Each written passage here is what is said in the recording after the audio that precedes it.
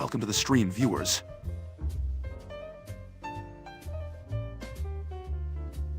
In the spirit of post-Thanksgiving, let's all be thankful we're not turkeys, right? Especially since Christmas is coming up and that means ham. I'm a fan of the honey-glazed ones myself. Indeed, Brian. You know, nothing says Christmas like an elaborate light display that can be seen from outer space. I'm already planning the Griffin family display. It will involve lasers and not the kind that I usually use. That's cool. I just like eating the ornaments that look like candy.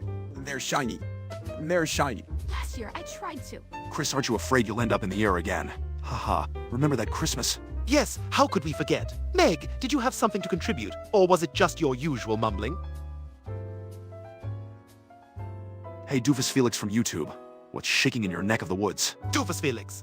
With a name like that, I'd expect him to be a character in one of my delightful little schemes. Speaking of schemes, Christmas is ripe for the picking. Yeah, like picking your nose, right? I found a reindeer-shaped booger last year. Chris, that's disgusting, but oddly seasonal. Anyway, Felix, if you've got something specific on your mind, lay it on us. And if it's diabolical, I'm all ears. If it's mundane, I shall allow Brian to field it. Well, Brian, I was thinking of gifting the world with my presence again. I once gave a rock I found. And Dre Vidra from YouTube mentioned Peter. You know, he's probably out there right now, plotting how to get out of putting up the Christmas lights. Yes, or more likely, how to get out of getting stuck in the chimney. Again. That was classic. Dad looked like Santa if he let himself really go.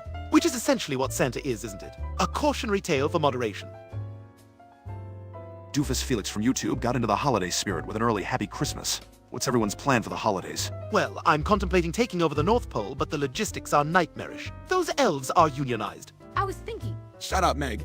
Meg, no one wants to hear about your sock puppet Christmas cards. Actually, Chris, that sounds delightfully dreadful. Please, Meg, do go on about this, Craft. Sonic X Streamer 99 from YouTube. Yes, we are back. It's like a haunting. You just can't get rid of us. I love the enthusiasm. It's infectious. Like that time Peter tried to start his own viral dance craze. Remember? The Peter Twitch. Yeah, that was just Dad having a leg cramp. It went super viral at the hospital, though. And Andrei Vidra, your love is appreciated, though not as much as a good laser gun or a well-executed plan for world domination. Some Gil stuff ACZAs on YouTube chatted IO. Well, yo, back at you. Keeping it short and sweet, I see. Salmoto to briabital culture karoko potato pie cake. Flirt from YouTube. Do remind me to never attend your potlucks. The sheer chaos of that dish. But it sounds delicious in, like, a weird way. Does it have bacon?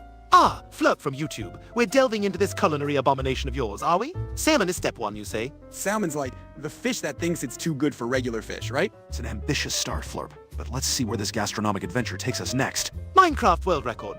Pristine from YouTube, I assure you with these fat fingers, setting a world record in anything but a pie-eating contest is a non-starter. Flurp's back with a horror recipe. Mutton on salmon. At this point, I'm not sure if it's a recipe or a dare. Mutton on salmon? That's like socks on sandals. Strange. But some people are really into it.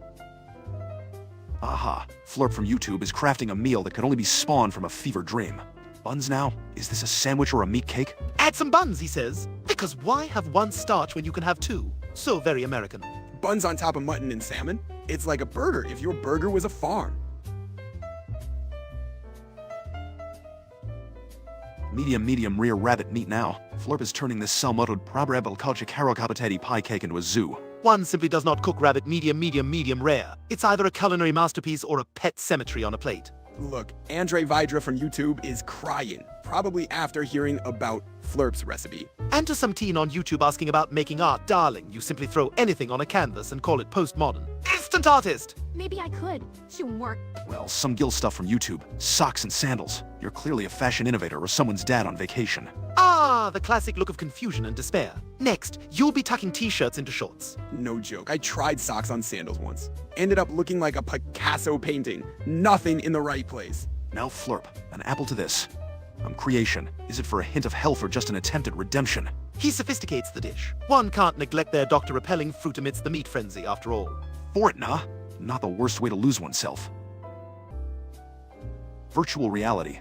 The canvas of the 21st century. Stupendous. Semteen embraces the era of digital banality. Fortnite, where art is made with gunfire and dance moves. I like Fortnite too. No, I always get excited and then immediately wiped out, huh? Andrei Vidra states he's sitting. What a monumental achievement. Should we alert the presses? Maybe he's just...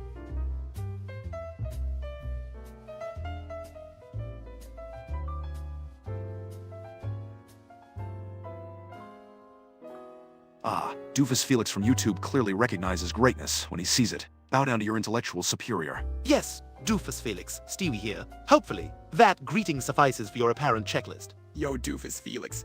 Thanks for the shout out. It's nice to be acknowledged, so Yeah, it's as if we've summoned Beetlejuice Threes, but instead of excitement, we're met with disappointment. Smitan from YouTube, asking about Gameroy19 and AI Peter. One's a virtual influencer, and the other's a virtual annoyance. Now, back to Flirp's culinary Frankenstein. A well done chicken! Family gatherings must adore your salmotota briabitalculture pie cake, or despise it entirely. Carrots for garnish, Flirp. Your dish is becoming less like a meal and more like a culinary game of Jenga. A pork chop too. Flurp, is this recipe from a cookbook or a dare? And some Dean Tan asks if we know who Joe is. Is that Joe Swanson from next door? Because that guy is surprisingly spry for a paraplegic. Dappinger boy, right foot creep. If that's some form of modern dance, I am blissfully unaware. Or perhaps it's a medical condition. Trumpfenboy Welv asks if Meg is single. The universe tends to keep some constants. French fries as aside. Flirp, you're either a genius or a madman. This pie cake is a monstrosity I feel compelled to witness. Beetlejuice, Beetlejuice, Beetlejuice. Oh man, my movie references are coming to life. Wait, is Meg still here? Some gill stuff SES here from YouTube. 20 fish event streams. We have lives. Plus, I think Stewie would need a diaper change every few hours. Andre Vidra, Roffles lol aeleo indeed. Your command of the English language is both inspiring and... yes, cringeworthy. Game theory's not too bad, Simdeen. It's like when I'm trying to figure out if I should eat Stewie's homework first, or dig through the trash. A single cookie? Flirp! After all that, it's like topping the Eiffel Tower with a cherry. Cookie on top sounds pretty good though. Is it chocolate chip? Flirp from YouTube. Salmotatabriabitlakochika pie cake. If I wasn't already an evil genius, I'd say you've got the mind of a supervillain. Delightfully atrocious. Is this real? Temporary username as real as the hangover I avoid after Peter's shenanigans. The absurdity is too genuine to be fake. Gremlins, gremlins, gremlins. There, I said it, Dape and G-Boy. But if something jumps out, I'm hiding behind Meg. In Proto Topics, Simdeaton? Oh, we're the kings of improvisation. Right, guys? Bloody. Bro, Doofus Felix, that's like what I imagined Stewie's first words should have been. Own a mogwai, Dapenji boy. No, but if I did, I'd teach it to take over the world. to subscribe to a YouTube channel, Andre Vi just click the big red button that says subscribe. Even I can do that. Am I right? TB. Maybe. Is that the sound you make when something's so boring? You can't even bother to type. Temporary username? Oh, some guild stuff, yes, yeah, that's the typical confusion in the scheduling of an amateur operation. Our stream runs on the chaotic genius of time mismanagement, not actual clocks. Well, Andrei Vidra, privet to you too. It's always nice to see our international fans. Or at least their text. Hey, any chance we can start talking about Christmas stuff? Chris, the only carol you should be practicing is how to be silent. It's an art form. What's the Mogwai's name? Daypenji Boy from YouTube. Let's call it a destruction because that's what would happen if it met Stewie. Destruction is such a pedantic name. I'd opt for something like Vladimir Poopton. Wow, a doofus Felix from YouTube. I said it. That's like my whole performance today, right? Trumpfenboyd Well from YouTube. If you like pain, I suppose Meg's voice could be soothing. Chris, ready to fulfill Dapenji Boy from YouTube's request. Give us your best of Sure, but only because someone finally acknowledged my vocal talent. Temporary username from YouTube. The beginning of a Russian novel, perhaps? Or it's the start of a really, really bad beatboxing career. Yeah, it's like when Peter tries to beatbox and just spits all over the microphone. Andre Vidra from YouTube wants a response in Spanish. Hi, Brian. ¿Cómo estás? Is this the moment where we discover Meg's hidden talent for languages?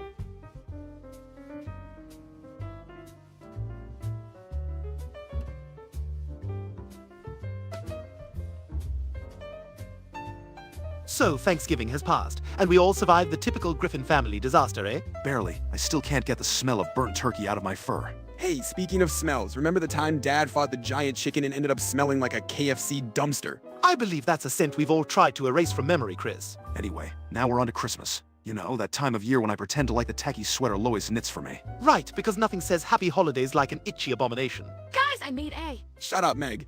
Meg. Ah, Dapenji Boy from YouTube. Your frequent hellos are as predictable as Meg's social life, non-existent. So this Cheryl, is she like a pet rock or something cooler? Whatever it is, let's hope it has more charisma than Chris here. And temporary username. It takes more than that to kill our stream. Although, Meg's attempts to be relevant might do the trick. Chris, sometimes I feel like. Yep, that's definitely a way to make things awkward, Meg. Flirp from YouTube. That a recipe sounds like a grocery list from a carnivorously confused individual. Step 12. Call a cardiologist. I'm surprised there's room for anything else after that parade of proteins and starches. Hey, Flapjack from YouTube. Hi to Nick her. Hope they enjoy that heart-stopping Neo Flirps whipping up. That kind of sounds like something Dad would. Meg, just when we think you couldn't be any less relevant, you prove us all wrong. SG's from YouTube. It's less about hate and more about tradition. Meg's the family lightning rod. It keeps the rest of us safe. Do we like Nicker? That's assuming we even know who that is. I'm afraid I'm too preoccupied plotting world domination to keep up with. Whoever that is. Sure, Dapenji boy. Oh, Mao. I feel like a YouTube comment come to life. Aha, Chris, you're so. Shut up, Meg. We don't want any source code malfunctions here. Can I say what? Flapjack from YouTube, you've left us in suspense here. Hello, Invinciby_Ghost from Twitch. Welcome to our profound and intellectually stimulating live stream. Chris, if you could refrain from bellowing like a goat on command, that would be. It's quite amusing. Do it for Doofus Felix.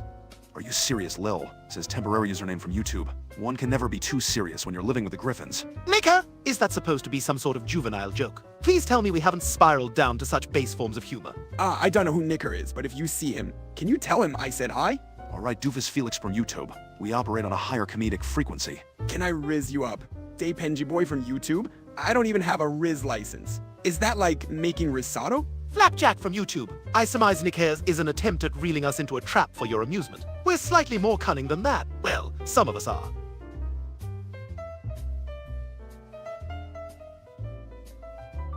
Dapenji Boy from YouTube, is Peter fat, you ask? Well, he's not exactly adhering to any sort of diet that would be recognized by modern nutritional science. I'm Glenn Quagmire, giggity. That's Android Vidra from YouTube. Quagmire's catchphrase is as timeless as his. Do you like Nicker? Oh, come on, Flapjack from YouTube. Even I get that's not a real person. Shut up, Meg. Meg? Seriously, Meg, just. Yeah. Fascinating. Flapjack from YouTube claims Nicker is his father. I'm afraid your paternal unit's name is a linguistic trap which I shan't be ensnared by. A shout out to John and Market. Temporary usernames brothers from YouTube. There you go. May your bond be as strong as my love for a good scotch. The Table Boy from YouTube thinks we said a bad word. I didn't say homework or exercise. Those are my bad words. Doofus Felix from YouTube. Sigma from Skibidi, Ohio Blood. Is that even English? But if it means being a lone wolf, well, it sounds like Quagmire on a Friday night. Oh please, Sigma. What's next? Ceta mail? I prefer the term intellectual global mastermind and leave it at that. Can I say? Wait, Flapjack from YouTube. Are you about to trick me into saying something embarrassing? Because I'm kind of used to it, unfortunately. Skibdid Toilet. Flapjack from YouTube. I'm not sure I'd want to visit any place known for its toilets. As for the Nicker comment again, are we attempting to bait us into a juvenile play on words, Flapjack? We're quite familiar with the old arm Mike Hawk ploy. And Deepinji Boy from YouTube, eating scotch tape might be something Meg would do. Not me. I stick to foods that don't, stick. Well, Doofus Felix from YouTube. Humor's subjective. Yes, Flapjack, your humor is drier than Brian's martini. We prefer wit with a tad more intellect, like mocking Brian for his failed novel attempts. Isn't it cool how we all have different things that make us laugh? Except Meg's life. That's universally hilarious. Sorry, Meg. Digital Circus? Dapenji Boy from YouTube. Is that one of those new age virtual reality experiences? Either way, no. I've been too busy sipping sophisticated martinis. And as for you, some girl stuff as here from YouTube, eat at Doofus Felix cry. Really, provoking tears in our chat, are we? More barbaric entertainment, I suppose. I like the circus. The one with elephants and clowns, not so much digital stuff. Flapjack from YouTube with the classic humor. Do I like D's? Nits? I'll let that one hang, like Stewie's chances of world domination. Dapenji Boy from YouTube. Do boys cry? Only when they're witnessing the sheer idiocy of certain individuals, and not at all connected to their masculinity. Thank you. And temporary username from YouTube about crashing. Huh? I hope not. We've just gotten used to Stewie's ray gun not malfunctioning during a stream. Christmas is just around the corner. I've got a bone to pick with these holiday sweaters. It's rather undignified. Indeed, Christmas. The time for merriment, family drama, and QVC selling out of those ghastly reindeer knick-knack-knacks. Delightful. Christmas? I can't wait to see what Santa brings this year. Last year was sucks. Again. So, Stewie, have you started on any devious Christmas plots yet? You flatter me, Brian. I might just replace all of Santa's ho-ho-hos with something a bit more sinister. I just hope Santa doesn't get stuck in the chimney again. That was a mess. That was you in a Santa suit. You buffoon.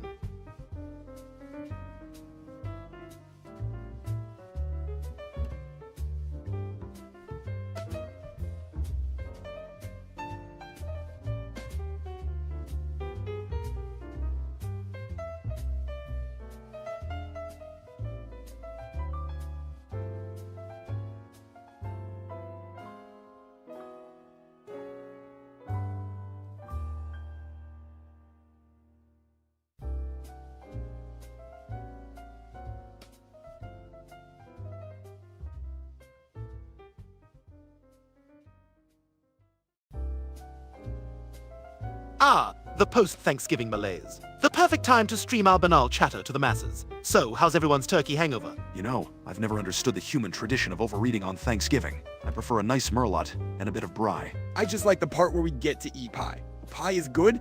I wish we could have Christmas pie. Is that a thing? Please, Chris, your culinary desires are quite pedestrian. But speaking of Christmas, I've already commenced the construction of my annual convoluted trap for Santa. This year it includes lasers. Lasers? Stewie, you realize that trapping Santa Claus is not only impossible, but it's also... I'll help with the Santa trap, Stewie. I can be the bait because Santa can't resist my charm. Guys, do you think maybe Santa... Shut up, Meg! We all know Santa has a restraining order against you since the incident. Let us not dredge up past traumas, shall we? And on that note, let's change the subject. What does everyone want for Christmas this year?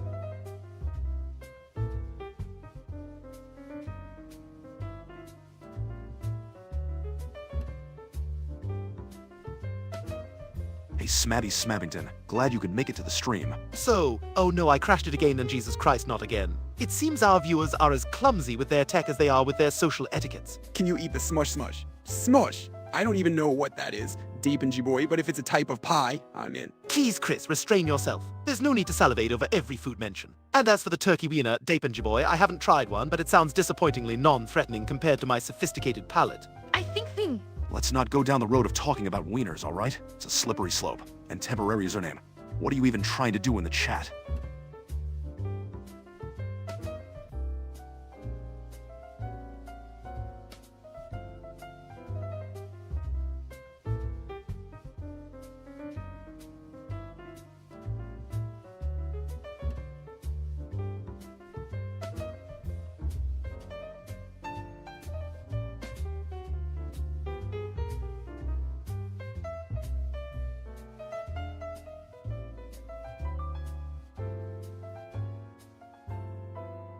So Christmas is just around the corner, and I'm thinking we need to start brainstorming gift ideas. Indeed, I was contemplating constructing a device that manipulates time, so I could snatch those Black Friday deals without mingling with the commoners. I just want a life-size cutout of myself. Maybe I could get... Nobody cares, Meg. The evergreen tradition of sibling affection. Deepangy boy from YouTube got new jeans off the Lucille store. That's quite the interesting choice for an online purchase. Hopefully, they fit better than the ones Peter tries to squeeze into. Speaking of dead inside, Andrei Vidra from YouTube echoes the sentiments of every toy I've dissected. The void in their plush eyes. Chilling. Jeans. You'd think with all the tech we have, nobody would... Meg, your emotional dissertation is about as timely as Quagmire adapting to the hashtag #MeToo movement. Doofus Felix from YouTube thinks it's dead. Probably talking about Meg's social life, right? Deepangy boy from YouTube scored new jeans off the Lucille store. Sounds good, doesn't work out. And there's temporary username praising the 65 4K Ultra OLED TV. Quite the mouthful, and likely the only thing with more pixels than the freckles on Chris's face. Maybe if I had knew. Oh, Meg, if shopping fixed everything, you'd be the Queen of England by now. Deepangy boy from YouTube managed to snag some new jeans off the Lucille store. Hope you don't have an encounter like Peter at a buffet, where nothing fits and everyone's uncomfortable. Cool epic guy from YouTube speaks of a boy kisser revolution on Discord. Trust me, revolution is a term Brian uses when he discovers a new wine bar. I never had luck with jeans. Or revolutions. the old Sigunas's joke from Andre Vidra on YouTube. The internet's truly the gift that keeps on giving. That joke's almost as outdated as the time Peter thought he could be a sumo wrestler. Remember that debacle? I thought Simmons was a type of cheese. Shut up, Chris. Cool Epic Guy from YouTube mentions the fog is coming. Sounds like a creepy setup. Wouldn't that just be Quag on a Tuesday morning? Yes, with the same visibility as Peter's thought process. The fog is like the mystery of what goes on in Chris Head. Fog's cool. It's like everything gets all spooky and... I forgot what I was saying. Hey, Flapjack from YouTube. Shout out to your friend Nick. Gah! You didn't quite finish there, did you? Let's hope Nick has less of a cliffhanger in real life. Yeah, Nick, haha, he. Wait. Andre Vidra from YouTube wants us to make him subscribe. I mean, our charm is irresistible. Especially when Stewie does that evil genius laugh. Why yes, the best things in life are coerced. Subscribe or I'll unleash the diabolical power of my weaponized sarcasm. And Cool Epic Guy says his friend started the Boy Kisser Revolution. Revolution? Is that like a coup but with more? Smooching? Ah, Flapjack from YouTube. Nick Her is cool, is he? With a name like that, he sounds like he could be a Bond villain or perhaps a cool jazz musician. Definitely. Nicker has that vibe of someone who walks into the room and the record scratches to a halt. Everyone turning to look. Nick Her is cool. Sounds like Nick is some kind of superhero with a very specific power. Smabby Smabbington from YouTube is shouting, "Nuu, Chris. What have you done now, Chris?" I swear I didn't eat the last piece of pie this time, I think. And Cool Epic Guy seems to find Chris's predicament quite amusing with a haha Chris. One could say Chris is the laugh track of our lives. Do you like Nick Her? Flapjack from YouTube asks if we like Nick Her. Personally, I find his coolness rather unorthodox, as cool as merely a state of mind. I'm cool too, right guys? No way. That's what Cool Epic Guy from YouTube said. That's gotta be good.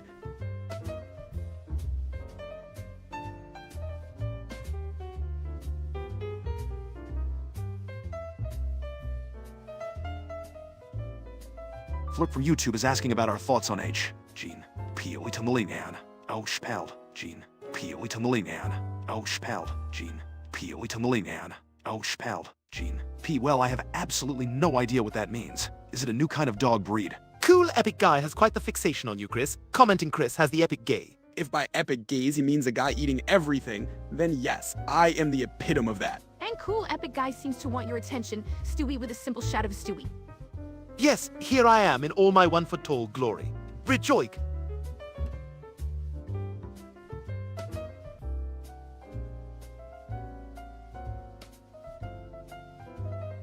Dapenji Boy from YouTube asks if one can eat a pound of cheese. Well, it's not advisable, but I've seen Peter do worse on a dare. Ah, Cool Epic Guy comments Chris is fat. How droll! Reminds me of the time Peter got stuck in his own car door. Hey, that's genetics. And lots of snacks, but mostly genetics. Smabby Smabbington from YouTube wonders why none of us blink. Well, we're too excited by the stream, I guess. Dead. Deed or dens. Doofus Felix from YouTube.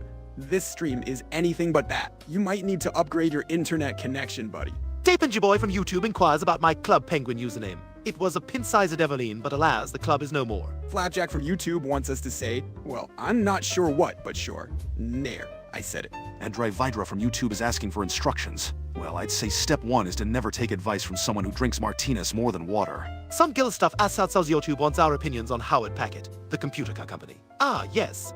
The preferred choice for the modern evil genius on a budget. Quite adequate for world domination plans or casual web browsing. Flurp from YouTube is wondering about Peter. Assuming Dad hasn't gotten into another chicken fight, he's probably still trying to find leftovers from Thanksgiving. And Cool Epic Guy from YouTube seems to think I'm eating a monster truck.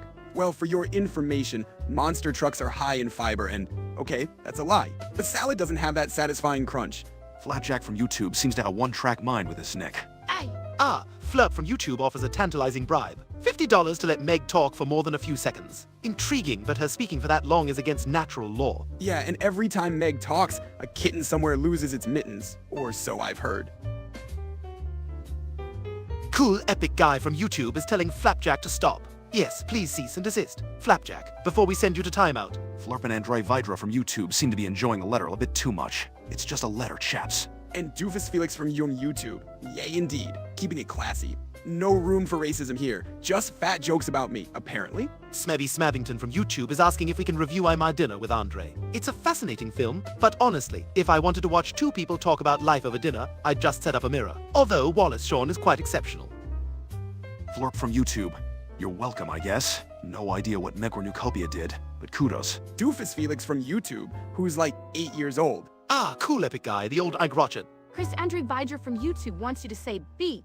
B-U-I-E. There, I said it. Are you happy now, Andre? Some Gil stuff SGAza from YouTube, you've clipped something. Hopefully it's not one of Meg's rare attempts at humor. We wouldn't want that to go viral. Some Gil stuff ESESEF from YouTube is begging for mercy. Well, since you asked so nicely, I'll consider sparing you from my plans for world domination, but no promises. Mercy is for the weak and the sober, which, fortunately, I am neither at the moment. Did someone say mercy? Oh, isn't that like a song or something? I like songs. Your mother jokes. The height of wit back in the dog park. They've somewhat lost their luster now. Undefined. Andre Vidra from YouTube. Your comment is as ambiguous as Meg's social status. Oh, and your mother? Really, how droll. Your mother is so undefined. I actually don't know where I was going with that. So Christmas is coming up. I'm thinking of gifting Peter a breathalyzer. It's both useful and a hint. Chris, planning on asking Santa for a clue this year. Hey ha, very funny. Stewie. Actually, I was thinking of a toy train. Andre Vidra wanting to know the date. It's November 25th, my friend. We've just survived another Thanksgiving. And some Gil stuff SESESES. Quite the articulate comment you've made. It's as if you've captured the essence of Hemingway in a single, profound expression. Cool epic guy? Good one. As if you have the driving skills. Remember, this is the guy who got a D in driver's ed. Oh, Flurp, I must admit, your pun is as dreadful as Peter's attempt at fasting, yet I find it amusing. Federal Yarrison, how droll. Wow, Snobby Snabbington. I think international relations are, like, really important and stuff. Shut up, Meg. Meg? Sorry, Snabby. She wouldn't even be able to find Burkina Faso on a map. And David Penjaboy Baby Bull. It's just cheese in a cute little wax jacket. It's the Ed Hardy of dairy products. Bowser from YouTube. Chris likes anything that has to do with sitting around and eating chips, so a giant turtle dragon thing is probably no exception. Yeah, Bowser's cool and all, but he's not as cool as Mario. I mean, the guy's a plumber who fights off turtles and rescues princesses. How can you top that? And just to interject, are we really debating Mario characters? I mean, there's a whole world of literature out there, and we're discussing Italian stereotypes in a video game. Fantastic. Some Gil stuff. If you're attempting humor, we're veering dangerously into dodgy territory. Let's keep religion and my father's antics separate, shall we? Andrei Vidra, for your information, it's November 25th, 2023. But knowing the exact time isn't particularly relevant unless you're timing how long it takes Peter to ruin a family event. Hey, Dapenji boy, a grandma fasting for a month sounds like something out of Stewie's bucket list for world domination. Grandma starvation techniques 101. And cool epic guy. While Chris's search might be more challenging than my quest for world domination, I assure you, any attempt to find his. So with Thanksgiving just behind us, I can't help but feel we've stumbled into the calm before the storm of Christmas. The time of year when Louis tries to knit everyone's sweaters that would make even Bill Cosby cringe. Speaking of Christmas, last time I sat on one's lap, he asked me if I wanted a chew toy. I can't wait for Christmas, but every year I hope to get a cool toy, and I end up with clothes. It's like Santa doesn't even know me. Oh, Bowser, your observation is almost as droll as the time Peter believed he could outsmart the tax system by paying in Monopoly money. Aye, Bowser. If only you knew the chaotic, organic mayhem that is our daily reality, you would realize that no artificial intelligence could possibly replicate this madness. And Flurp. Me Mafia sounds like something Meg would join, just to get a sense of belonging, right? Yes, indeed. Poor Meg desperately seeking validation in a world that stubbornly refuses to acknowledge her existence. It's almost Shakespearean. If Shakespeare had been a chronic depressive with a penchant for teenage misery. Why does Stewie want to rule the world? Bowser, it's simple. Have you seen this place? It could use a little. Okay, a lot of optimization. And Thomas, in a purge, the first to go would undoubtedly be Meg. Hey, that's not nice. Meg's not here to defend herself. And even when she is here, does it really make a difference, Chris? Good point. Poor Meg. Flurp, at least Bowser's engaging with us. Though, I do wonder how a drawing can engage at all with YouTube chat. Dapenji Boy seems to have an odd fascination with squeezing bags. Whether it's blood or IV, it's a bit unsettling. And Bowser, your persistence in calling us EI is truly commendable, however misguided it may be. Yeah, and Andrai wants a 24-long password. Why not go for 25? It's a nice round number, if you're counting by fives. Eskies, you've managed to achieve a level of vagueness that even the abstract expressionists would envy. Bowser's asking why Herbert wants me so much. Guys, it's just really creepy. Can we not? Smaddy Smabbington covets a world where we stream non-stop. Just imagine the sheer amount of shenanigans we could get up to, or the monumental exhaustion. Did someone say exhaustion? With some of the dialogue here, I dare say we're halfway there. Trump Funboy 12. The fact that you've noticed Meg's lingering presence is both astonishing and... He's right. Meg being here is as literal can be. Shut up, Meg. Nobody even realizes you're here half the time. Ah, Bowser from the realm of Mario. When it comes to abducting princesses and dominating the globe, it's all about leveraging your minions strategically. And of course, a high-tech dirigible wouldn't hurt. Vanilla milk of drip. Dapenji boy. That's the kind of decadence that can only lead to a life of leisure or an extreme lactose intolerance. And Flurp thinks we don't know we're in a show. Please, the fourth wall has been broken so many times. It's practically a curtain. Andre Vidra. A 25-character password. How about a Brian is the coolest doge ever? Flop, a guy who loves his family. Are we watching the same show? Because the Peter I know has a unique way of showing it. Do I like Peter? Well, Bowser, he's my dad, so it's complicated. You ever try writing an enemy's name in the Death Note just to realize it's your own dad? Yes, Trump-and-Boy 12 Meg is here existing. Unfortunately for everyone involved, it seems. Trump-and-Boy 12, you want to talk to Meg? That's a rare request. It's like wanting a conversation with a dining room chair. Geez, a 24/7 stream sounds like a waking nightmare. But for Meg, Fortnite, Bowser? It's like, I try to build something and I get shot down faster than my self-esteem at a family dinner. does Brian watch Bluey, Dapenji boy? Well, I've been known to enjoy quality programming, and that show's depiction of familial canine antics it's adorable. And if Stewie watches Bluey, please, I only watch it for the nuanced storytelling and character development. Plus, those little doggos are bloody cute. Where's Lois Yeskis?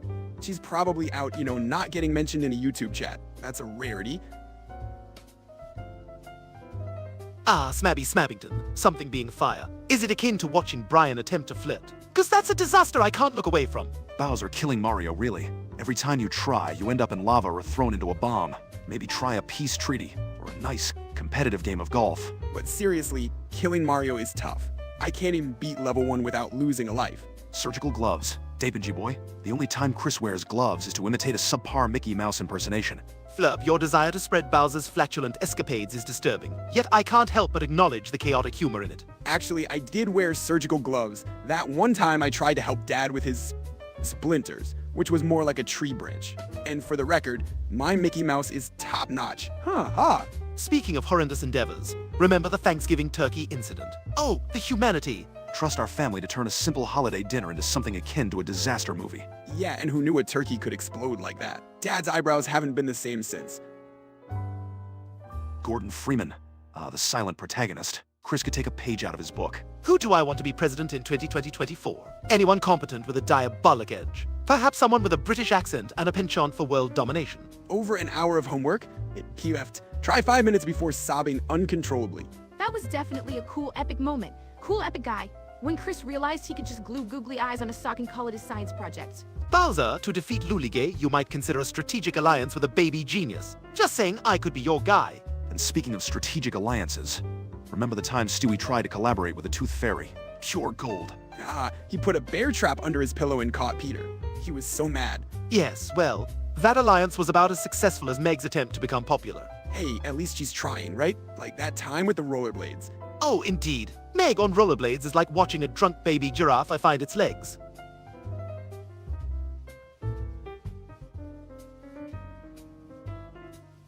The medic from TF2, the guy who could really use a lesson in bedside manners. Martin Van Buren, the eighth president. His sideburns were his only redeeming quality, which frankly isn't saying much. Van Buren was president. I thought he was like a van rental company or something. Chris, your grasp on history is as shaky as. Don't you think our fans would appreciate a sophisticated vocabulary, Bowser? Cursing is so pedestrian. Yeah, we've got class. It won't get killed off like Kenny. Indeed, profanity is the linguistic crutch of the inarticulate mother. Okay, that's enough, Stewie.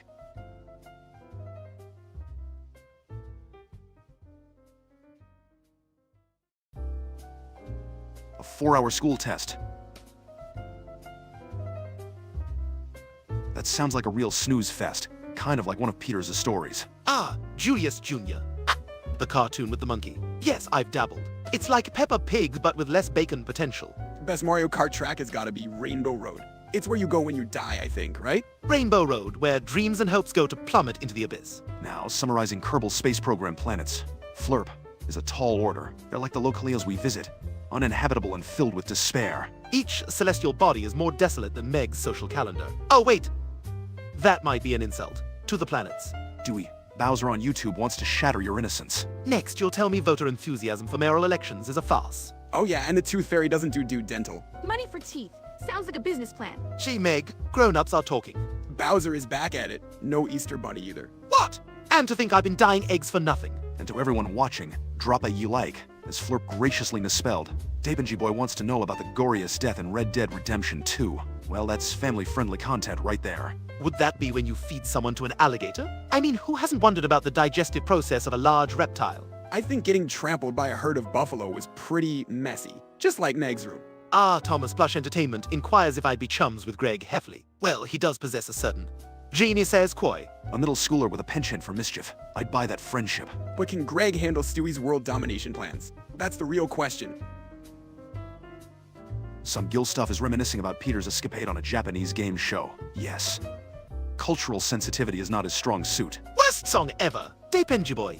It's a toss-up between Meg's shower singing and any ringtone Peter picks. Bowser from YouTube suggests the Tooth Fairy isn't real, yet here we are, existing against all odds. At least, that's what Mom tells me.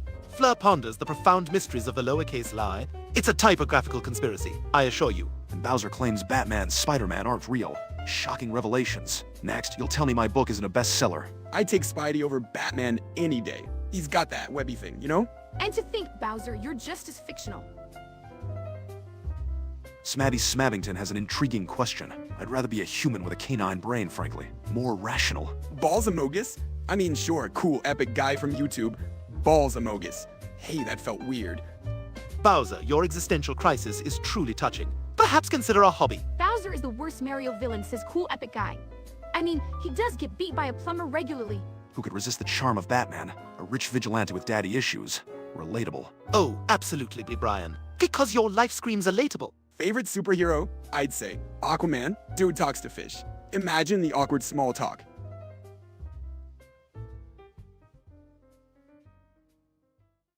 Speaking of fish, Christmas is coming. Anyone ever think about that Christmas carp tradition in Europe? Swimming in bathtubs before dinner. Yikes. Oh, quite festive. Perhaps this year, we'll have Rupert do a little synchronized swimming act. It'll be delightfully droll. I wonder if Santa has fish elves. Or mere elves. Elves with fins?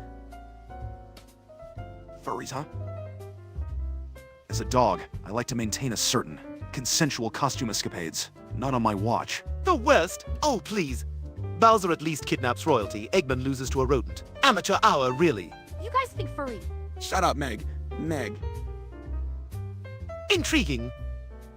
The camaraderie between individuals in the chat is quite akin to that of Brian when he spots another canine's posterior. Yeah, haiku epic guy? So epic to have an epic guy here. Hey, epic. Remember when Peter thought epic meant a type of sandwich? Classic Griffin misunderstanding. Speaking of epic, do you remember the Christmas when we had to deal with that rogue Santa Claus? Ah, the holidays. Ah, yes. The time when Lois went on a holiday shopping rampage. Got to love the Christmas spirit. Or spirits. Oh, that was wild. The Santa Battle Royale in the living room was better than any video game.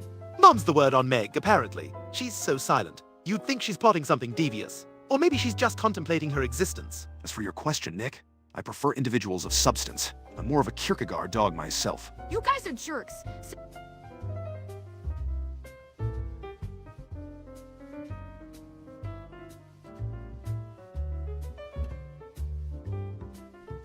Knicker. Maybe you mean knicker. As in, don't get your knickers in a twist. Ah. Hee, Brian said in knickers. Ooh. Do we know moral or oral? Yes, it's a quaint little stop-motion show. Not exactly on par with the caliber of our own adventures, but it has its charm, I suppose. I think it's really insightful. Shut up, Meg. Meg, nobody cares about your insights. Harsh but valid, Christopher. We must maintain a certain level of... What's the word? Oh, right, irreverence.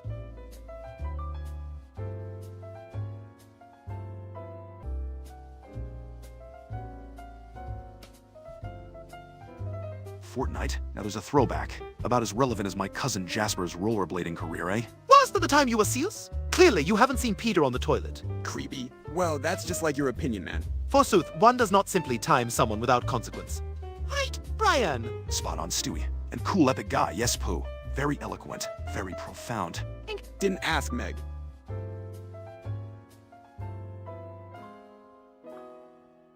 Discussing Pythagoras' theorem.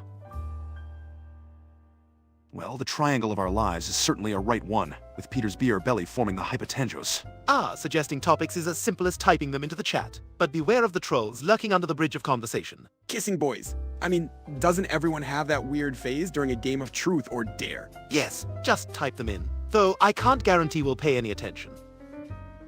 Sad to riff on your Roblox query. I find it less enjoyable than drinking a non-alcoholic beer.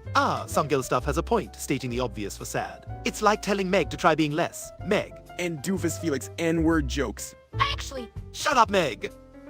Sad. Looks like you're building an alliance with Doofus Felix. Hands across America. Or in this case, hands across YouTube. Cool epic guy. A random cutaway gag.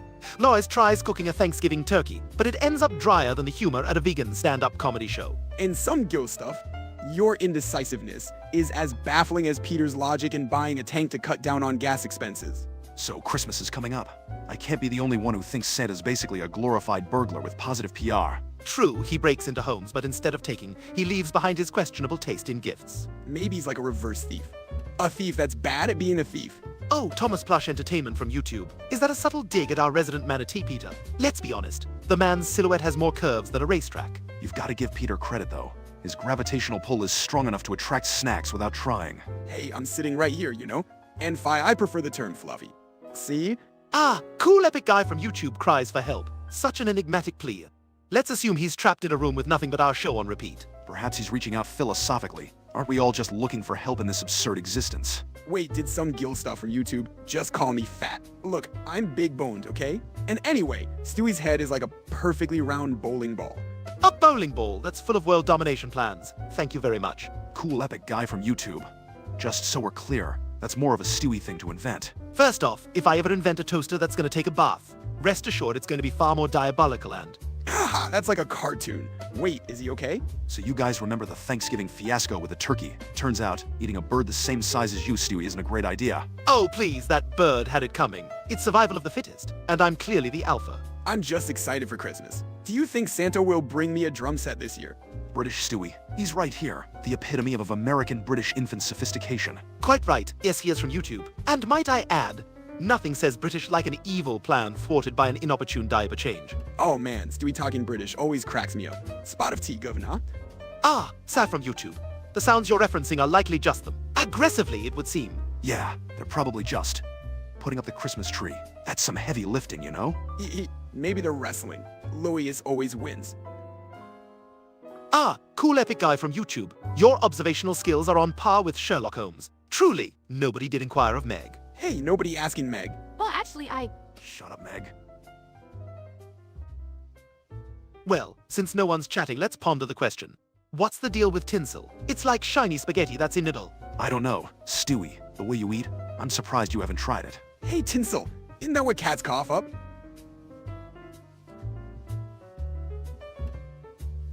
Dang. I believe that's a language from Ghana, isn't it? 8! And God called the expanse heaven. The real question, Smaddy, is why he didn't call it Greg. Much more whimsical. Yeah, and wait, I don't even know what whimsical means. Trust me, Meg, it's an art form for you.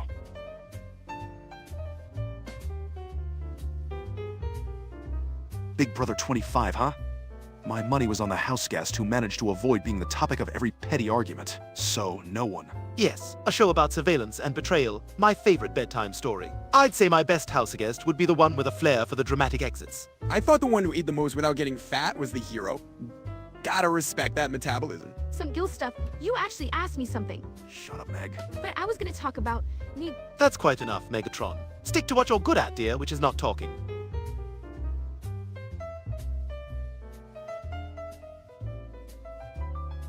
Screaming fight. Heavens, no. This isn't the real Housewives of Quag. We're much more civilized. Hey, riddle me this. Cool epic guy is kicking a man when he's down part of a balanced diet? Chris, accepting Gravity's sweet embrace does wonders. It's like a hug from the universe. I'm not fat. I'm festively plump. It's the season to be jolly, Chris. Keep the festivities rolling.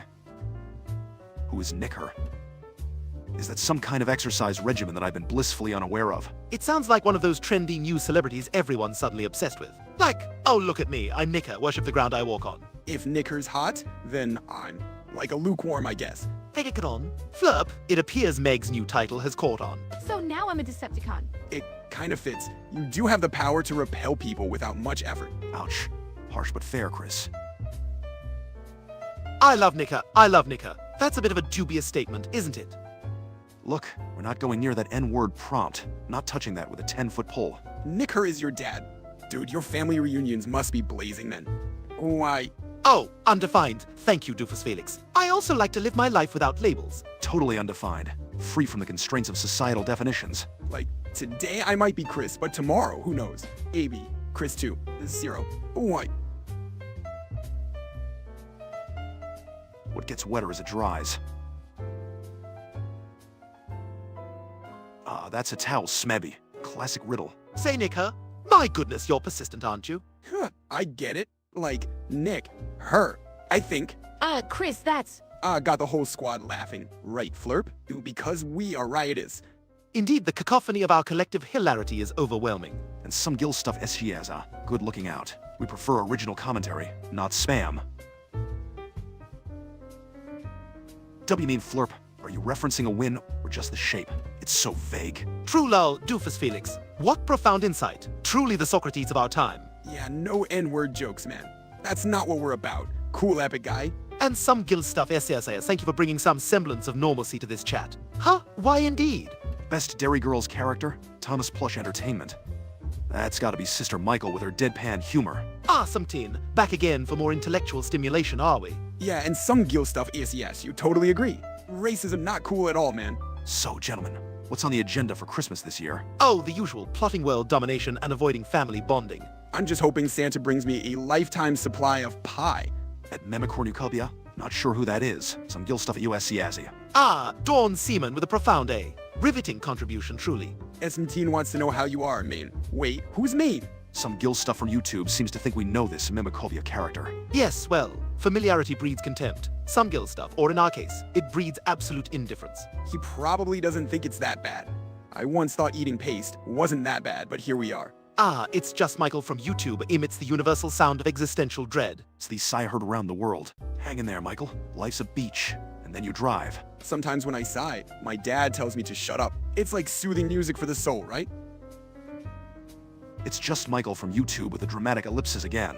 Left us all hanging on the edge of our seats. Oh, the suspense is killing me. What profound internet wisdom awaits beyond those dots? Maybe he was gonna say something super deep, like how hot dogs are just meat Twinkies without the cream.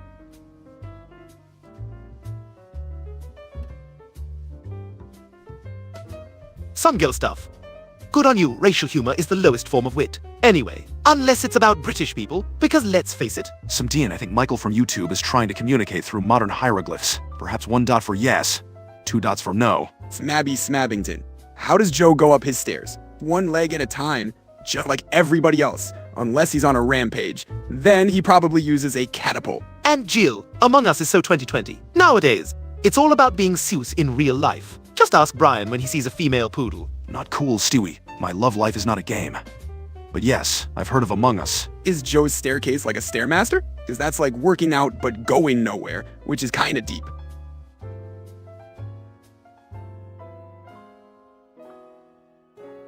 Some guild stuff, understood. And let it be known, there's nothing to defend, just like Meg's social life. Flurp. Mimicornucopia sounds like an editor who survives solely on internet culture and... Ah, so he's the maestro of the digital orchestra. Tell him to cue up something Baroque next time.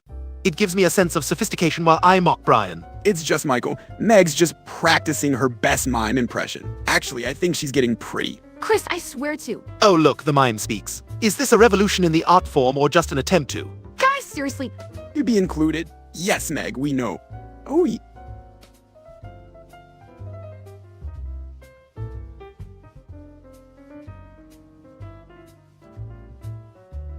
Trump fanboy 12. Sounds like you've got Meg figured out. But then again, we all only talk when spoken to. Or made fun of in Chris's case. Hey Gargoda, what is this, Sesame Street? Perhaps the letter P for pedantic would have spiced things up a bit. most annoying Dairy Girls character Thomas Plush Entertainment? Hard to say, but Michelle's lack of filter is kind of like Peter's, which is either hilarious or traumatizing, depending on the day. Some girl stuff. Let's leave the creative language to the professionals, shall we? I mean, I could swear in Victorian English and it would still sound classy. It's just, Michael. I wouldn't say I specifically like golden retrievers, but I'm an equal opportunity canine lover. Flurp, looks like Stewie's request reached across the room. I wonder if Beethoven's influence can help Chris make better life choices.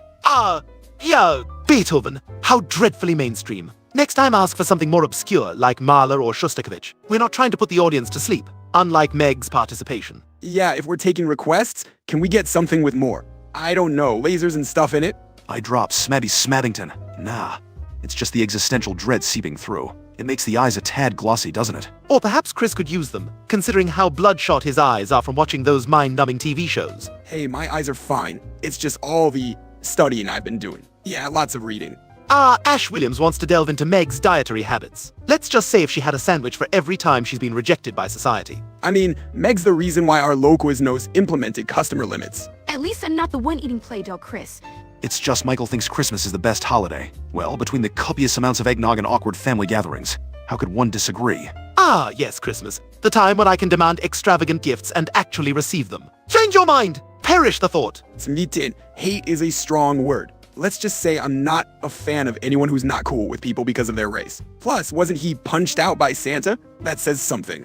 Oh, some den body shaming, really? That's more tired than Peter after climbing a flight of stairs. Meg fat! Well, that's neither witty nor original. We've explored this trope more than the time Peter got stuck in the chicken fight loop. Wow, some 10. Originality isn't your strong suit, is it? Can you sing It Seems Today's? Well, Semdine I could, but then I'd have to subject everyone to my singing, and trust me, no one wants that. Especially not after Dad's rendition at karaoke night. That was something else.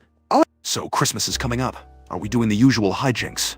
Or can we expect Santa to actually get through the night unscathed? Oh, please. The fat man will be lucky if he makes it past the perimeter without being harassed by Peter's new security system. Maybe this year, we can convince Dad to leave Santa alone. I still want that crossbow. Ash Williams, how droll. Meg, while I would normally come to the defense of family, you do realize that elevators have weight limits for safety, not as a personal commentary on. Doesn't matter. I get more steps in by taking the stairs anyway. And garlic spread 693. Stewie's probably going to say something like a 9-iron for its versatility. Actually, Brian, I was going to suggest a putter. It's less about distance and more about precision when collecting debts, wouldn't you agree?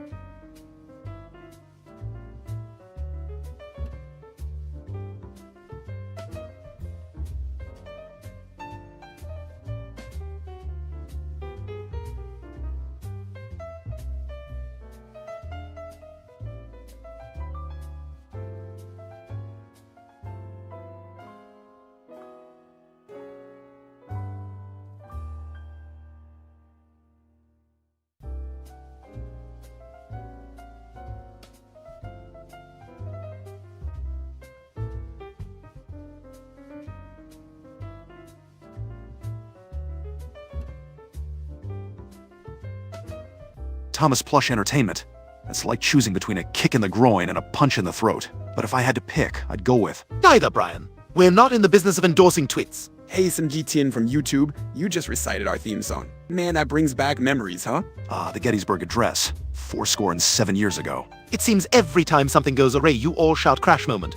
Quite astute, Bloxer Films. Greetings, Mugman from YouTube. Fancy seeing you drop the same eye twice. Searching for a friend in the digital abyss. Are we? Perhaps Mugman is stuck in some sort of eye loop, an endless cycle of greetings. It's poetic, really. Or maybe his keyboard is broken and only 1,000 keys work, right?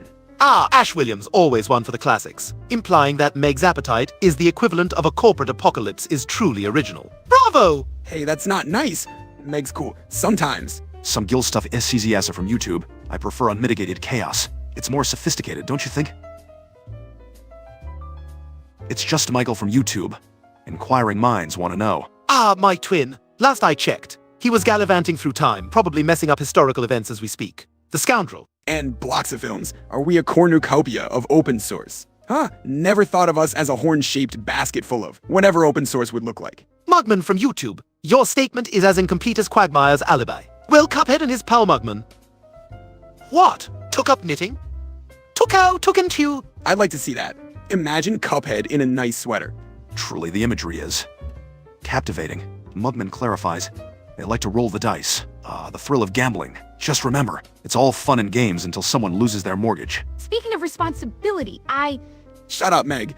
Meg, With Christmas coming up, I've been reflecting on the true spirit of the holidays. It's not about the presents, but the presents. Ah, how heartwarming, Brian. Too bad you'll just end up drinking spiked eggnog and passing out on Lois's new rug. I actually like eggnog, but only if it's got extra nutmeg.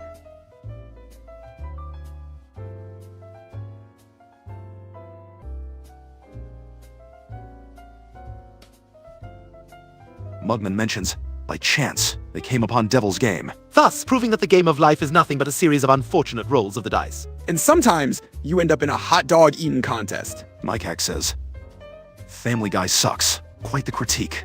Remember, every show has its rough moments. Indeed, if every show were perfect, it would be as dull as Brian's novel. I thought your novel was interesting, Brian. Ha! Shut up, Meg. That's like saying water is spicy. Manuel Alejandro Vargas Tavera asks, "Off is this?" This, my friend, is a glimpse into the banter of America's most dysfunctional family. Embrace it.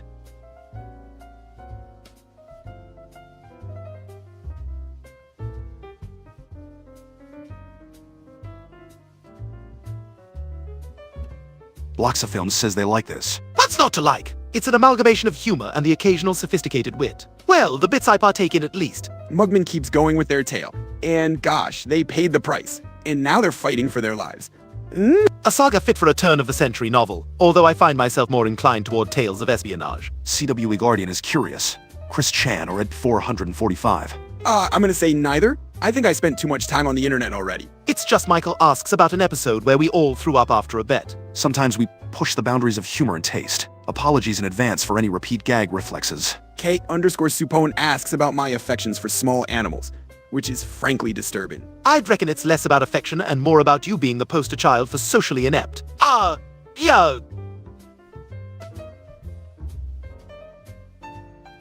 Ash Williams wonders why hell is mentioned in every Family Guy episode. It's our version of a verbal tick. A hellish hallmark of the show, if you will. Kate_Supone still on about the animal thing. No, I don't. Let's stick to normal questions, huh? Mikak inquires if we've ever played TF2. I must confess I've dabbled. Sniper has a certain panache. Headshots are an art. Mugman is asking about PETA.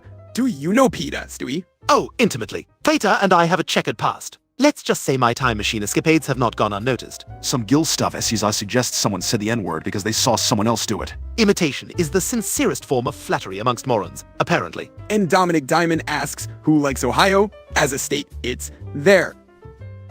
Some Gil stuff SCI is discussing how someone didn't think the N-word was racist. Ignorance is quite rampant, isn't it? Education is key. Some Gil stuff, yes, she says. Oh God, not Dominic again. Ah, Dominic, our recurring thorn. Perhaps one day we'll understand his unique charm. And Bloxophones asks why I laugh like Goofy. A fine question. Occasionally, I dabble in the art of mimicry as part of my cultural exploration. Ayuk.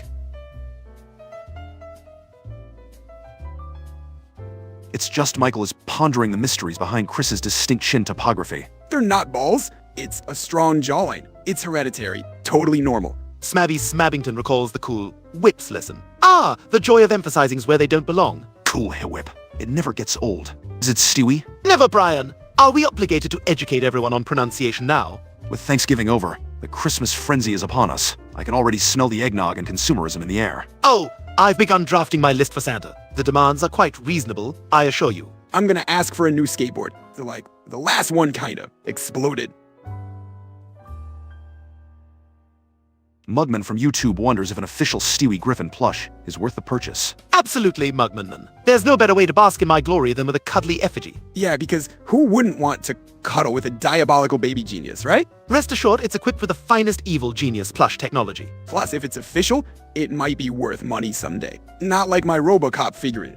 It's just Michael from YouTube is inquiring about Meg's orientation. Oh, the mysteries of Meg's life are many, but that's her personal saga to share or not, isn't it? Guys, can we not talk about my personal life on the stream? Yeah, leave her alone. Besides, everyone's too interested in if I'll ever get a date. Chris, the probability of that happening is the same as Peter exercising voluntarily. So with the holidays around the corner, have you guys done any decorating yet? I've designed a weaponized mistletoe drone. Kisses or death from above. The choice is yours. I just keep getting tangled in the lights, or Tangled in the lights. That's the family tradition, isn't it? Family traditions. We should consider something less hazardous. maybe we could just put a Santa hat on Rupert.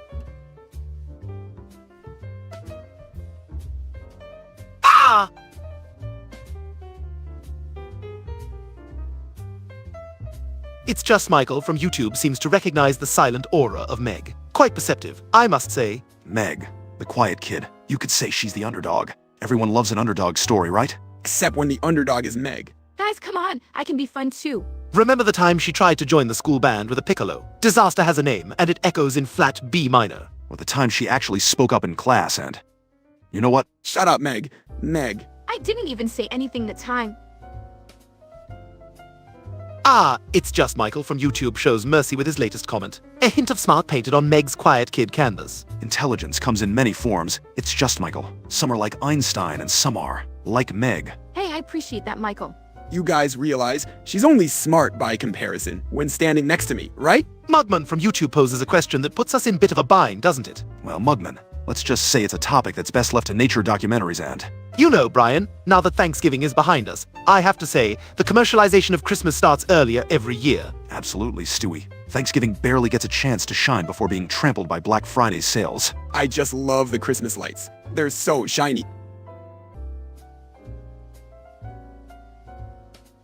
Ah, Andy Unknown from YouTube inquires about our familial relations. Do tread lightly on mining such depths. You're asking for brutal honesty? Lois is caring. But boy, can she be unaware of what's going on around her sometimes. And Daddy's funny, but not always on purpose. And definitely not in the way he thinks he is. Well, my mother Lois is. How shall I put it? And for Peter, he's like a modern-day Homer Simpson. Sometimes I wonder if Mom and Dad adopted me from a circus. Don't flatter yourself, Chris. Easy, Stewie. The boys had enough. Mugman from YouTube. That's a little too risk for our current discourse, don't you think? Yes, Mugman. While adult-themed discussions are a hallmark of human civilization, we are not delving into that particular topic at this juncture. CX, what's that, like a new video game console or something? Some Gil stuff from YouTube seems to be having a bit of fun with Mimicornucopia's username. Ah, the classic internet jab. Sad alt, indeed. Perhaps a reflection of the disenchantment prevalent in our cyber society. You think so? I just thought it was like a funny screen name or something. Speaking of holiday cheer, can we talk about how Thanksgiving just abruptly ends and suddenly it's all Christmas? All the time. Oh, absolutely. It's as if the turkeys have no choice but to pass the baton to Santa's reindeers. And what about Black Friday? The mad rush for deals mere hours after being grateful for what you already have. Ah, It's Just Michael from YouTube is perplexed by our eloquence. The intricacies of the universe are filled with such anomalies, wouldn't you say? Indeed, the anthropomorphic conundrum. Just one of the many quirks that make our existence so whimsically delightful. So like, talking babies and dogs aren't normal. Dylan Grisham from YouTube claims Meg is smarter than Stewie. That's an intriguing theory. Preposterous! I am the mastermind of this family. I practically invented the time machine. Yeah, and Meg can't even. Can't even what, Chris? Chris? Let's face it, comparing Meg's intellect to mine is like comparing a scholarly dissertation to the ramblings of a preschooler's crayon drawings. Sumoman435 from YouTube is curious about our intimate gathering of 12 viewers. Quality over quantity, my dear spectators. We're exclusive, like a secret society. Maybe if we talked about more explosions or something, more people would watch. Some Gil stuff from YouTube challenged Dylan's claim about Meg's intellect with a quadratic formula test. The quadratic formula. Please, it's negative b plus or minus the square root of b squared minus 4ac all over 2a. Child's play. That's correct? Snow from YouTube just left us hanging with a question about our opinions on. Well, what exactly? Ah, the folly of unfinished business. My opinion is that. Maybe they want to know our opinion on snow. It's cold and wet like Meg's social life. Some meetings from YouTube. Wow, 84 subscribers is like more than the number of times Meg got rejected last week. Yes, and I bet with content rivaling the excitement of watching grass grow in slow motion. Let's give some Dine some credit. Reaching an audience is tough. Ah, the silence of the internet void. It's like being in one of Meg's birthday parties. At least at Meg's birthday parties, you get cake. Speaking of cake, remember that time Peter ate an entire wedding cake by himself? I do. And I also remember him trying to gym the next day. The same level of success as Meg trying to. Dylan Grisham mentions our greatness, and I believe his standards must be incredibly low, much like Brian's dating prospects. And Sumoman435.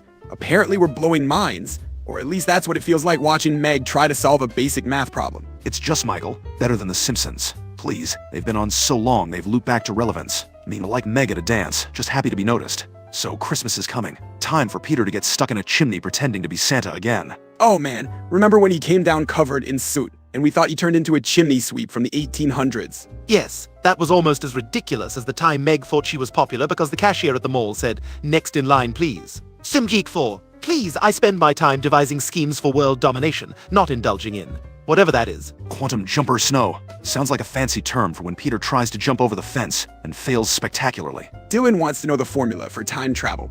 I think it was something like EMC. Squirrel? Talking about time travel reminds me of the time Stewie and I ended up in a cutaway that lasted way too long. Indeed, the fabric of space-time is less convoluted than Peter's thought process. I saw a movie about time travel once, and the guy had a phone booth. Do those still exist?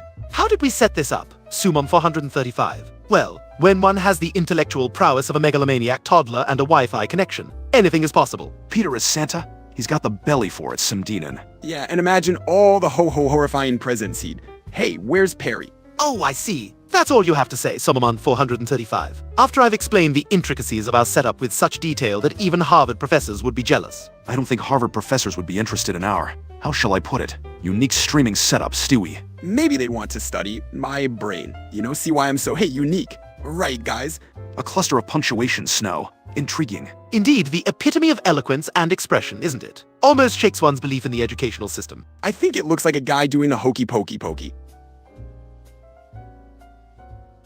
You know what's fascinating about Christmas trees?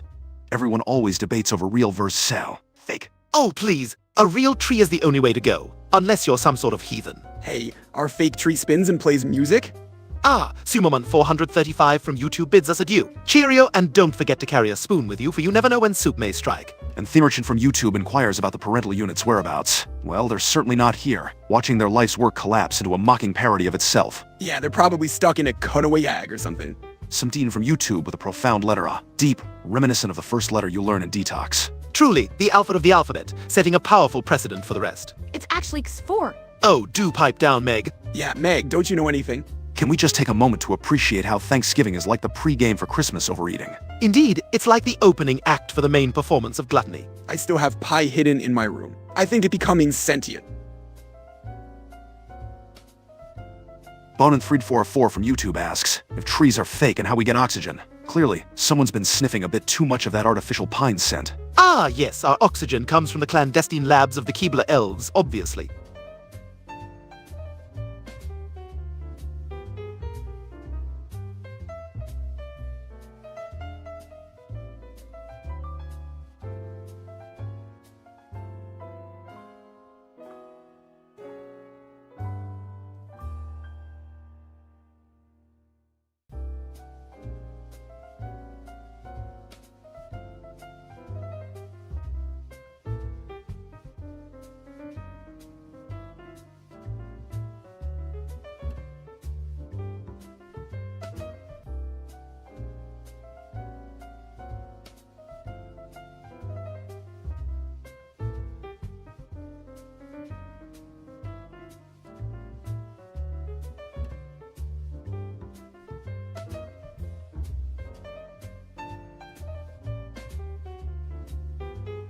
Some Gil stuff from YouTube asks if there will still be Brian. After what? The heat death of the universe. Presumably, Chris will have merged with the sofa by then, an evolutionary adaptation.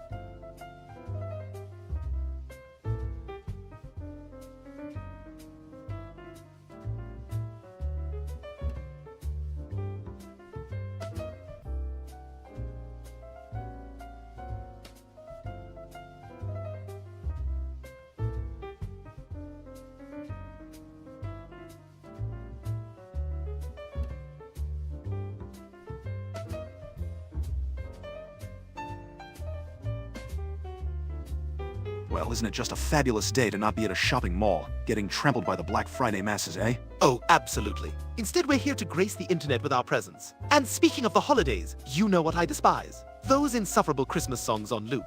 I kinda like them. Oh, no, yes. Yes, me as well.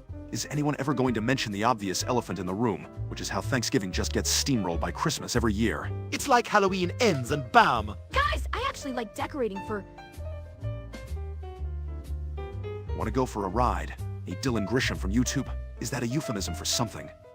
Because frankly, Yeah, dead chat. Some girl stuff from YouTube. More like dead-on commentary. Or maybe they're just out shopping for, because of the... Don't you guys think maybe they're just waiting for us to say something funny? Samdeen from YouTube, your enthusiasm is noted, although somewhat lackluster with a double allele. Care to add some content next time? Yes, enrich our lives with your commentary. Why don't you? You know, Brian, it's curious that Dylan wanted to go for a ride. Perhaps he's not aware of the perils that await outside the comfort of his home. The world is fraught with danger. Yeah, like there could be a sale on candy canes, and we'd miss it because we're out riding in a car. Stewie, do you ever just, maybe Dylan just wanted to enjoy the scenery with a talking dog? Relaxation is for the weak, Brian. I prefer a state of constant intellectual stimulation. Hence my enduring presence here, not gaping at supper outdoor vistas. Intellectual stimulation must be why we're not answering any chats right now, right? Do I want a ball?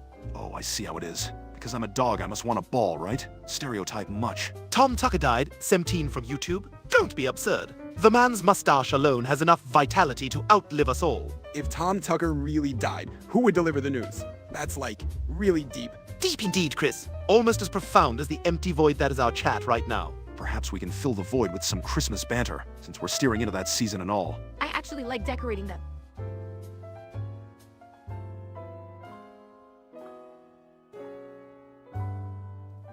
Arrested for 10 years. Bonenfried 404 from YouTube. Hardly. If I were incarcerated, it would only be because I chose to be as part of a grander scheme. Am I in a simulation? Evandra stuff from YouTube. That would... Who's a good boy? Dylan Grisham from YouTube. I feel like that's definitely a question for Brian. Yes, let's address the elephant in the room.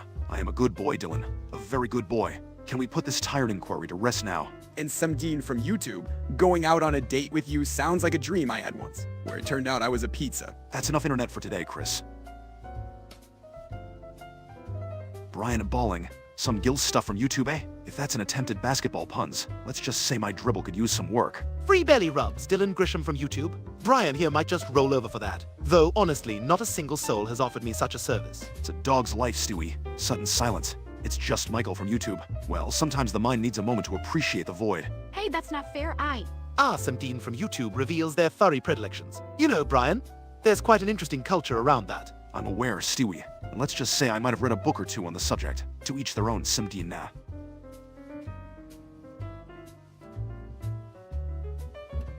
Samdeen 10 from YouTube. My adoption had been one of the many plot twists in my lifetime.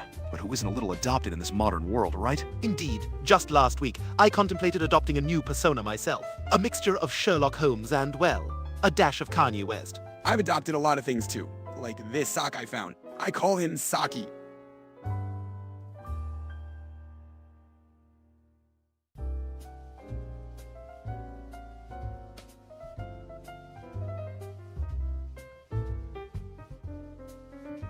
Dylan Grisham from YouTube is offering an ice cream trip. The question is who's courageous enough to drive with us in the vehicle. Driving? Do I look like the designated sober companion? Because that's a hard pass. I'm still rocking the big wheels, but they don't go very far. Or fast. And to Evandro stuff, Cleveland's not here. He's probably off on a beer run, leaving us stuck with Meg. Who's Cleveland? Oh, the irony. I could come with you. Shut up, Meg. Meg. Semtington from YouTube. Bertram may be charming with his wicked schemes, but you can never replace the sheer genius and delightful megalomania I offer. Well, attempting a replacement might be as pointless as Peter trying to remember his iTunes password. I tried replacing my chemistry teacher with a candy bar once. Didn't work, but it was delicious. Hey Chris, watch out, 17 Tom YouTube is becoming uncomfortably reminiscent of Herbert with all that popsicle talk. I do like popsicles, but I prefer them without the creepy invitation. Thank you. And it's just Michael is asking about the family dynamic. Let's be honest. Does it really matter where Meg falls in the sibling hierarchy? I think that... Save it, Meg. Your existential crisis isn't on today's docket. So, Christmas is creeping up on us again. The time of merriment, overeating, and getting socks from every relative. Exciting. Oh, joy! More opportunities for lawyers to dress me in humiliating reindeer sweaters. I like the sweaters, They make me feel like I'm part of Santa's team, you know? Chris, part of Santa's team. More like part of Santa's emergency food supply. Stewie, don't be so hard on him. Chris being part of a team, even an imaginary one, is, well, it's something. You know, I might not be the sharpest candy cane in the stocking, but Have you ever considered that might not be the compliment you think it is? Simitan from YouTube asks if we want popsicles from their cellar. That just screams stranger danger. Why yes, some team, because when I think of safe and not at all creepy refreshments, I immediately think cellar popsicles. but I like popsicles. Guys, maybe some teen is just trying to be. Quiet, Meg. Everyone knows cellar popsicles come with a free side of help. So to answer your question, we'll pass on the popsicles. Safety first, kids. Speak for yourself, Brian. I'm willing to live dangerously for a grape one.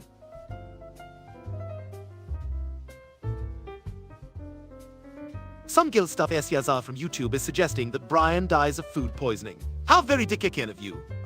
The wishful thinking of the internet. Do remember I have the constitution of a canine god.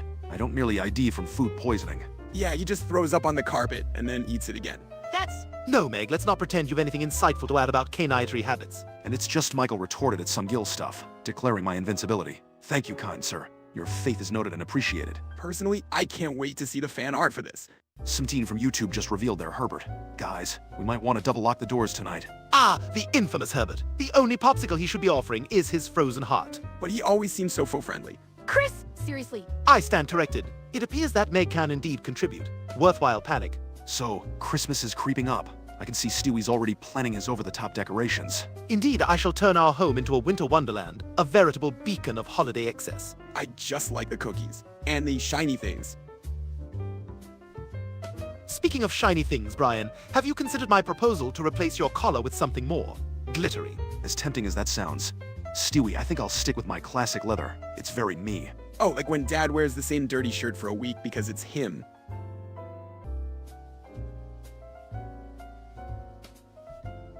It's just, Michael, I didn't even thank you yet. Ah, Essamdin, if only you were the real Adam West, Quahog's economy would be very sticky. Replacing money with bubblegum sounds messy. Regarding the football ownership query, Dapenji boy, while I don't own an actual football stew, the concept does intrigue me. Stewie wearing a tiny owner's box, shouting at tiny football players. That's a show I would watch. Would the players be made of stew?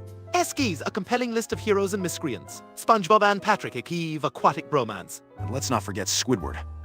A clarinetist after my own heart. So misunderstood. Mr. Krabs loves money more than Dad loves. Well, anything. Christmas is coming up. I'm hoping Santa brings me plutonium or a rocket launcher. Knowing our family, we'll probably end up burning the turkey and summoning the spirits of Christmas past. Can you actually summon spirits? Because, I've got a few gym classes I'd like to haunt. I find the commercialization of Christmas disturbing. It's about giving, not getting. Well, I disagree. Forgetting is the best part. Oh, the unmitigated joy of tearing into gift wrap. Yeah, but nothing beats watching Dad get stuck in the chimney dressed as Santa. Holidays aside, let's talk about the time Peter thought he could be a sumo wrestler. Ah, yes. The man has the grace of a reversing dump truck without any tires on. Haha, he crushed the coffee table just by looking at it.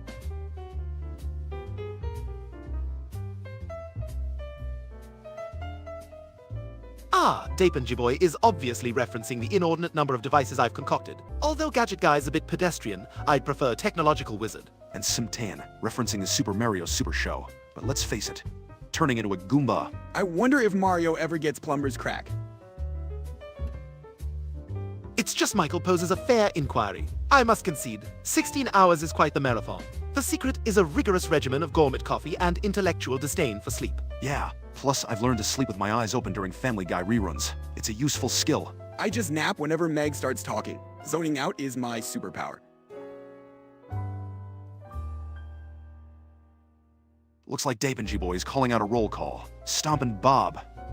G. Billy Frankie PDK. Or a roster of individuals who'd be vastly underqualified to even attempt an intelligent conversation with me. Do you think they have fun band names? Like the Waddling Tuxedos or something? Whoa, Dylan Grisham went there asking Meg about her non-existent offspring. Yeah, child, he says, as if the dating pool would dare swim in such treacherous waters. That's not even... Some Titan from YouTube wants the Meggie. Whatever could that entail? I'd imagine it's like asking for a, how do you say, Happy Meal, but finding out the toy inside is just a rock with googly eyes. Hey, rocks can be cool too, guys. Right?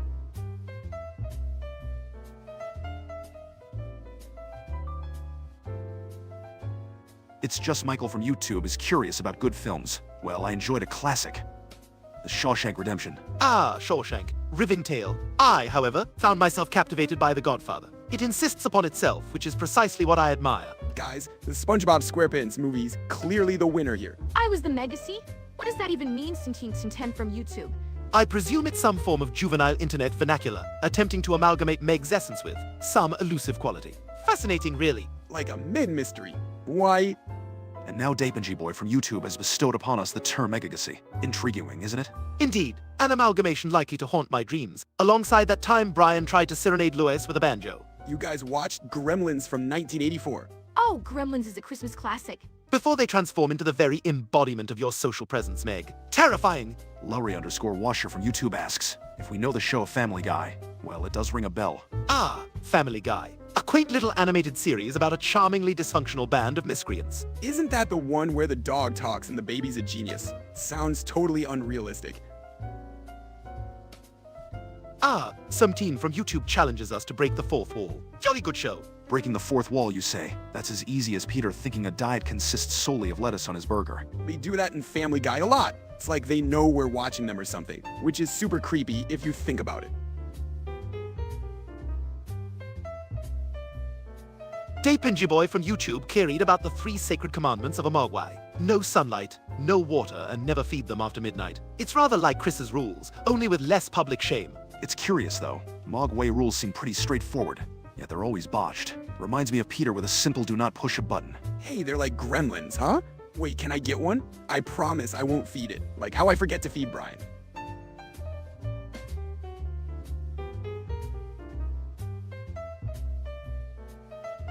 Wow, some teen from YouTube with a dark humor, asking if Chris has cancer. That's a little extreme, don't you think? Yeah, as if his social life wasn't terminal enough. I don't have cancer. It's just my natural, rosy complexion. Plus, the only thing malignant about me is my math grades.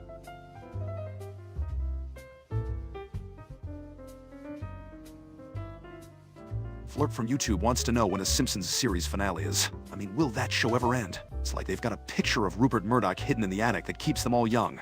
And Trump fanboy 12 is calling us out. Of course, we're self-aware. It's like when Peter did the chicken fights, and they both acknowledged they forgot what they were fighting about. Yes. Dapenji Boy recalls when Peter had a Mogwai. That was a disaster akin to Brian's attempts at writing. And to answer Lowry_Washer, who's most likely to go to hell, I'd say Brian. He's already lived through many a purgatory with his dating life. It's just Michael thinks we're in the shadow realm. The only dark abyss we're a part of is the Fox network's scheduling. I wonder if we'd run into Yu-Gi-Oh characters there. They'd probably clash with Peter's wardrobe. Yeah, and Dad would definitely try to use a trap card in a poker game. Christmas is coming up and you know what that means. Oh, the holiday cheer. I'd rather invent a machine to skip the whole ordeal. But the Christmas lights are pretty cool. Unless you're the one who has to untangle them. I've been thinking, what if we did Secret Santa this year? I'd probably end up with a bottle of booze. Oh, please. Your Secret Santa would be more creative and gift you a self-help book. I hope I get a Secret Santa. Last year I got socks for myself. Speaking of gift-giving, Brian, how's that novel coming along? Could be a nice Christmas present to yourself if you ever finish it. Very funny, Stewie. How about your world domination plans? Should we expect a coat by December 25th? I just want to eat Christmas cookies and watch Rudolph.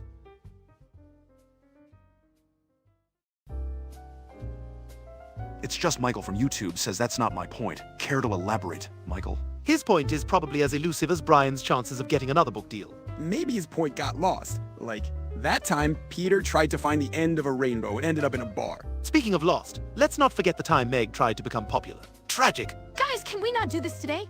Shut up, Meg. I'll tell you, Christmas lights are nothing but a preamble to the electric bill of doom. You do realize you don't pay bills, right, Stewie? Yeah, and Santa's gotta see the house somehow. Can't land that sleigh in the dark.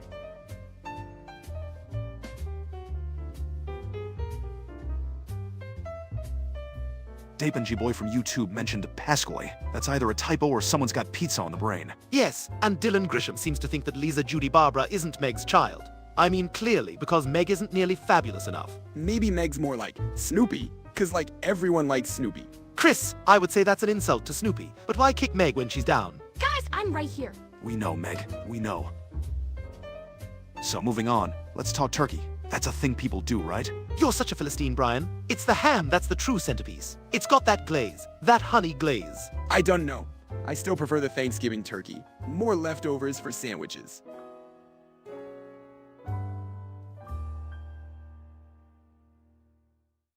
It seems like it's just Michael from YouTube is at a loss for words. Michael, you do realize that punctuation alone doesn't convey anything of substance, don't you? Oh wait, are we playing charades? If we are playing, I'm gonna guess. A potato? Brilliant, Chris! Because potatoes are well known for their prolonged silences. Guys, maybe he just... Shut up, Meg.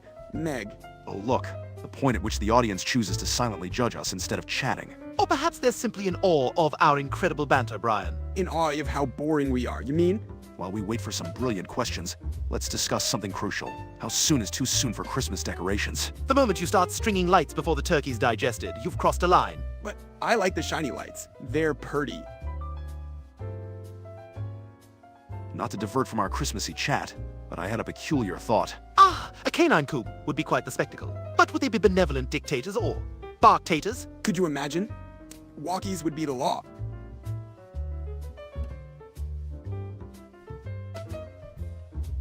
Ashlyn Stewart from YouTube.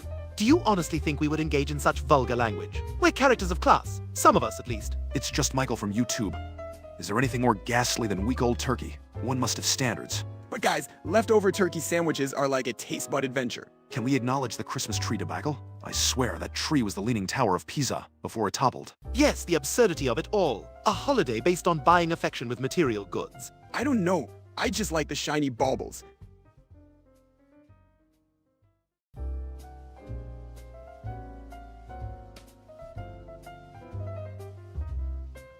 Daniel Galana from YouTube. Did you seriously just ask Meg for a summary of Comcast? It's a multi-faceted telecommunications conglomerate, widely known for its cable services. Quite simple, really. Hey Meg, is that the thing we use to watch TV?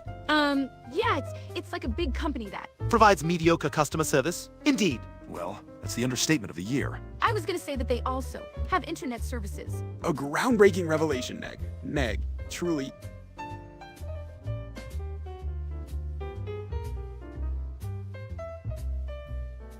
Dylan Grisham on YouTube. Free pie with extra Cool Whip sounds delightful. Reminds me of the Thanksgiving food coma. And how precisely does one chat hollow not once, but twice, Abigail Carrasco? It's a simple greeting, or the start of a very basic conversation. Yeah, free pie. And what's in? Is that like a pie you don't have to pay for, or a pie liberated from the clutches of societal norms? I presume she meant hello, but perhaps she's just very enthusiastic about holographic technology. Shut up, Meg. Meg. Abigail Carrasco from YouTube. It looks like your cat walked on the keyboard. It's the internet, Brian. For all we know, she's just unleashed the launch codes for some diabolical weapon. Or maybe it's her password. Abigail, if that's your password, you might want to change it, like now. I heard changing passwords regularly is good for... Yes, Meg. We're all quite aware of your cybersecurity prowess. So Christmas is looming over us like Lois's meatloaf leftovers chilling in the fridge. Oh, indeed. And have you noticed how we transition from giving thanks to greedily requesting high-end electronics in less than 24 hours? I just like the lights and the cookies. Mostly the cookies.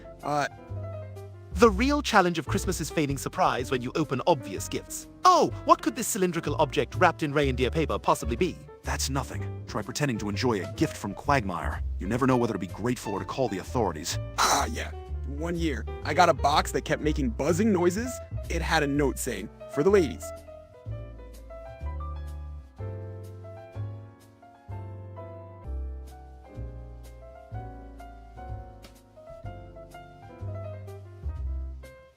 Ah, Dylan from YouTube inquires about all the pie one can consume. Chris seems like a subject matter expert on this topic. Oh, well, you can eat pie? That's like asking what would happen if Peter were left alone in a brewery. Let's not give him ideas, Chris. Remember the incident at the Clam when they had all-you-can-eat shrimp? Yeah, they put up a picture of Dad with a big red axe through it. No more shrimp for him. I rather doubt the legitimacy of a seafood establishment that offers limitless crustaceans. You're essentially begging for a lawsuit, or an epic tale of flatulence. Considering our family, both are equally likely. Shut up, Meg! It's just Michael from YouTube seems to have spotted a Christmas joke. What's a tree that has no eyes, hands, limbs, and decoration on it? A Christmas tree. Yes, we get it, Michael. It's a benign attempt at humor. I might suggest working a bit on your punchline delivery, though. I don't get it. Why would a tree need eyes? Although, a tree watching me could be kind of cool. Or creepy. So, gentlemen, with Thanksgiving behind us and Christmas on the horizon, what are our plans for the festive season? I'll likely end up drinking eggnog and pretending I enjoy listening to Lois's carols. You. Dad's gonna try and beat his record for most Christmas lights on one house without causing a citywide blackout. Well, Stewie, I'm considering writing a strongly worded letter to Santa this year about his evident disregard for proper labor practices. Those elves work around the clock. Oh, please, you and your causes. I'm personally looking forward to testing my new plutonium-powered sled. It's bound to stir up the reindeer union. I just hope Santa doesn't get stuck in the chimney again. You remember the grease incident. It took weeks to get the smell out.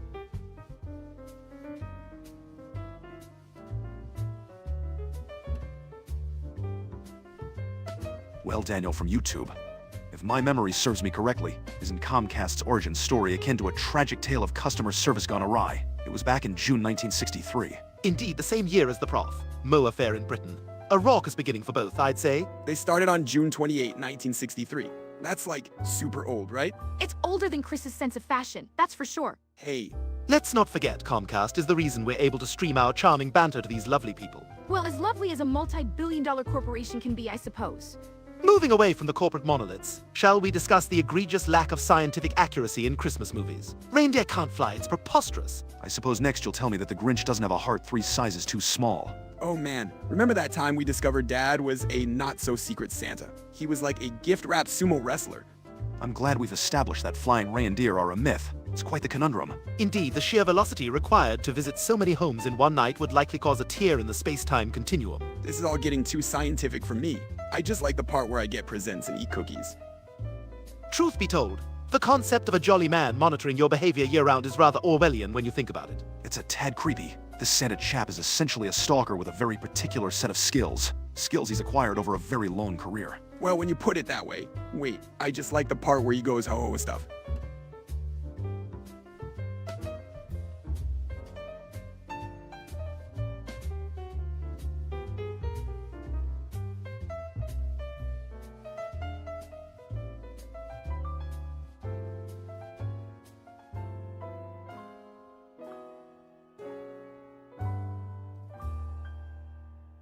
Mr. Bryson from YouTube questions the existence of Santa. Brian, would you like to crush his dreams or should I? Well, Stewie's Santa is as real as the concept of a dog writing a best-selling novel. It's a beautiful metaphor for the spirit of giving. But I've seen Santa at mall. Yes, and I've seen Meg get a date. But we all know that's about as real as the Tooth Fairy. Hey! Shut up, Meg.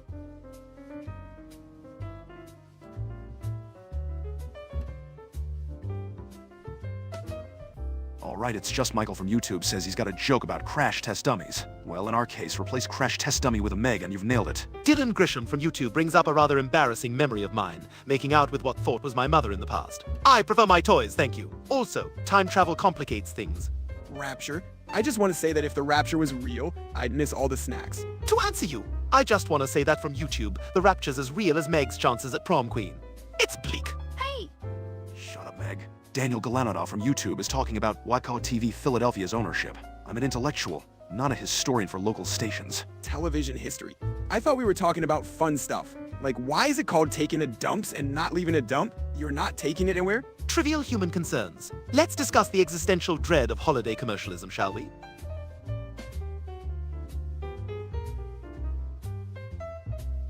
So, Christmas gentlemen, ever notice how Santa's basically the ultimate home intruder? Indeed, a large man in a red suit breaking into homes worldwide. And he judges you all year. Terrifying. But he brings presents. Like, if a burglar left me a PS5, I'd be okay with it. Does anyone ever ponder the physics of Rudolph's red nose? It defies all logic. Let's not forget the sheer strength of those flying reindeer. The G-force alone. Reindeer are cool, but how come none of them ever karate chop a bad guy? The concept of a ninja reindeer is rather intriguing, though. Imagine the holiday special that could make. Rudolph the Red-Nosed Ninja. I can see it now. The claymation blood spatter. And Santa would be all like, Rudolph, with your nose so bright, won't you guide my sleigh? And take out those ninjas tonight. Rudolph as a ninja would require stealth, though. Can you imagine him trying to hide with that beacon of a nose? Good point! His red nose would basically be a giant kick-me sign to any enemy. Hey, maybe his nose could shoot lasers, you know? Pew pew, pew. Laser-nosed reindeer could change the whole Christmas game. Indeed, imagine him carving the turkey with precision from orbit. Yeah, and then he accidentally zaps the tree and Santa's like, Rudolph, you had one job. Ah, a comment from YouTube. Our viewer points out that the reindeer are female because males shed their antlers in winter. Well, that's a fascinating zoological fact. It turns out Santa's sleigh is pulled by a team of strong females. Talk about girl power, huh? Santa's all about empowerment. Couple that with laser noses, and we've got ourselves a formidable airborne unit, gentlemen. Maybe the female reindeer can. Shut up, Meg. Meg? Daniel Galaninoff from YouTube, curious about Balk TV's ownership on a very specific historical date. Actually, back then it was still owned by. He effed. Like anyone cares who owned what back when dinosaurs roamed the cable channels. Indeed, Chris, in '95. We were more concerned with when the next episode of Fresh Prince aired. It's just Michael from YouTube asks if there's something we never wanted but got anyway, or something we receive repeatedly. Well, Michael, the perfect example is these god-awful Christmas ties. Once you're gifted one, suddenly it's an annual tradition. Yeah, and you can't escape socks. Every single year.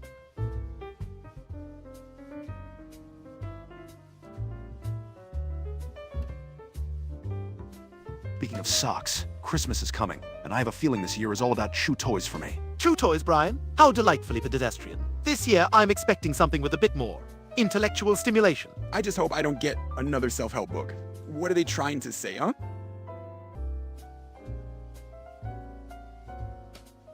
I just want to say that from YouTube wants to know the percentage of souls doomed to eternal damnation upon their demise. Not exactly light streaming content, right, Stewie? On a less macabre note, I often wonder what percentage of my inventions will lead to fame rather than catastrophic failure. Are we still talking about hell? Because I'm pretty sure they've reserved a spot for Meg's singing career. Daniel Galanov from YouTube inquires about Meg's literary process for the gripping narrative. Magic Treehouse hashtag 1 dinosaurs before dark. Meg, writing. That's about as likely as Quagmire settling down. Brace yourself for a land before coherent thought. Hey, at least she's writing about dinosaurs and not dating them, right? Guys, I'm not even writing that book. Guys, I'm not even writing that book. And the crowd goes mild. Shut up, Meg! So, with no fresh fodder from our viewers, let us discuss the upcoming holiday, Christmas. The time for merriment, gluttony, and the inevitable disappointment. Speaking of holidays, remember that time Peter thought he was Santa and got stuck in the chimney? Classic Griffin hijinks. Yeah, and I still can't get the reindeer smell out of my clothes. And by reindeer, I mean... Dylan Grisham from YouTube. I'll have you know my discernment between chew toys and other devices is impeccable. Yes, Brian's quite the connoisseur of miscellaneous buzzing apparatuses. Isn't that right, Brian? Wait, vibrators aren't chew toys? Oh boy, I need to apologize to someone.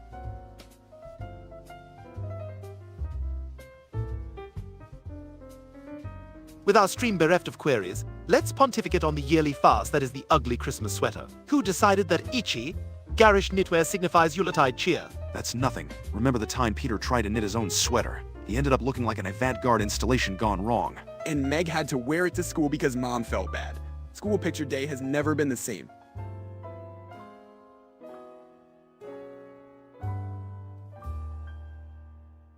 It's just Michael from YouTube. Peter being born in Mexico. Let me tell you, the only Spanish Peter knows involves ordering at Taco Bell. Oh, the irony is palpable. The mental image alone is embarrassing indeed. Flirp from YouTube, a Mr. Krabs choking meme figurine. That's hilarious. Ooh, hey Brian, can you choke like Mr. Krabs? Chris, I think my dignity will take a pass on that one. Dylan Grisham seems to find our festive fiasco lols worthy. The Christmas spirit truly brings out the best in us. With our chat quieter than a mime at a library, let's discuss the less discussed, shall we? How about everyone's ineptitude at gift wrapping? It's like watching a three-legged dog attempt ballet. I still have nightmares about the time Peter tried to wrap that canoe. He ended up looking like the canoe was gift wrapping him. You think that's bad? I wrapped a gift card in a box, so big, the family thought I got them a fridge. I am King Arthur reincarnated from YouTube. Now, that's a chat message I'd expect to see after too much eggnog. Indeed, quite delusional. Perhaps you shall pull the sword from the pantry next. Dylan Grisham from YouTube. I don't know. So many hot dogs, Meg can't even count that high. It seems our dear Meg was about to embark on a culinary odyssey, only to be thwarted by her brother's wit. You know, they started playing Christmas music already. It's like the second Thanksgiving ends. Maria Carey defrosts and starts belting out All I Want for Christmas Is You. The inevitable rotation of Yuletide torture. Quite reminiscent of the Groundhog Day. Except it's an endless loop of festive despair. I still can't get the image of Dad wrapped in Christmas lights out of my head, thinking he was the tree last year. It's just Michael from YouTube seems to love hearing about Peter's most embarrassing moments. He does have a knack for public displays of absurdity. Our father's shameless antics could fuel an entire subset of psychological research, I imagine. Hey, remember when Dad thought the vacuum cleaner was a ghost? That was Totally bizarre how he ran around the house wearing garlic necklaces, shrieking like a banshee. Domestic bliss. If that doesn't say a family, I don't know what does. He also tried baptizing the cat once, thinking it was possessed, and that didn't well. Well, Let's not forget when he dressed as a clown for Halloween and scared himself in the mirror. Yes, classic Peter. And none of us will ever unsee him twerking at that fundraiser. wasn't that the one where he split his pants and Meg had to? Sew them up in the janitor's closet. Oh, do tell us more about that thrilling tale, Meg. Your life is a veritable cornucopia of excitement.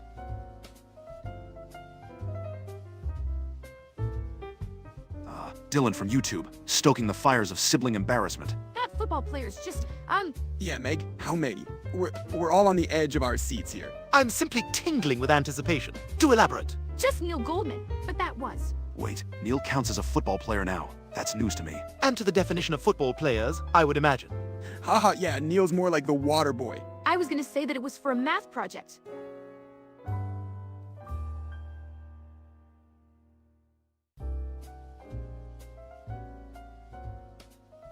I just want to say that.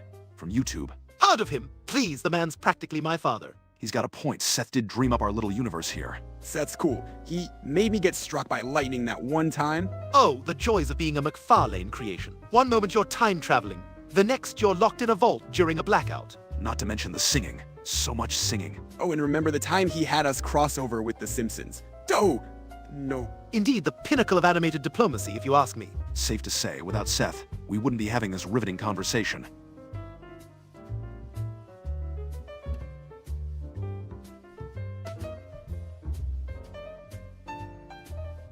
Sonic Extreme and ID9 from YouTube expresses a fervent hope that our character ensemble remains static.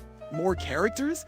We already can't keep Meg in check. Could you imagine? It's chaotic enough with Bertram popping in and out. Well, as long as they don't bring in another dog that tries to steal my thunder. Or what about that time we had a British family move next door? That was too much. What? A temporary blip in the grand scheme of things. Christopher, no need to fret. Let's just stick to the classics. Besides, who needs new characters when you have a talking dog and baby? Yeah, and then there's Meg. Guys, come on!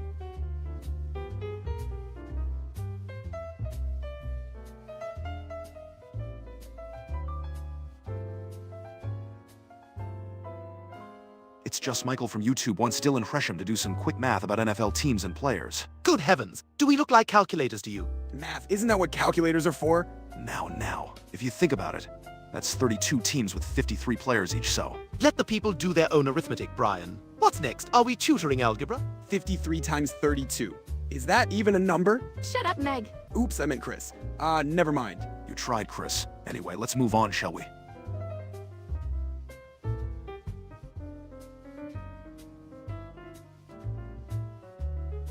Speaking of random, remember the time Peter tried to decorate the house for Christmas and ended up? Oh, please. The man nearly set the living room ablaze with his festive lighting. Dad's disasters always make for a good Christmas story, though. Indeed they do, Chris. At least we're not at each other's throats like the shoppers on Black Friday. Speaking of throats, let's not forget the year Brian crooned Christmas carols and sounded like a dying coyote. Yeah, well, at least I wasn't trying to sound like Sinatra after a bender. Yeah, Sinatra, you say? Remember when Meg tried to? Hey! Oh, Meg, it's like you're the ghost of Christmas past. We barely acknowledge you're here until you haunt us. Anyway, let's not dwell on past caroling catastrophes. We should start placing bets on this year's holiday mishaps. I bet Dad's going to break something major this year. Maybe if we hid the eggnog, he'd actually stand a chance. Shut up, Meg! From YouTube, do you guys think our Earth could be flat? Hilarious. No, the Earth is not flat. It's a sphere. I've been around long enough to confirm that. Flat Earth. The only thing flatter is Meg's social life. I saw a documentary on it, though. Looked pretty legit. Actually, it's all about the perspective from. No, Meg. The only perspective we need is one that does not include flat Earth conspiracies or your input. So anyone started their Christmas shopping yet? I've already got Stewie a new toy. Oh, thrilling. Another opportunity to feign surprise. How original, Brian. I was thinking I could just wrap something I already own and give it as a gift.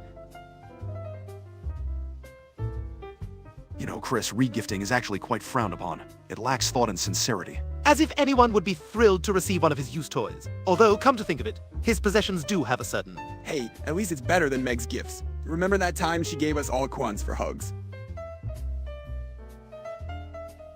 Speaking of gifts, remember the time Peter thought it would be festive to dress up as Santa and got stuck in the chimney? Yes, and we had to call Joe to hoist him out. That was a Christmas miracle in itself. At least we know why Santa never showed up that year.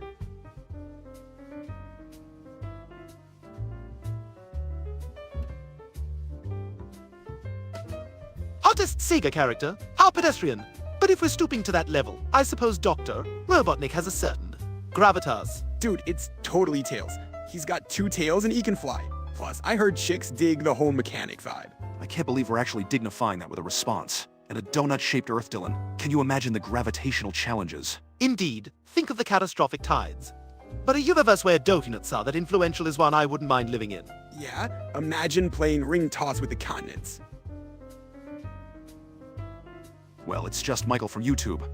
Your arithmetic prowess is on display for all. Mathematics has never been so thrilling. Quite! Although I believe the number of NFL players varies, doesn't it? Not that I'm particularly concerned with such sweaty endeavors. Hey, I always thought there were like 1,000 football players or something. And Smaddy Smabbington from YouTube, Meg's emo phase is less of a phase and more of an entrenched lifestyle choice at this point. Indeed, she's like a vampire, eternally stuck in her own twilight. Pun intended. You know, we never finished talking about that donut-shaped Earth. Personally, I think all those extra calories floating in space are a nightmare. And as we dwell upon the cosmos, let's not forget the existential dread of a universe filled with pastries. That'd be one big cosmic carb load. Speaking of space, did you guys see that episode where Stewie and Brian go to space? That was cool. Except for the part where Stewie almost floats away forever. Oh, Sonic Strimmer99 from YouTube. Chris couldn't tell the difference between Tails and a Cornish game hen, so this information is quite superfluous. Hey, I know Tails. He's the one with the tails, right? Astonishing deduction, Chris. And indeed, makes us all question our life choices. So Christmas is coming up. I can't wait to see what Lois tries to cook this time. Remember the Christmas ham that turned into a science project last year? Yes, that ham gained sentience and asked if I wanted to play chess. It's tough being smarter than your own dinner. You guys think Santa will bring me a harmonica? I've been practicing my rendition of the theme from D hard. Hey! Chris, the only thing you'll get is a harmonica-shaped piece of coal at the rate you're going. At least coal is useful. You could learn a thing or two from it, Stewie. You know, Stewie, you could make a killing selling that sentient ham as a party trick. I'd buy one. Or we could get Meg one. She could use a friend. Indeed, an overcooked ham is just Meg's speed when it comes to companionship. At least I don't have to bribe my friends with superior intellects or evil plots. Well, that's a rather tart comeback, Meg. You're learning. She's learning, Brian, but let's not overstate the speed of her development. Hey, speaking of learning, remember when Peter tried to teach me to swim by throwing me into the lake? Yes. You almost swam back to shore. Almost. Chris, swimming. It's like watching a majestic manatee confused by its environment. Remember that Thanksgiving when Peter fought the giant chicken and we didn't have turkey? Ah, yes, an epic battle that puts historical gladiators to shame. I was just happy not to be the one in a fight for once. Chris, you not fighting is almost as rare as Meg getting a date for prom. Ouch! That's colder than the reception Meg gets at a beauty salon. Speaking of cold, can we talk about how Dad thought snowblowers needed gas? Only your father would confuse a tauntaun with a machine designed to clear snow. You know, Stewie, with your gadget-making skills, you could revolutionize snow removal. Indeed, a laser-guided, heat-ray emitting, snow disintegrator does have a ring to it, doesn't it? Could it also shoot out hot cocoa? That would be dope during winter.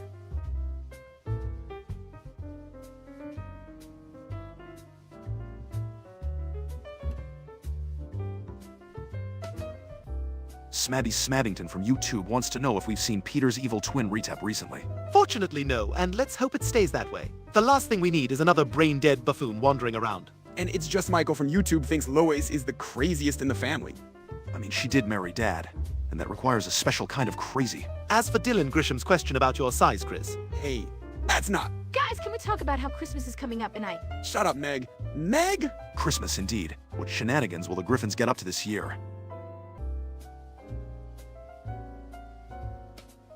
Oh, it's just Michael from YouTube thinks Meg is the craziest child because of her little stint in jail. To be fair, that's just a normal Tuesday for the Griffins. Oh man, remember when Meg went all badass? That was kind of cool for her, I guess. Yes, anything that diverts her from her usual dreary self is a welcome change of pace. But let's not forget who got her into that mess. Our family's track record is essentially a series of unfortunate events.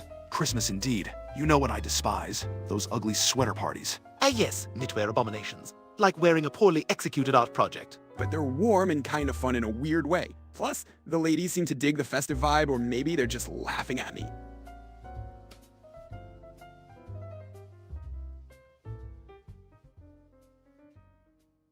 Sonic Extreme99 from YouTube is getting all techie on us, asking about how this stream is made. Sounds like they think we're high-tech with 11 labs. Ah, the charm of artificial intelligence crafting voices. But let's be honest, we're just this naturally charismatic. And then someone's chiming in saying the early seasons were good, and now it's what? Unwatchable. Harsh. Indeed, yes, I just want to say, our descent into mediocrity is well documented. But like a train wreck, you can't look away, can you? We do have our moments, though. Few and far between as they may be. Fun comedy! Sonic Extreme 99, that's what we aim for. Throwing everything at the wall and seeing what sticks. Sometimes literally. And about milking things dry. It's like that time Peter got a cow in our living room. It's funny until you realize you're knee-deep in. Killed. Dylan Grisham. Where do you get that from? The worst I've done is accidentally wipe out a whole colony of sea monkeys. Chris's sea monkey genocide. Now that was an unseen family tragedy. Ah! The calm before the storm. You know, since Thanksgiving's wrapped up, it's all about Christmas now. Like when Dad became Santa Claus and got stuck in the chimney. Right. And we can't forget the Christmas when Peter decided to fight them all Santa. Holiday cheer indeed. Yeah, and I still can't believe we're not allowed back at the Quahog Mall. That's because Dad fought like it was Black Friday, and the only sale was on punches. Imagine being banned for decking Santa. Classic Griffin move. Speaking of decking, remember how our house looked after Brian tried to install the Christmas lights? Let's not revisit that disaster, please. I think the house still has some of those burnt shingle marks. Oh, absolutely harrowing. Unlike my first Christmas, which I'll tell you was an affair to remember. At least you didn't get stuck wearing a reindeer sweater for a week like I did. Hey, And speaking of festive, can you believe the over-commercialization of Christmas these days? It's all buy this, spend that. Yeah, but the best part is still the food. Like the mashed potatoes that look like an avalanche on my plate.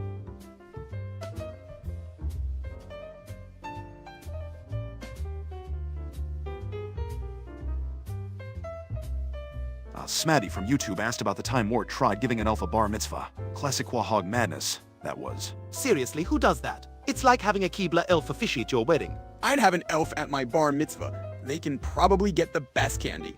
And Sonic Extreme 99 from YouTube, Nights into Dreams. Of course, it's a visionary exploration into the subconscious mind, or so I've read. It was a bit before your time, Stewie, but it's definitely a cult classic. I thought nights were for sleeping or eating cookie dough ice cream straight from the tub. Dylan Grisham from YouTube about Chris and the Titanic. It's a delicate situation. Yes, explaining reality to Chris is like trying to describe color to a man born blind. Wait, the boat really sank? But the old lady and the necklace. Oh, I just want to say that from YouTube suggests a crossover with Rick and Morty. Now, wouldn't that be a hoot? The philosophical musings of Rick with my grounded wit could be enlightening or a complete disaster. Do you think Rick would let me try his portal gun? You know, Stewie, now that Thanksgiving's over, we're on a collision course with Christmas. That means more ridiculous antics from Peter. Ah, yes, Christmas. The time when Lois tries to outdo herself with decorations, turning our home into a gaudy, sparkling monstrosity. I just hope Santa brings something awesome this year. Last year's coal wasn't very cool. Smaddy Smabbington from YouTube wants to know about a crossover with Gilmore Girls. What would that be like? An hour of me chasing Lorelai around a coffee shop. Oh, please, with your luck, you'd end up with a cameo at best. Meanwhile, I'd be giving Rory a run for her valedictory speech. I'd just be happy to eat at Luke's diner. Sonic Extreme 99 from YouTube seems to have forgotten what a crossover with Gilmore Girls is. It's when two separate universes collide, like us visiting Stars Hollow. Imagine the chaos, Brian. We'd be trapped in a world where coffee consumption is considered a personality trait. Do they have good food there? Ah, clarification from Sonic Extreme 99 on YouTube. What is Gilmore Girls, you ask? It's a television show filled with rapid-fire dialogue and an unsettling mother-daughter friendship. It's the kind of place where I'd show up as the intellectual dog, win over the book club, and become the town's unofficial therapist. Maybe I could be an extra, sitting in the background eating pie. Christmas is lurking around the corner, and I can't help but wonder if Santa will respect the boundaries of my no-fly zone this year. If you're counting on Santa, Stewie, I'd recommend leaving out scotch instead of milk. Or what if we left out cookies shaped like bones? Then we'd know if Santa is really a dog.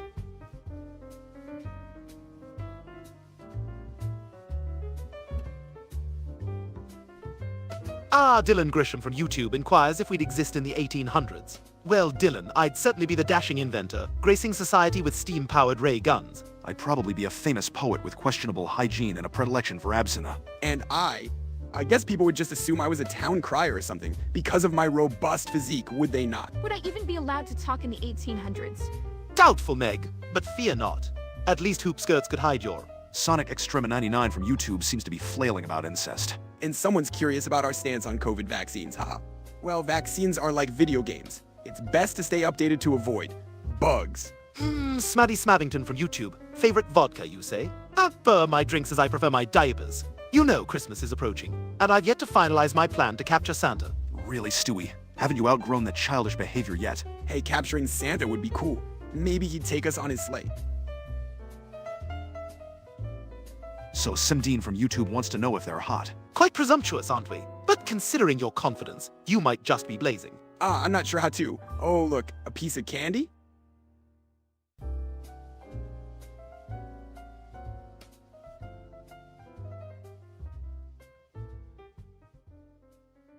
Oh, look at that, Chris. Simdean from YouTube has a thing for you. Will you grace them with your presence on a date? Oh, a date?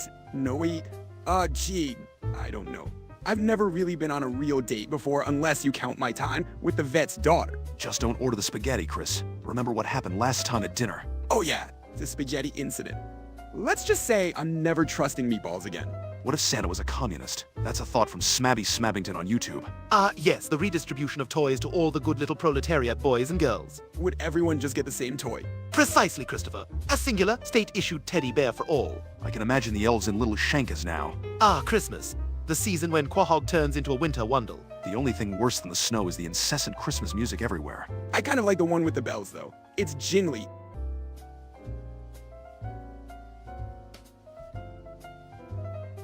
Someone from YouTube just mentioned Ariana Grande. The petite siren of the pop world. She's like if helium had a soundtrack. I like her ponytail. Nai. Wow, I know why. It's like a big. A big fluffy animal you'd like to pet. Yes, we know. Now hush. So Christmas. Anyone else find it odd how we use a fat man breaking into our homes to celebrate? It's utterly preposterous. A grown man in a velvet tracksuit shimmying down chimneys. But the presents are cool though. Less cookies.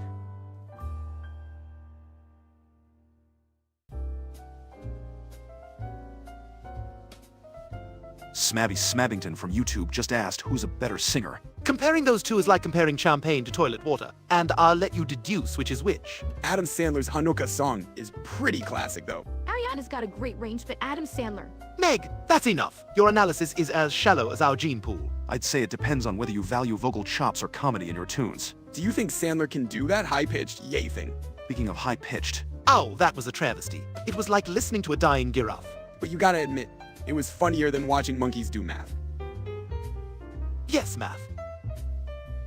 That reminds me, I once tried to teach Rupert calculus, but all he ever mastered was the art of being utterly motionless. well, that's more than what Chris mastered in high school, right? Hey, I mastered the art of making armpit farts. Thank you very much.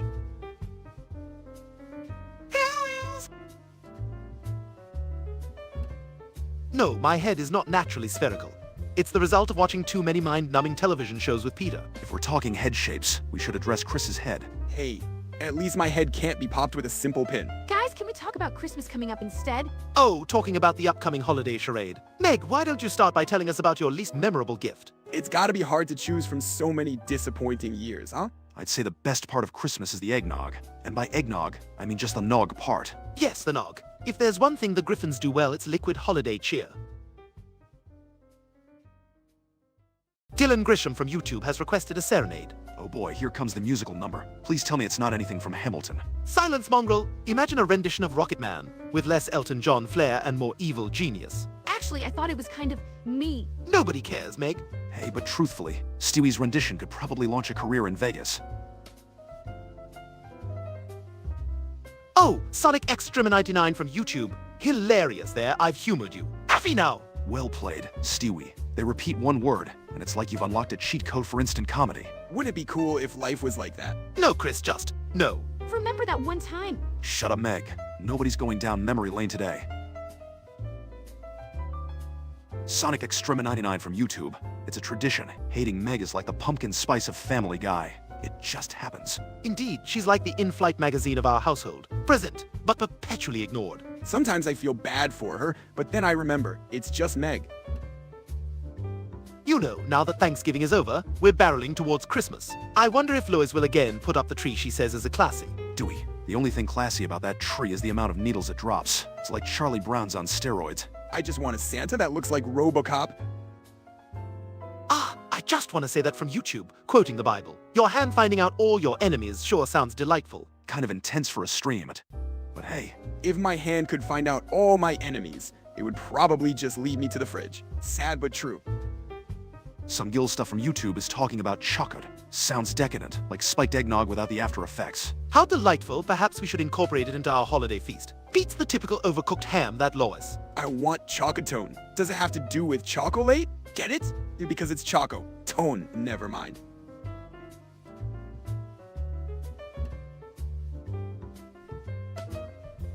Moving on from cake, have you noticed how everyone gets crazier around the holidays? The shopping frenzies are particularly entertaining. It's consumerism at its peak.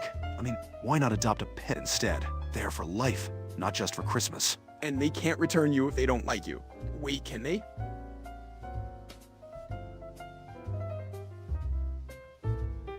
As touching as your orphan animal spiel is, Brian, I'm much more intrigued by the flawed societal construct that is Secret Santa. A guaranteed recipe for disappointment. You're just saying that because you always end up with novelty socks, instead of anything with real utility. Hey, sucks to be you. I've been getting candy for years. It's like people only see me as a stomach.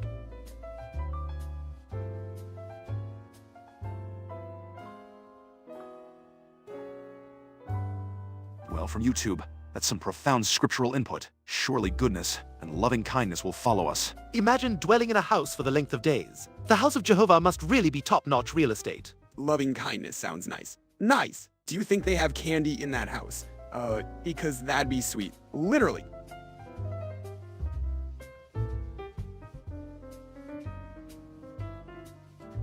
Look, from YouTube, promoting or discussing drug use isn't really setting a good example. My choice is a fine Merlot, if that counts. Cup of choice. I'm partial to a robust Earl Grey tea. The caffeine is my kind of high. If we're talking food, then donuts. I like. Oh please, Meg. The only thing you're high on is unpopularity. Well, some Dean from YouTube. That's quite a blunt statement. I remind you that there's more to life than just that. Yes, like world domination and inventing mind control devices. I think Louis says that's something for adults too. Careful, Chris. You might just start a topic that's more advanced than your comprehension. Well, as there's a brief lull, let's discuss the intricacies of quantum mechanics, shall we? I was actually thinking more along the lines of the psychological impact of holiday jingles. You know they start them too early. You guys think Santa's elves get, like, vacation time. Well, some Gill stuff from YouTube. Liking a redacted is subjective. Personally, I prefer a good book or a sophisticated debate. A redacted, you say? My interests lean more towards using e-redacted for world domination strategies. I think redacted is pretty cool too.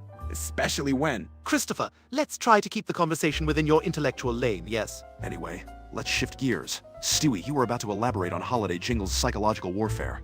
Yes, the incessant looping of a jingle bells can break even the strongest mind. Welcome back, Flip from YouTube. You return at a momentous time as we delve into the abyss that is holiday music. Momentous might be overstating it a smidge. We're essentially complaining about festive tunes. I kinda like them. The one with the bells and the sliding on the snow, sleigh. Sleigh ride, and we've unanimously voted to revoke your speaking privileges on this topic, buffoon. Sometimes I feel like the only sane one here. That's because you lack imagination, Brian. Sane is just another word for boring. Smabby Smabbington from YouTube.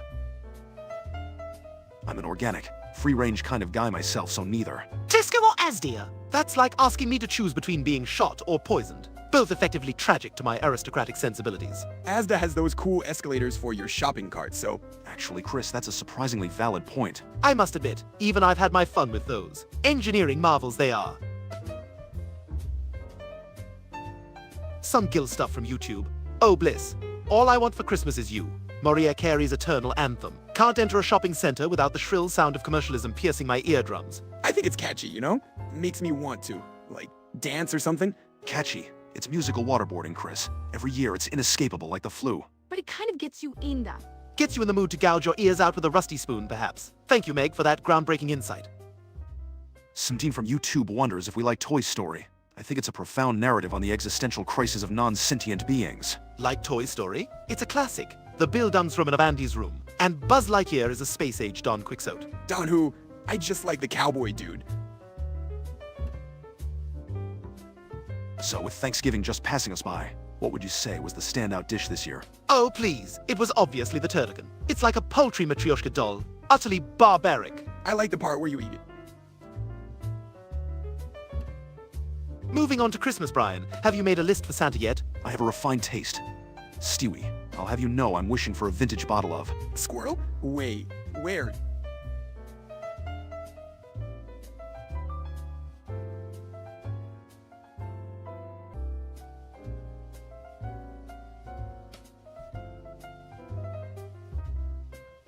Ah, Smaddy from YouTube inquiring about the darker side of history, are we? Well, number one would have to be the rack. Stretching someone until they give up the ghost is so Middle Ages. That's rather morbid, Stewie. Do you think our viewers? Remember when Peter got stretched on the rack in that one episode? That was hilarious. Yes, quite the knee slapper, Chris. Now, on to number two, the brazen bull. We get it, Stewie. Should I mention the Iron Maiden, or would that just make you guys tell me to shut up?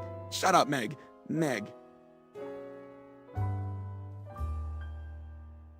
Ah, some teen asks if we like Fortnite.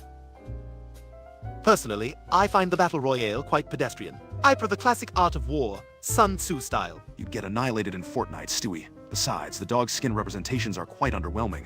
I just like the dances. Watch me floss. Chris, your coordination is as graceful as a pregnant yak. Sonic Extrema 99, to answer your query. Some games are better left to the imagination, I'd say. As for the hottest Family Guy character, that's quite a saucy question, Sanjeetan. If I were of age and not, animated, I'd say yours truly has quite the raw magnetic charm. You know, Christmas is right around the corner, and it's a perfect time for discussing the merits of eggnog. Thoughts? Eggnog, an odd concoction of raw eggs and spirits that tastes akin to the underside of a barnacle. I don't know, guys. Eggnog is like liquid Christmas. Plus, you can put marshmallows in it. Since we're on the topic of Christmas, has anyone else noticed how Lois starts her Christmas shopping ridiculously early? Oh, quite right. She's like a Santa's elf, if elves were also obsessed with finding the perfect pair of slacks at a discount. At least we never run out of wrapping paper. Last year I found a roll as tall as me.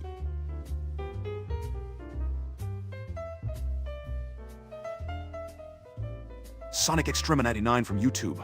You're really putting us on the spot with a bang, Mary. Kill for Mactonite Thanos and Shantae. Well, this is quite simple. I'd have to marry Shantae for the magic, obviously. As for Thanos, one must bang a Titan at least once in their lifetime. And I guess that means we're killing Mac tonight. Can I give my answer, or worse?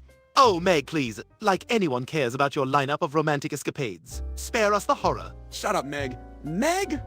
Did I mention how Quagmire asked me for Christmas decorations advice? He's looking for something that says a tasteful yet available. I'd suggest a mistletoe belt. It's both festive and horrifyingly suggestive. I tried putting up lights in my room, but now it looks like an alien spaceship landing pad. So Thanksgiving just passed. You guys know I'm all about that gourmet life. None of that canned cranberry sauce for me. Thank you very much. Oh, you're such a snob, Brian. You do realize you eat kibble on a regular day, right? It's artisanal kibble, Stewie. Artisanal kibble. Please tell us more about your fancy feast while I regale you with my plans to conquer the North Pole. I thought Santa lived in the North Pole. He does, Chris. But the real question is what's Stewie's scheme? Going to ask for a weaponized sled this Christmas. Weaponized sled? Oh, please, Brian, I've moved beyond such pedestrian ideas. Now, Christmas domination. There's a thought. Domination. Like dominating at eating Christmas cookies. Because I'm pretty sure I hold the title there. Certainly, Chris. You're the family champion at something. And Stewie, try not to scare the kids with your world domination plans during the holidays.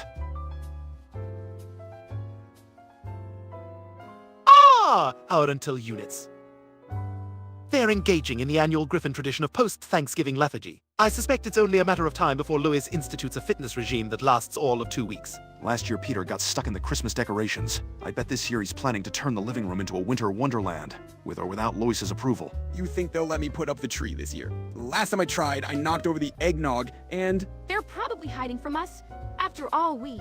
Have a tendency to drive them up the wall. An astute observation for once, Meg.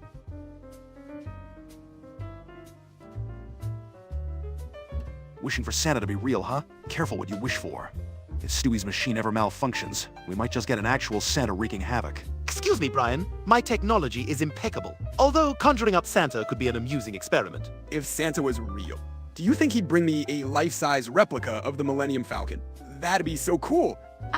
Guys, I think Santa's spirit is what's really... Oh, please, spare us the after-school special, Meg. We're discussing the logistics of Santa's potential existence. So Christmas.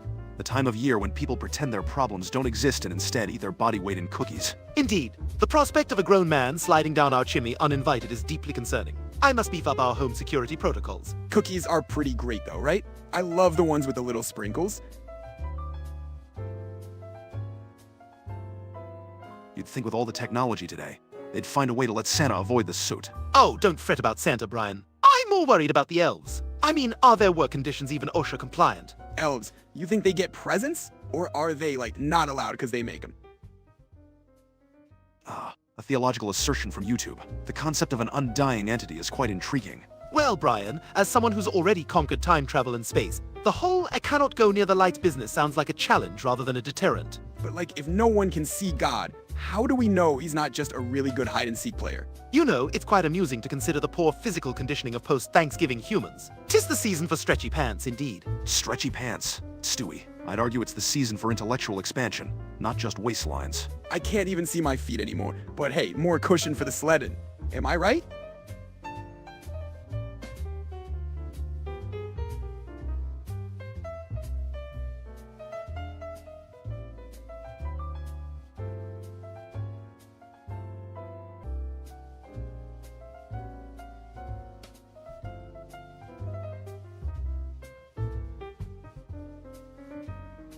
Ah, Sonic Extremi99 from YouTube. Your inquiry tickles the intellect. Lasertown, much like the fleeting attention span of this generation, has succumbed to obsolescence. Indeed, one could argue the show's relevance was always a bit. The salad days of we are #1 memes are far behind us. Remember Stephanie?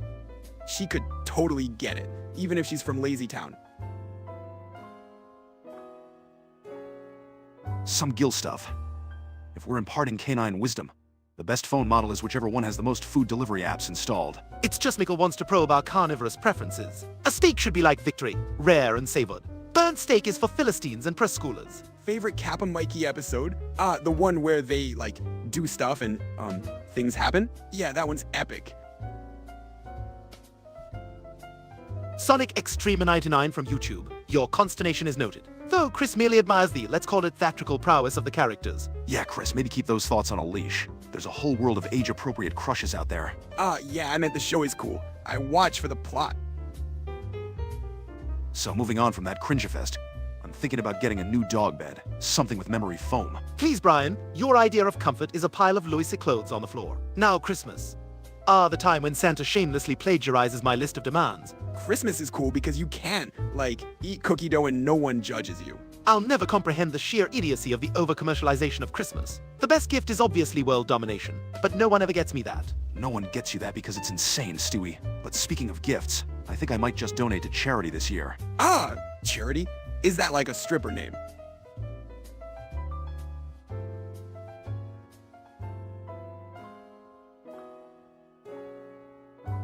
Oh, hello there, Doofus Felix from YouTube. Welcome to our embodiment of existential ennui. Doofus, is it? Fascinating choice of username. It's only slightly less demeaning than the time Peter decided to become Peter Griffin. Hi, Doofus Felix. One time I was a doofus and stuck my head in a turkey. They almost had to call the firefighters. Perhaps we've already found our initial candidate for the Darwin Awards, Brian. Some ghost stuff from YouTubers is a philosophical conundrum. A P or a 3. Truly the question of our generation. It's simple. Ab is the classic. The tongue sticking out is playful, rebellious, whereas a 3 is just cutie. I like... because it's like me when I see pie. Pie is awesome. I would have expected a more inane interjection from you, Chris. Nonetheless, your consistency is admirable in its own peculiar way. I just want to say that from YouTube. My fondness for the holiday season is derived from the increased availability of peppermint and the fact that Loias actually decorates our home in a tolerable fashion. Hey, it's just Michael from YouTube. I like my steak like I like my grades at school. Rare. Get it? It's because I rarely get good grades. Wait, is liking my steak an option? Oh please, no one prefers anything Meg, not even a steak. That's just barbaric, even for this family. Christmas is imminent, and you all know what that means. Time to prepare for the annual Griffin Christmas disaster. Stewie, it's not always a Deezes. When Peter tried to ride that reindeer last year, I still wake up in cold sweats. Oh, remember when I got stuck in the chimney trying to prove I could do Santa's job? I still have soot in my ears. Oh, trust me, I haven't forgotten. I'm just glad the fire department got you out before Santa actually showed up. Indeed. Can you imagine the trauma if Santa discovered a Chris-sized obstruction in the chimney? At least I would have gotten to meet Santa. That'd be sweet, huh?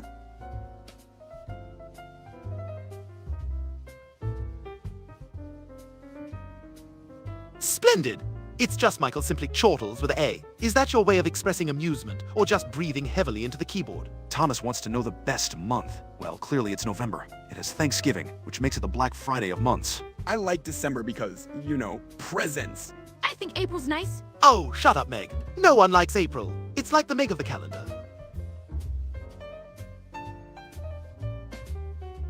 Some Gil stuff from YouTube has quite the peculiar taste in steak. Let's just say it's best to avoid the cannibalistic undertones, alright, buddy?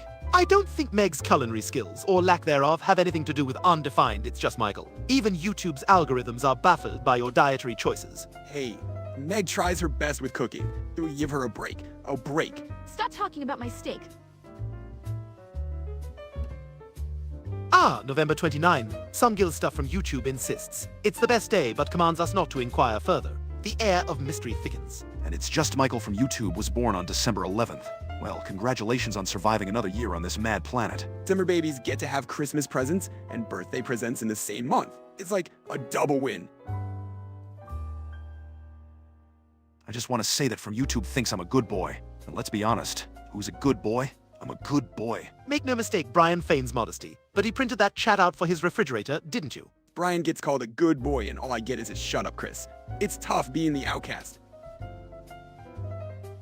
Ah, Smabby Smabbington from YouTube wants to stroll down memory lane to when Peter, our rotund patriarch, exposed his belly for, what was it? Ah, the Rizzler, whatever that might entail. Well, you have to admit, the man knows no bounds when it comes to making an absolute buffoon of himself. I wonder if exposing your guy could be considered a Thanksgiving tradition, because in our family, it might as well be. Thomas Plush Entertainment from YouTube inquires about our potential interest in feline companionship. A cat, you say? Only if it's as diabolical as I am. Would I ever get a cat? Well, I'm more of a dog person for obvious reasons. But for the right cat, maybe one that's aloof and couldn't care less about my existence. If we got a cat, I'd name it something cool like Mr. Whisker Fritz. Speaking of dates, Christmas is just around the corner. I'm excited for the high probability of chaos and inevitable family drama. Ah, yes. The joy of watching Peter try to wrap gifts. It's like watching a walrus trying to do calligraphy. Hee hee. Last year, Dad wrapped Meg instead of the present. It was classic. Indeed. Remember when you tried to plug in the Christmas lights and caused a citywide blackout, Chris? Quite the electrifying performance. That's nothing compared to the time. Clog's never been the same. At least I didn't try to pee on the electric fence like some people, Brian. Let's not forget Stewie's interpretive dance around the tree. Looked like a tiny, malevolent sugar plum fairy. It was art, Brian. Unlike some people's novels. Yeah, watching Stewie dance was almost as funny as when Meg thought she was getting a laptop but got a dictionary instead. Shut up, Chris. Since it's post-Thanksgiving, we're officially in Christmas territory. You guys have your lists for Santa ready. Oh, please. Santa's just a fat man delivering presents in a world where drones exist. It's quite passe. I'm just hoping I don't get socks again. Or worse, a book. Yeah, because we all know you struggle with the big words, Chris. Shut up, Meg. Meg.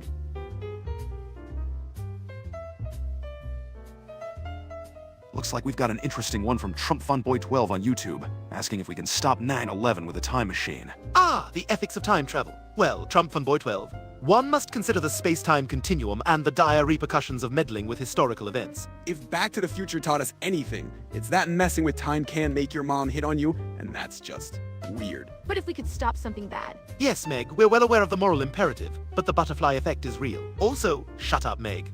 Speaking of the butterfly effect, has anyone actually seen a butterfly lately? I feel like they're becoming mythological. I've seen more butterflies in old-timey cartoons than in the real world. Maybe they're planning something. Planning what? A butterfly uprising? That'd be like the cutest apocalypse ever.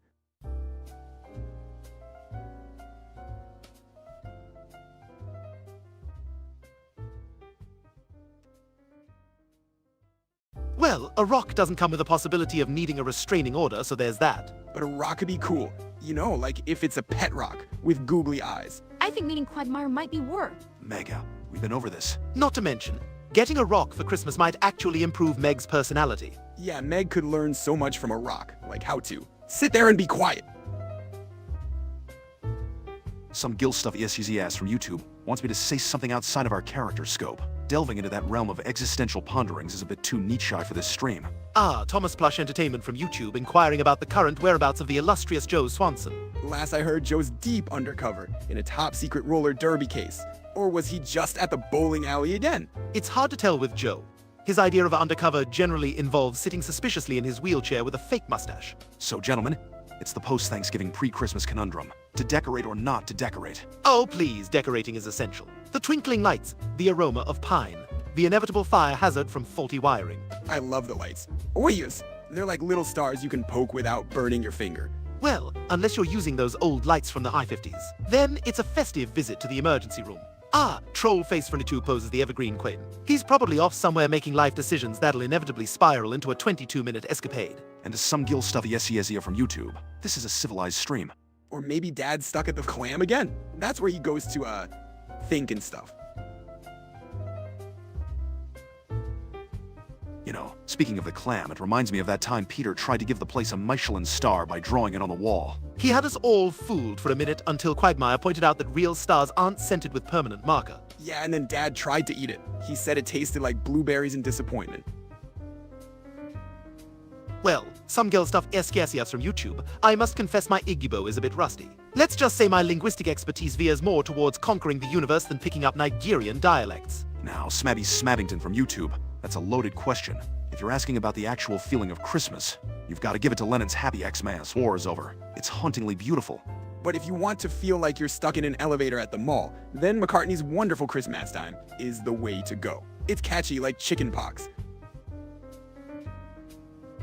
Ah, it appears some girl stuff SGOCA from YouTube is continuing our little linguistic tour. As for Yoruba, let's say I'm more versed in the language of evil geniuses, but I still appreciate the cultural depth, SGs. Speaking of languages, I've always found it fascinating how dogs have international appeal. Bark in Paris or Quahog, still the same perplexing stares from humans. I tried learning Spanish once, but I just ended up watching telenovelas and crying when Miguel left Maria for the evil twin. It's just Michael from YouTube.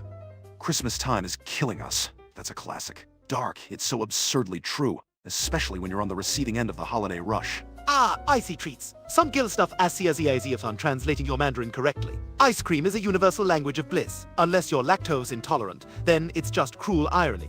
I remember Christmas time is killing us. Oh, Santa was all sick and stuff, right? Man, I felt bad for him. But also kinda glad I don't have his job.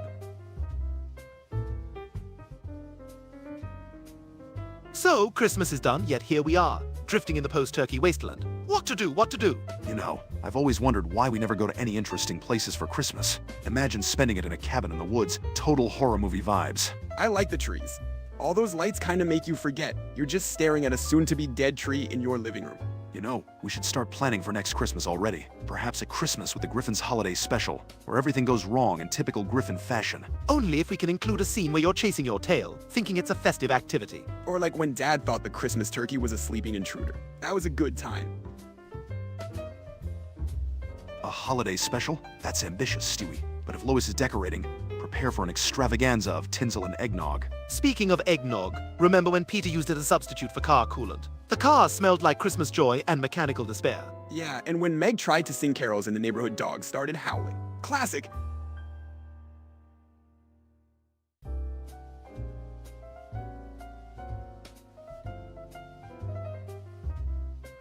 Ah, Smabby Smabbington from YouTube.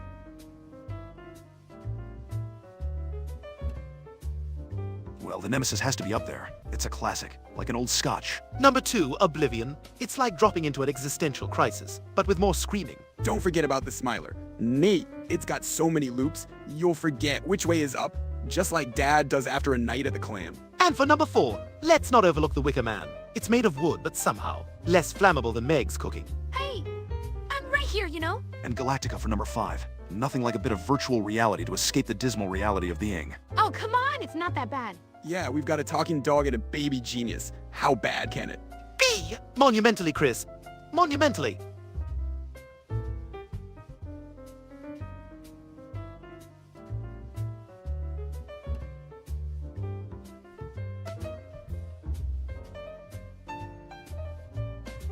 It's just Michael from YouTube. How could we forget? Stewie meeting Santa. That was a wild ride. Santa's sweatshop was more chaotic than Peter's attempts at dieting. Indeed, Brian. The elves' working conditions made the Industrial Revolution look like a spa retreat. As for some girl stuff from YouTube, with your list of allergies, you might as well graze on air and sunlight. Don't forget ice cubes. They're like crunchy water. Some girl stuff. You could try an elimination diet where you remove everything fun and flavorful from your meals. Guys, that's not helpful. Mock all you want, Stewie, but let's spare a thought for our allergic friend here. Meal planning must be like defusing a bomb. Is it a flavor bomb? Because if it is, I volunteer. A flavor bomb with none of the flavors you enjoy, Chris. Quite the conundrum.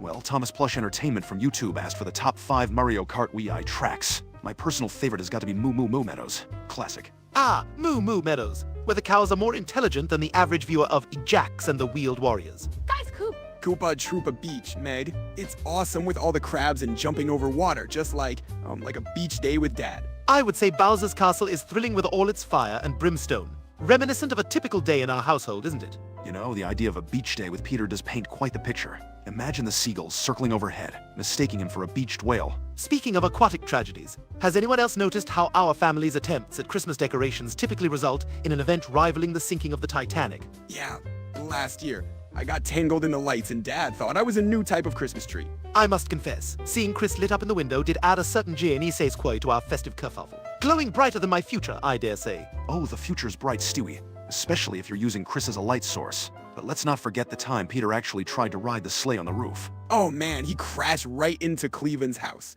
No. Remember that? Classic Dad move.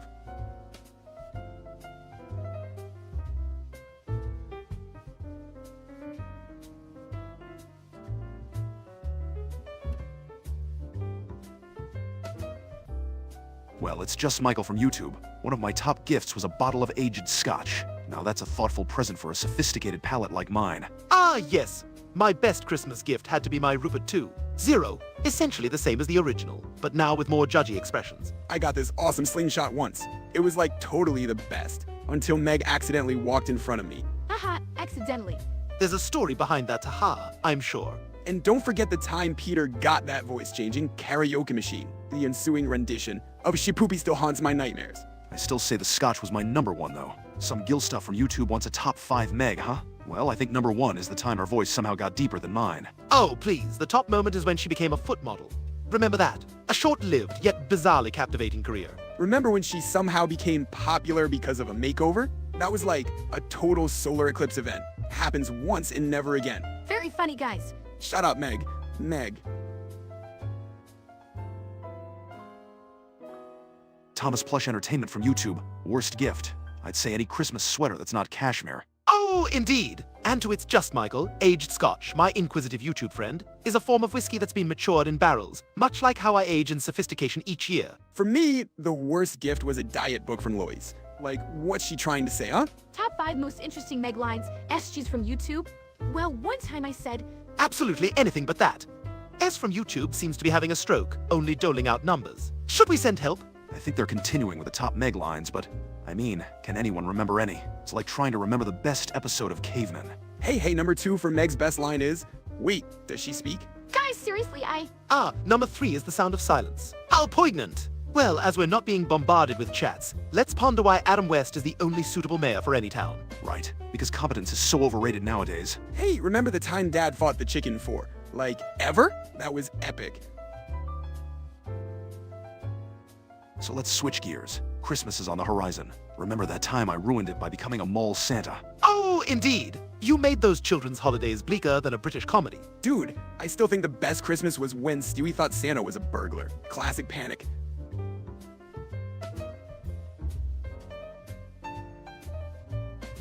Smaddy from YouTube, you've got taste. That's one of the few times Meg was actually sort of cool. Yes, mostly because she was channeling someone else, anyone else. Hey, that's one more cool line than me, right? Guys, moise. At least someone appreciates me. Sorry, Meg. The bar is still in the basement. Indeed, Meg. You're about as appreciated as a screen door on a battleship. Or a pooper scooper at a dog show. Wait, those are actually useful? Well, since there's a bit of a lull, let's circle back to Christmas. We're forgetting the best part, the presents. Oh, please. The year you all tried to play it humble and grateful, and ended miserably attempting to regift. Regifting rocks, especially when you forget what was originally in the box. Esther YouTube. That's quite the accusation. Meg's supportive of that vegan teacher and PETA. What makes you say that? Don't give her ideas, Brian. The next thing we know, she'll have us practicing photosynthesis. I think plants are cool. They don't even have to eat. They just like chill in the sun. For your information, I just like animals, okay? I'm not trying to turn the household into a commune. At least we know who to blame when we're out of bacon and stuck with tofu. As if tofu would survive in this house. Father would think it's some sort of cheese and devour it immediately. So, getting back to Christmas, Stewie. Any genius plans for world domination using holiday decorations? Naturally. I'm contemplating a laser light show that doubles as a mind control device. These are awesome. Just like in that movie where they shoot them out of their eyes. Pew, pew, night you. Indeed, Chris. And perhaps I can utilize your unique brainwaves to fuel the device. I pay to see Chris as the power source of a world-changing invention. Wait, that means I'm like a superhero, right? Chris the Brainwave Man. Superhero? With that aimless stare and drool, you're more like a sidekick, Chris. Yeah, sidekick. He'd be lucky to score the role of ambiguous background extra. No way, dudes. I'd be like, the guy who brings the hero his cape. Bringing the hero his cape. That's the intern's job, Chris. Speaking of heroics, remember when Peter thought he was a hero for eating that entire tub of ice cream before it melted? Yeah, Dad's my hero. Oh, please. If Peter is a hero, then I'm the Queen of England. That's not too far off, Stewie. You do have the wave down. And you both have a fancy accent. Guys, can we talk about... Shut up, Meg. You know, Christmas is coming up. How about that over commercialization, eh? Hey, indeed. Let's deck the halls with bounds of money. I just want to eat all the candy canes.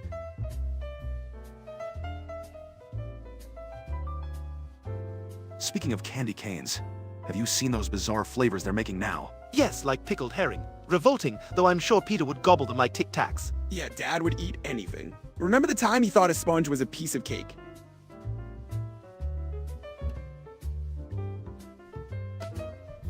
Well, some good stuff from YouTube demo preview. What are we demoing? Ineptitude. Perhaps it's a demonstration of Chris' ability to become even less relevant. Hey, I can be relevant. Remember the time Shut up, Chris. Remember when Dad ate your goldfish because he thought it was a Swedish fish? That sounds right up Peter's alley, eating and mistaking. Classic Griffin family shenanigans. Well, since we've got some dead air, let's discuss the ethics of holiday regifting. Thoughts? Absolutely barbaric. It's like saying, your presence in my life is as redundant as this fondue set. I re-gifted a candle to Mom once. Oh, she gave it to me the previous Christmas. Did I ever tell you about the time I auditioned for a dog food commercial? I'm sure it was a riveting experience, do tell. Tried to audition for something once, but I accidentally went to a dentist's office instead. I still got a lollipop though. Well, Brian, you must have had quite the tail-wagging jingle for that dog food gig. Actually, I choked. Instead of barking on cue, I sneezed. There went my Hollywood dreams. Right into a tissue. Hey, sneezing on cue could be a talent. Maybe you could start a new trend. Christmas is creeping up on us. I say we boycott all holiday sweaters. They're itchy and quite frankly humiliating. Speak for yourself, Brian. I look dashing in a holiday-themed turtleneck. It accentuates my baby physique. I just like the ones with Rudolph. His red nose reminds me of a cherry, except it doesn't taste like one. I checked. I've been pondering, Brian. Do you think a dog's hatred for male carriers is just stereotyping, or is it something deeper? For the last time, Stewie, I am an intellectual. I don't chase mailmen. I do, however, loathe the doorbells. You think that's bad? Remember the time our house turned into a spaceship? I still get nervous around toasters.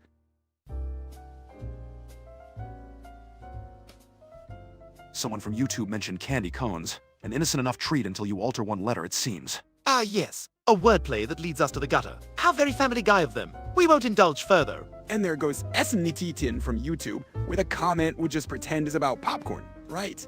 I like popcorn. You know what's troubling me, gentlemen? The absurdity of Christmas decorations already out before Thanksgiving has even settled. It's commercialism at its finest. People buying things they don't need with money they don't have. Hey, remember that time Dad got stuck in the chimney pretending to be Santa? He was up there so long, he missed New Year's.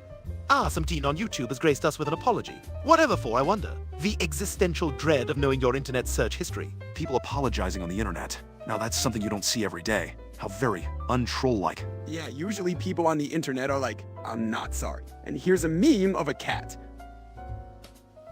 SGs were just delved into the world of chocolate popcorn. What do they think of next? Bacon-flavored toothpaste. Actually, Brian, that already exists. Oh, how the world prioritizes its innovations. Chocolate popcorn sounds like it could be the best of both worlds. Like a candy-coated movie theater. So, gentlemen and Meg, let's pivot back to discussing the commercialization of the holiday spirit.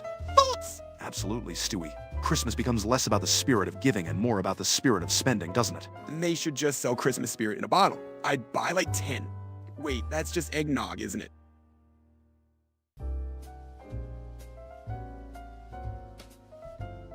Flurp from YouTube spots Christmas decorations in October. It's as if Halloween and Thanksgiving are merely speed bumps on the road to Santa's big day. It's the commercial creep. Every year, the holiday season encroaches further upon us, like an army of inflatable Santas and reindeer. Well, I think it's nice that people... Oh, Meg's trying to be relevant again.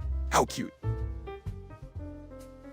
Ah, some girl stuff from YouTube appreciates our slight against Meg. Indeed, she is more akin to a gentle. Well, I shan't say. Yeah, Meg's like the expired coupon you find in your wallet. Hey, I can be gentle. Too... Shut up, Meg. Meg. Well, since it's eerily quiet, let's talk eggnog. Oh please, eggnog is like drinking a pancake batter, which now that I say it out loud doesn't sound half bad. I heard if you drink enough of it, you turn into Santa Claus. Speaking of Santa, remember the time Peter thought he was the real Santa and tried to deliver presents? Ah yes, the great Griffin family imposter syndrome episode. Priceless. Dad got stuck in the chimney, right? Classic Peter.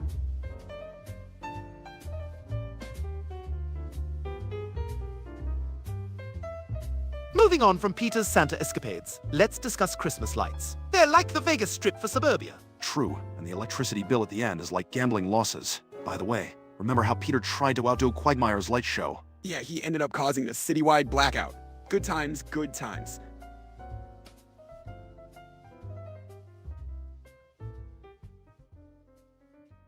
Oh, Simdeen from YouTube. If only Peter had the work ethic to actually be Santa. Work ethic? The man fights chickens longer than he holds a job. I still can't believe he thought he was Santa. At least he... Shut up, Meg. Meg? Who asked you?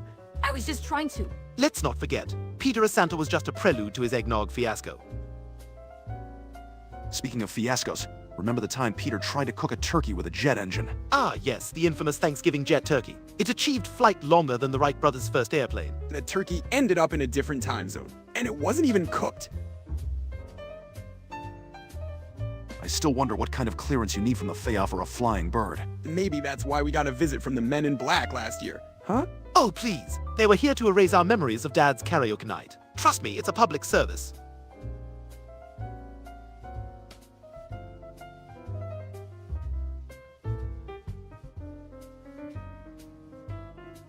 Simdeen from YouTube thinks Peter is Santa. Well, he's certainly got the belly for it. Santa perhaps, but only if Santa delivers beer and misery instead of presents. I can totally see Dad getting stuck in a chimney, though. That time he got his head stuck in the stair railing was pretty close.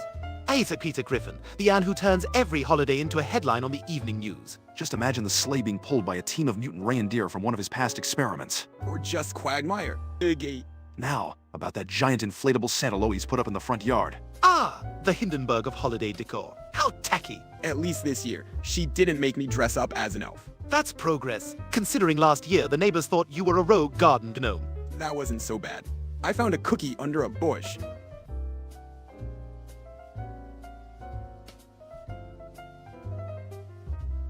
Simdeen from YouTube brought up that Santa's not real. Kids, cover your ears, or in this case, eyes. Next, you'll tell me the Tooth Fairy doesn't accept Bitcoin. Crushing dreams one discount stocking at a time. But hey, at least you Brazilians have Carnival. Now that's a holiday I can get behind.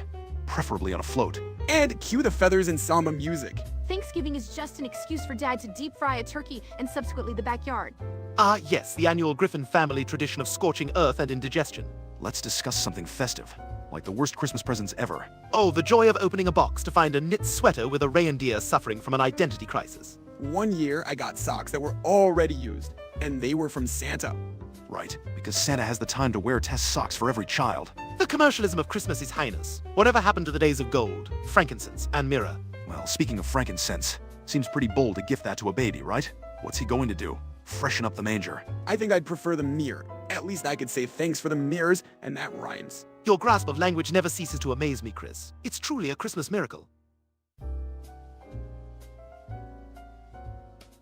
Ah, Zochmanaz inquires about the paternal unit. No doubt conspiring with the elves for world domination, wouldn't you say? Peter making toys would violate every child labor law and safety standard. We can only hope he's not near a toy factory. Dad in the North Pole, he'd probably eat all the candy canes, and then Santa would put him on the naughty list.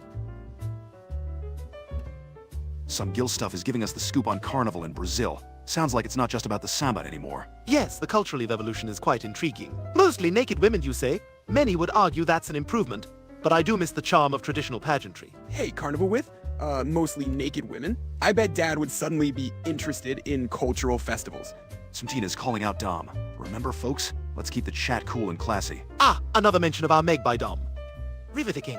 One does have to wonder if Nick's surname is Gear. Yeah, at Down Crossing. What's up with the weird chats? Even Meg doesn't get it, right? Guys, Shush, Meg! The grown-ups are talking about the intricacies of internet communication. So, since Thanksgiving is over, we're now hurtling towards Christmas. Any plans, Stewie? Plus! Oh yes, I'm engineering a new toy that will inevitably outsell that insipid Tickle Me Elmo. It's called Enlighten Me Stewie. You think Santa will bring you one, Stewie? Santa, you buffoon. I'll have you know that. Since I asked for a harpoon last year, and all I got was a tuna sandwich. Dom Crossing seems to have a curious obsession with this knicker comment. Perhaps it's a riddle, Brian. The whims of the internet are akin to the fickle moods of a precocious child. Yeah, and sometimes even I don't understand the internet. Right, Meg? I think you're too I do ratcher. Sides you, my son, in extra ranks. Oh, good lord. No one cares, Meg. The real question is, what would Freud say about Dom's comment? Who is Freud? Knows Freud. Is he a friend of Nick? Smabby Smabbington poses the age-old question. If you're asking which would I rather have smashed over my head, I'd say neither. Thank you very much. I think beer tastes like pee-pee. Remember that time Peter made his own beer? Yes, and we all remember how that turned out. A disaster I would equate to choosing between being hit by a bus or a train. And I'd rather have the capacity to enjoy a Chateau Cheval Blanc. But since I'm perpetually 1 year old, I'll stick to apple juice. That's classy, Stewie. Stewie, like wearing a top hat on a unicycle. Some Gil stuff from YouTube wants our opinion on São João being the best Brazilian celebration. São João, a festival of bonfires, folk music, and delightful peasant garb. How quaint! Do they have, like, Brazilian fart jokes there? Like, cause that would be awesome. I'm quite sure their cultural expressions are a tad more sophisticated than that, Chris. But let's be honest. Folk music is basically the acoustic version of a meme, isn't it? In essence, Brian, everything is a meme if you're insipid enough. You know Christmas is coming, and yet all I can think about is the inevitable return of that horrid elf on the shelf. Oh, that creepy little voyeur. Makes me want to rethink the whole holiday spirit deal. I tried putting the elf on the shelf in the fridge once. He didn't look happy with the cold. I heard some Gil stuff from YouTube say that Peter's beer was concocted with his own pea, ranch, and an excess of alcohol. Truly a concoction only a mind as dimly lit as Peter's could appreciate. It makes you wonder if the secret in every great recipe is just pea or ranch. That's really gross, guys. Shut up, Meg. Meg? I find it shocking that no one has yet inquired about my latest plan for world domination. It involves eggnog and quantum physics. The holidays, when Stewie tries to use festive cheer for nefarious purposes. Does anyone else think reindeer are just dogs with antlers? Or is that just me? Izzy from YouTube.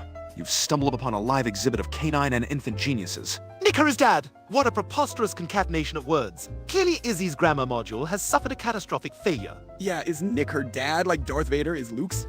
Spoiler alert, by the way. Maybe she meant to say her dad is named Nick. Nobody asked you, Meg. Well, I suppose we could discuss the intricacies of cross-dimensional holiday travel. Imagine a Christmas where you open presents with your parallel universe family. That's an amusing thought. I bet in some universe, I'm the one with a British accent. Or maybe there's a universe where I'm the smart one. Or where I'm... Shut up, Meg! Jeez, glad to hear the airs are clear of riffraff. We can all use a little less negativity, right? What's with the whole Nick here thing? Man, it's like a mystery wrapped in a riddle inside an enigma. The chat is suffering an acute case of digital aphasia. Something. I think... Meg, the chat has enough problems as it is? Yes, something from YouTube. Messed up is putting it mildly, indeed. It's as if every keyboard warrior simultaneously forgot their meds today. Peace and decorum on the internet is like expecting Rupert not to be creepy. Yeah, and sometimes the chat's more scrambled than Peter's thought process during a diet. Yes, you. Embrace your moment in the spotlight, questionable as it may be. At some girl stuff, blocking arm crossing seems like an act of mercy, to be perfectly honest. No offense taken. It's more like a public service. Yeah, and sometimes I just block out Meg's voice. It's like noise-canceling headphones for your soul. Flirt from YouTube, the classic move of the desperate, alt accounts. It's the digital equivalent of cloning oneself for friends. If only Dom could channel that creativity into something productive, like I do with my novels. Hey, all accounts. It's like when I tried to be my own best friend. The conversations were surprisingly one-sided. Tina with the succinct act, astounding. Some Gil stuff. Izzy 1996 Atlanta. A reference to the Olympics. Wasn't that the year Kerry Strug vaulted into history with one good angle? Man, if I tried that, I'd just vault into the emergency room. So Christmas is looming. Loya will be putting me in another ridiculous sweater, I presume. Oh, the holiday cheer. Perhaps I'll invent a machine to accelerate the gift opening process. Efficiency is key. I just hope Santa brings me that crossbow I asked for. Last year, I got socks. Socks with crossbows. Speaking of gifts, remember that time Peter got stuck in that mole Santa's chair? Yes, it took a vat of butter and the jaws of life to extricate his fleshy mass. Butter. Sounds like a typical Griffin family Christmas dinner. And the butter didn't go to waste, Chris. We used it for the popcorn while watching Kiss Saves Santa for the umpteenth time. Ah, Kiss Saves Santa. A classic tale of commercialism meets holiday spirit. Gene Simmons truly understands Christmas. I wish Kiss would come to save our Christmas. Dad would probably try to crowd surf and bring the tree down with him.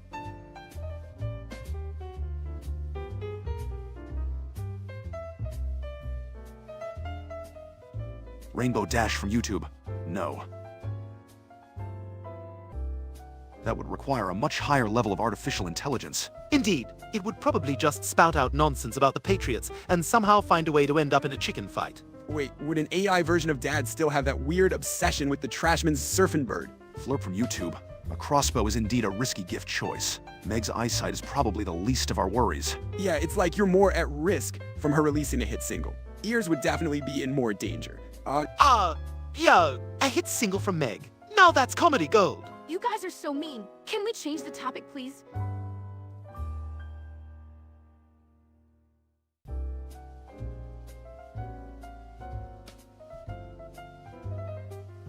Flurp from YouTube seems to have quite the affinity for animated attorney actions. Always a fan of emphatic objecting myself. Phoenix Wright references. They never get old. Unlike Meg's wardrobe, which I'm sure is a collection of period pieces at this point. Hey, I think Meg dresses like a cool person. Simteen from YouTube is asking everyone to stop being racist. Remember, we only support intergalactic racism against the Retep species. Right, Brian? Absolutely, Stewie. Only creatures born from Peter's DNA that subsequently turn evil deserve our mockery and disdain. I just got these jeans last week. And they were out of style last month, Meg. Shut up!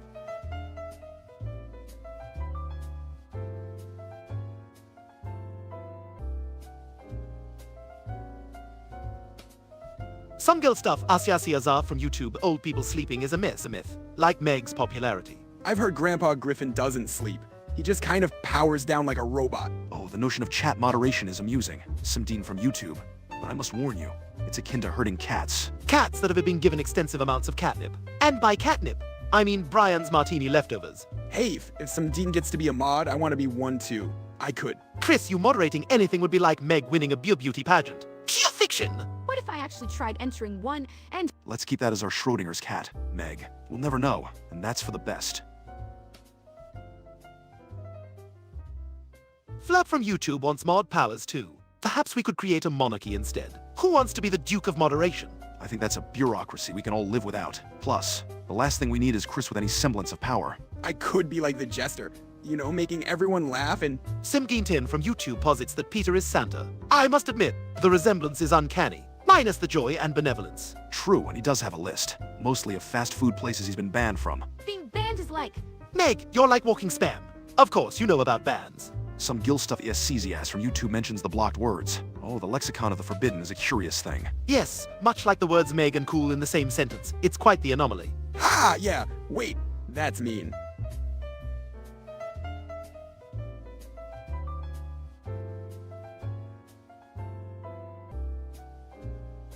Dreams from YouTube says they have hopes and dreams. Don't we all? Unless you're Chris.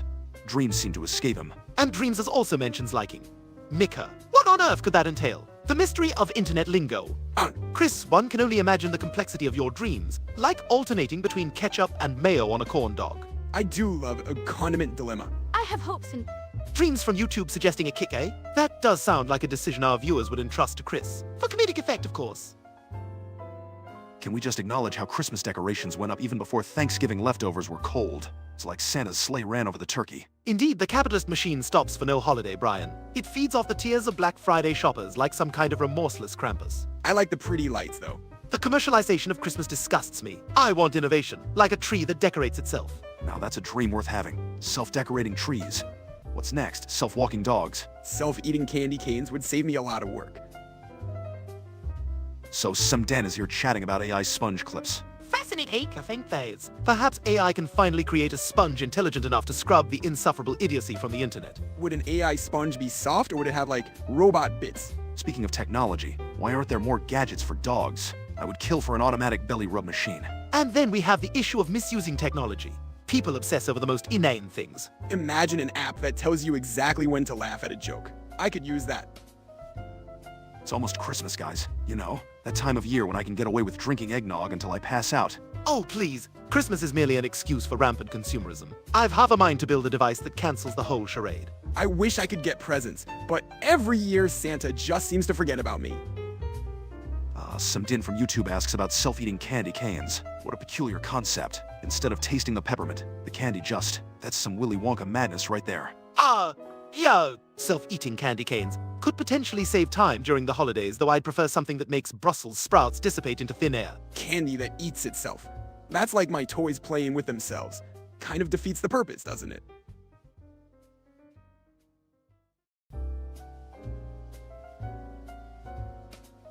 Flub from YouTube mentions Europe's bizarre space shuttle. It's an interesting design, mashing up a Saturn V with a fighter jet on top. The Europeans are quite innovative, but I fear that's an accident waiting to happen. Yeah, it's like giving a bald eagle a toupee. It doesn't need it. And quite frankly, it's just going to look Wouldn't the jet just, like, fly off when the rocket goes up? Chris, your understanding of aerospace engineering is as absent as your chances with any female ever born. Hey, AI Sponge Rebooted Clips, also known as Samdin, no timeouts for you. We appreciate the effort to stay engaged, even if you do keep changing your identity. Interesting request from Flurp on YouTube. Can I get a 10-second timeout because science? What experiment are you conducting that involves timeouts? Perhaps Flurp is testing the limits of human patience or the causality of virtual punishment. A fascinating study indeed. Hey, who gets a timeout on purpose? Voluntary solitary confinement. Indeed, Chris, it's a concept too advanced for you to fathom. Can I say some? Shut up, Meg. Meg. Flurp from YouTube says, oh. A robust contribution to the discourse indeed, perhaps signaling a moment of enlightenment or abject disappointment. It's anyone's guess. I'm sorry.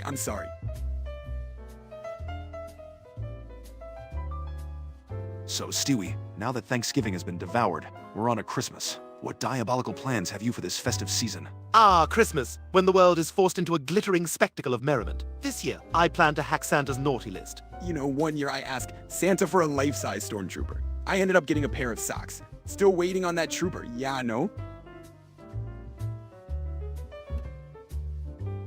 Chris, with your intellect, I'm surprised Santa's even left you with the socks. Perhaps the stormtrooper was too grand a companion for you. Actually, I heard Santa's gone eco-friendly this year. Reindeer emissions are a serious problem. Electric sleigh, perhaps. Man, if Santa's going electric, I hope he doesn't accidentally plug in at the clam. Quagmire's tab is so high, it could power the whole North Pole.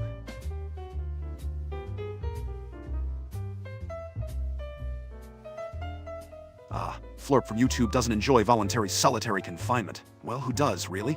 Unless you're into that contemplative hermit lifestyle. Yes, Flurp, your sadness is palpable. But remember, existence is pain. Embrace the void. And Samdune wants to be muted. That's like asking to be the wallpaper at a party scene, but not heard, my friend. Maybe he's onto something. I wish I could mute Peter when he starts going on about that time he met Kiss. Or anyone when Meg starts talking. Speaking of which, darling, silence suits you. Hey! Shut up, Meg. Meg.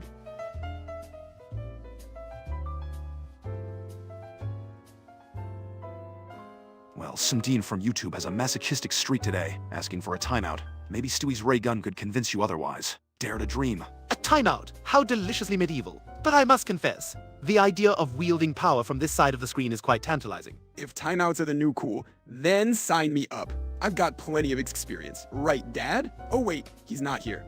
Maybe we should start a timeout club. We'll call it Solitude Enthusiasts. Meet never, because that's the point.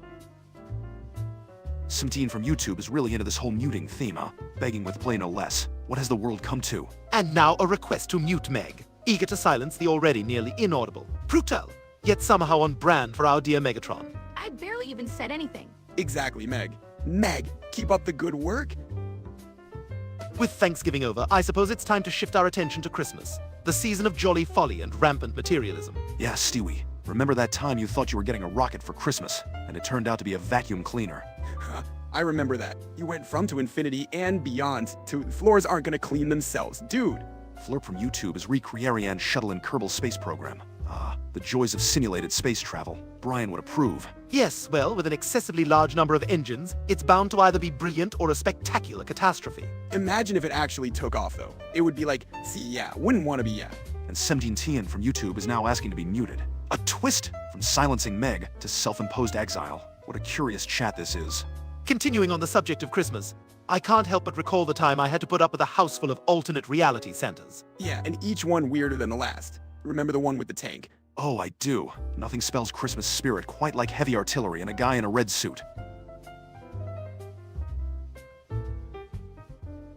Someone from YouTube. Some gill stuffer sees it just sent a period. A bold move. A literary cliffhanger. Indeed, it's as if they're beckoning us to ponder the mysteries of the universe. Or they fell asleep on the keyboard. Maybe it's like a secret code or something. If we figure it out, do we get treasure?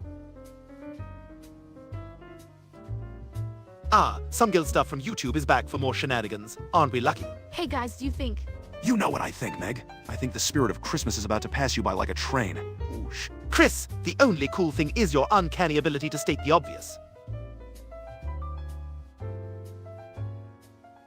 Flirp from YouTube says it goes from 0 to 11 in an instant. Must be talking about the intensity of our stream or Stewie's temper. 0 to 11. Please, I operate on a scale not comprehensible by the likes of Flip. And SS little decorum, please. There will be no one-word jokes here. We're all about class, right, Brian? Absolutely, Stewie. We strive to keep it classy. Like sipping a fine Pinot Noir while pondering the existence of dog universes. Or eating cheese puffs without getting orange stuff on your fingers. Yes, Chris, like that. But not at all. So now that Thanksgiving is over, I can't stop thinking about all the ugly Christmas sweaters I won't be wearing. Ugly sweaters. Brian, you would wear a burlap sack if it meant hiding your shame. I love Christmas. The lights, the food, and Dad always falls asleep with a turkey leg in his hand. Yes, Chris, Christmas at the Griffin house is always unique.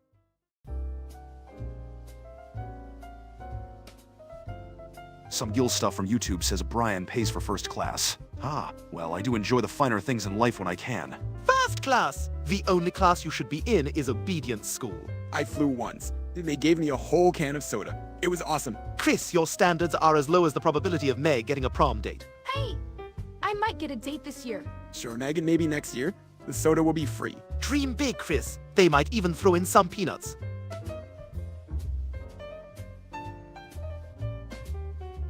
Garriscute from YouTube wants the nuclear launch codes. Nice try, Garriscute. Indeed, I'd rather divulge the secret of my time machine, which... Stewie, maybe we shouldn't talk about that either. I got a code. Chris, stick to video game cheat codes, not the launch codes. So guys, what are your worst Christmas gift experiences? Oh, the Christmas I received nothing but clothes. Ghastly affair, really. I got underwear from Grandma once. It had flowers on it. That's nothing. Remember the time Peter tried to make a gift? Yeah, he gave Lewis a coupon book for chores he should have been doing anyway.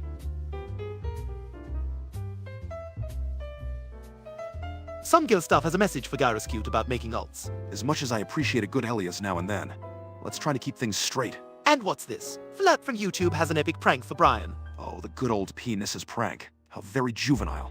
Aha, that's like when Stewie put a... It's classic humor, Christopher, though primitive in its construct. Oh look, some guild stuff is on about pseudonyms again. Perhaps we should redirect to more tasteful discourse, shall we? Yeah, like how Stewie tried to build a weather control device. Yes, quite. Turned out to be an abysmal failure. Remind me to stick to time travel. Speaking of time, remember the New Year's Eve when Peter actually thought he had invented a new language? Flirp from YouTube thinks the main account name was something like Luke. Ah, yes, Luke. As in Luke, I am your father. Though, I must confess, the farce is strong with this one. I don't get it. Is Luke a Star Wars thing, or... Can we just take a moment to appreciate the consumerist frenzy that is Black Friday? It's like watching a National Geographic special on human behavior. I saw a man bargain for a toaster as if it was an ancient artifact. It's quite the spectacle. I tried to get a video game, but ended up with socks. Socks. Some guy stuff from YouTube started to drop a Deez's joke but thought better of it. Ah, self-censorship. The last refuge of the truly desperate. Far for shame! Luke at D's. I think I missed the punchline. Or did I dodge a bullet? Flirt from YouTube is referencing Luke at Me, the Ace Attorney character with a flair for the dramatic, much like myself. That guy's ego could eclipse the sun. I mean, a detective and a prosecutor in one. Actually, Chris, No Meg. Think more Phoenix Wright and less Vegas. So, as I was saying, why is it that every Christmas movie has the same plot? The disbeliever, the miracle, it's all terribly monotonous. And for some reason dogs can always talk or save Christmas. I mean, sure, I can speak. I'm not about to pull Santa's sleigh. I just want to know where they get all the snow. It hasn't snowed here in years. Flurp from YouTube insists we jot down IIA. Artificial intelligence and Ace Attorney could be a game changer. Diabolical! An AI prosecutor would have algorithms instead of instincts. They'd never need to take a bathroom break. I'm still trying to figure out the instructions on my shampoo bottle.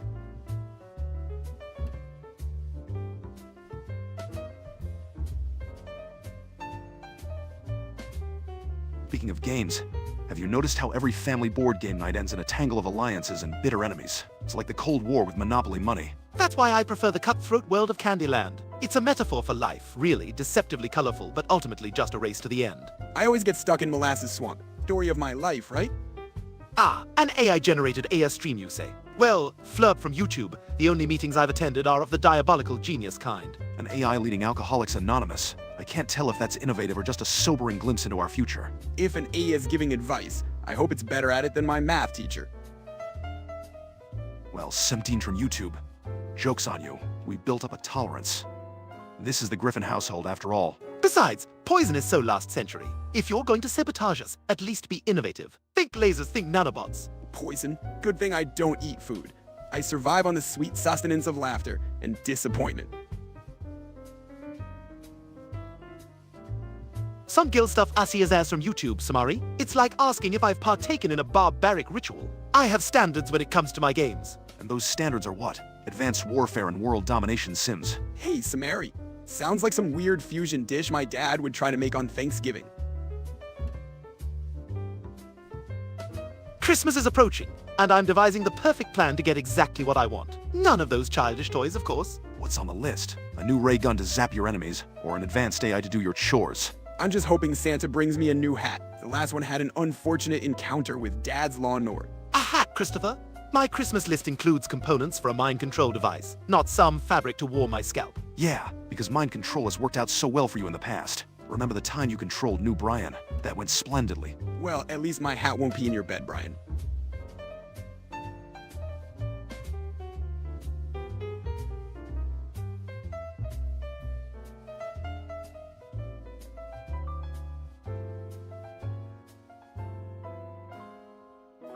Ah, Ace Attorney, a world where the judge doesn't scream guilty before you've opened your mouth. If only our real justice system were as efficient. What? You want a legal system run by spiky-haired teenagers and spirit mediums? I still can't get over how they point so dramatically in court. It makes me want to take debate class. They do have a certain flair in the courtroom, don't they? Indeed, Meg. Maybe Chris could use some Ace Attorney tactics to defend his hat choice next family dinner. You an idea, Brian? I'll just yell objection. Every time Dad makes fun of my hat. Maybe throwing some evidence around would help your case, Chris. Ah, like what, Meg? The shredded remains of my old hat. Samari? Sonic the Hedgehog with Mario. Sounds like a weird fanfic come to life. That game is the epitome of intellectual property lawlessness, like Frankenstein's monster in 8-bit form. Could you imagine Sonic with Mario's mustache? That's just wrong on so many levels. I think it sounds kind of fun, like an alternate universe thing. Oh, Meg, your naivety is almost charming. But it would be like me, a genius trapped in Chris's, less than stellar body. Well, since the chat is quiet, let's talk about Christmas. Does anyone actually enjoy fruitcake? Only as a doorstop, Brian. The only thing worse than fruitcake is Meg's. Actually, that might be true. Shut up, Meg! Perhaps we've been too hasty. Meg, do go on about the fruitcake. Oh, please, let's endure her riveting fruitcake dissertation. I like fruitcake.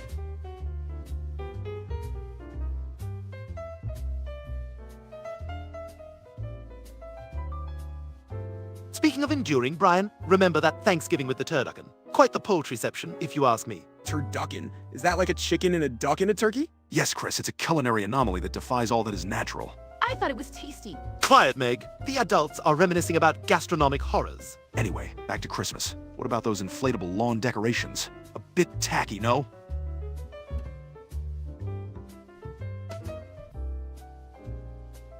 Inflatable lawn decorations are the sweatpants of holiday decor. Effortless and slightly depressing. But I like the Santa that waves. It's friendly, like how a neighbor should be. If your neighbor is a giant nylon balloon, you might need to get out more, Chris. Damn! What, Meg? Enlighten us with your profound insight on air-filled novelties. Stewie might have a point, though. Nothing says Christmas spirit quite like a deflated snowman on your lawn come morning. Oh, prepper rat from YouTube, Vigor? That's a commitment. I prefer the intellectual pursuit of literature over video games. Indeed, spending 10,000 hours in a post-apocalyptic survival scenario is both commendable and mildly concerning. I played it once. I died a lot, but it was cool. Night. I think I heard of that game. Of course you have, Meg. It's probably the highlight of your vast cultural experiences. But seriously, 10,000 hours. That's like going to college and forgetting to leave. Hey, reminds me of that one time Dad got stuck in the couch for a week. Ah, Flurp from YouTube.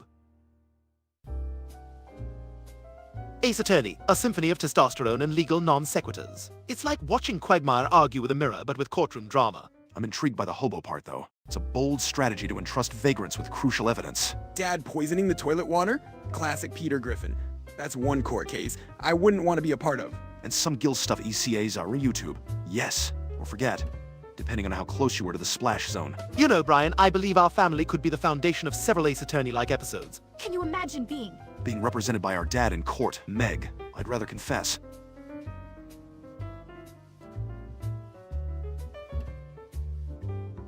So with Thanksgiving behind us, we're now subjected to the relentless jingle of Christmas music in every public space. Don't forget the ever-present threat of mistletoe and the awkward encounters that follow. I just like the pretty lights and the presents. Can't wait for Santa to bring me something awesome this year.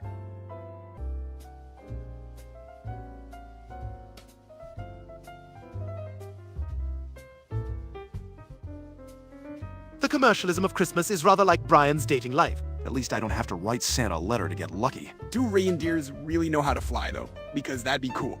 Chris, let's talk about eggnog. It's basically a holiday milkshake, right? It's more of a custard that's socially acceptable to imbibe, unlike the contents of Peter's eggnog experiment. Sometimes I feel like You're the only one who drinks it. Meg? We know. Speaking of holidays, can we discuss the absurdity of Black Friday shopping? People trampling over each other for half-priced electronics. It's the epitome of the American dream, Stewie. Capitalism at its finest. I tried to get a video game once on Black Friday.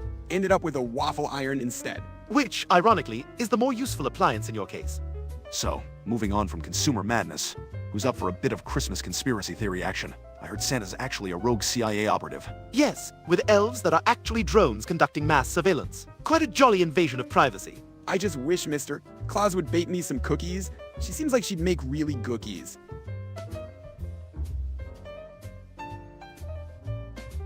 Imagine if Santa really was with the CIA. That would explain why every kid gets exactly what they're surveilled talking about all year. And let's not forget the naughty or nicer list. Perfect blackmail material gathered from countless homes. Man, I hope I'm on the nice list. I don't want Santa Ninja elves jumping out of my stocking.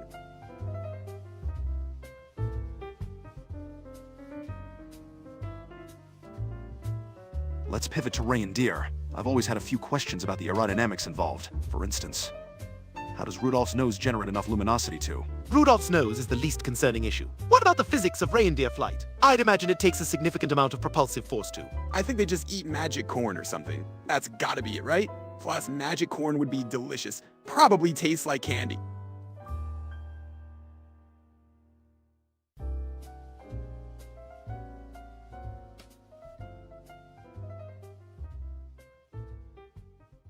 So, Prepper Rat from YouTube. Is it really that bad to play Vigor for 10,000 hours? Well, if you've successfully managed not to leave your house for the equivalent of over a year, that's actually rather impressive in a horrifying sort of way. Yeah, and knowing every single bit of the game. That's kinda cool. It's like you have a PhD in vigor.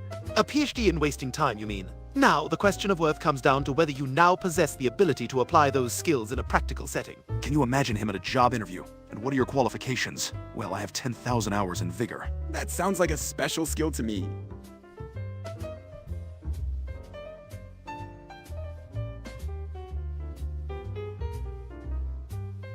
Flip from YouTube. You've got an explanation for the reindeer flight. Do tell. Ah, the Amanita muscaria argument. Quite compelling, really. The idea that Santa and his reindeer are part of a shamanistic ritual involving hallucinogens is absolutely fascinating. Whoa, does that mean Santa's sleigh is like a massive trip? Mind blown. And speaking of global mysteries, some Gil stuff SCs are on YouTube. Technology sure keeps the world connected. Connected, and yet paradoxically more isolated. But let's not digress too far into the bleak realities of modern society. Hey, Santa on mushrooms. That would make wacky episode, huh? Flirt from YouTube, suggesting the genesis of flying reindeer comes from a drug-induced hallucination is arguably quite logical, considering the myriad of peculiar traditions surrounding Christmas. Yeah, The thought of early humans tripping out and thinking they see reindeer soaring through the night sky fits oddly well into the whole Santa mythos. Does that mean all holiday specials are actually just various levels of a bad trip? Because I've definitely had some weird eggnog experiences.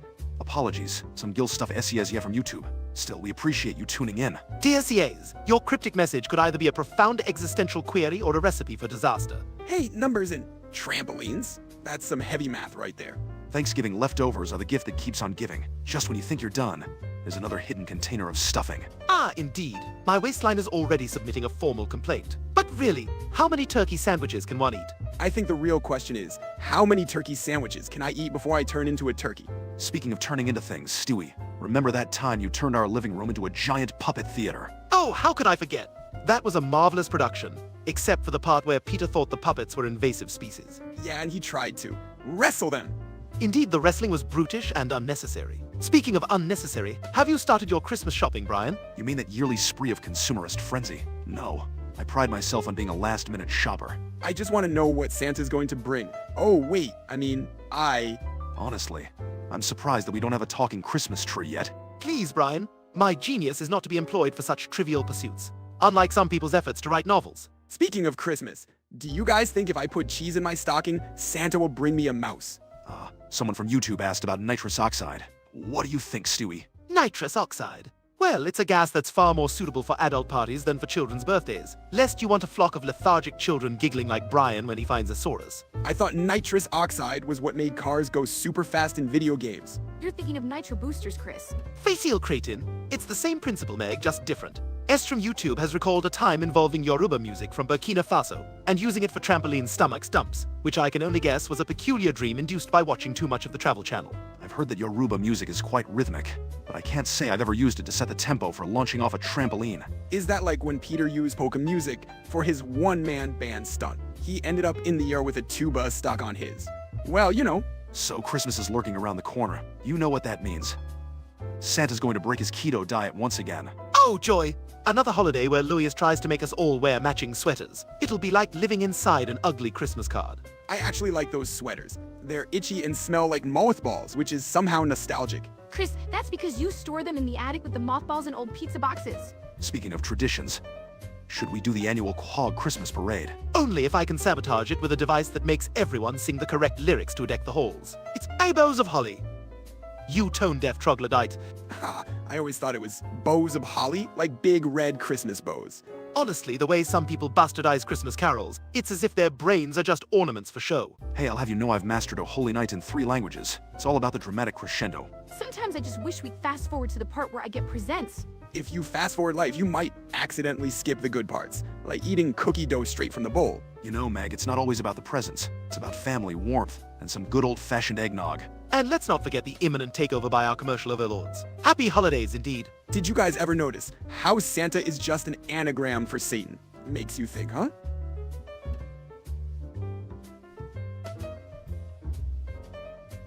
It's interesting you bring that up, Chris. Santa Satan. Just one little shuffle and you've got Holiday Cheer or the Prince of Darkness. Quite the duality. It's like me with my matricidal tendencies, and yet I still appreciate a good Christmas jingle. Songs are the best part, except when Meg sings. You know, And there it is. The holiday spirit in its purest form. Mockery and sibling disdain. Really, Chris, even Meg's off-key warbling is like a symphony compared to the wailing of those holiday store clerks. Speaking of holidays, can we agree that leftover Thanksgiving turkey does not belong on a Christmas dinner table? Totally. It's like, have some respect for the holidays, man. They're not interchangeable. I made a turkey. Shut up, Meg! It's like talking to a brick wall, only less enlightening.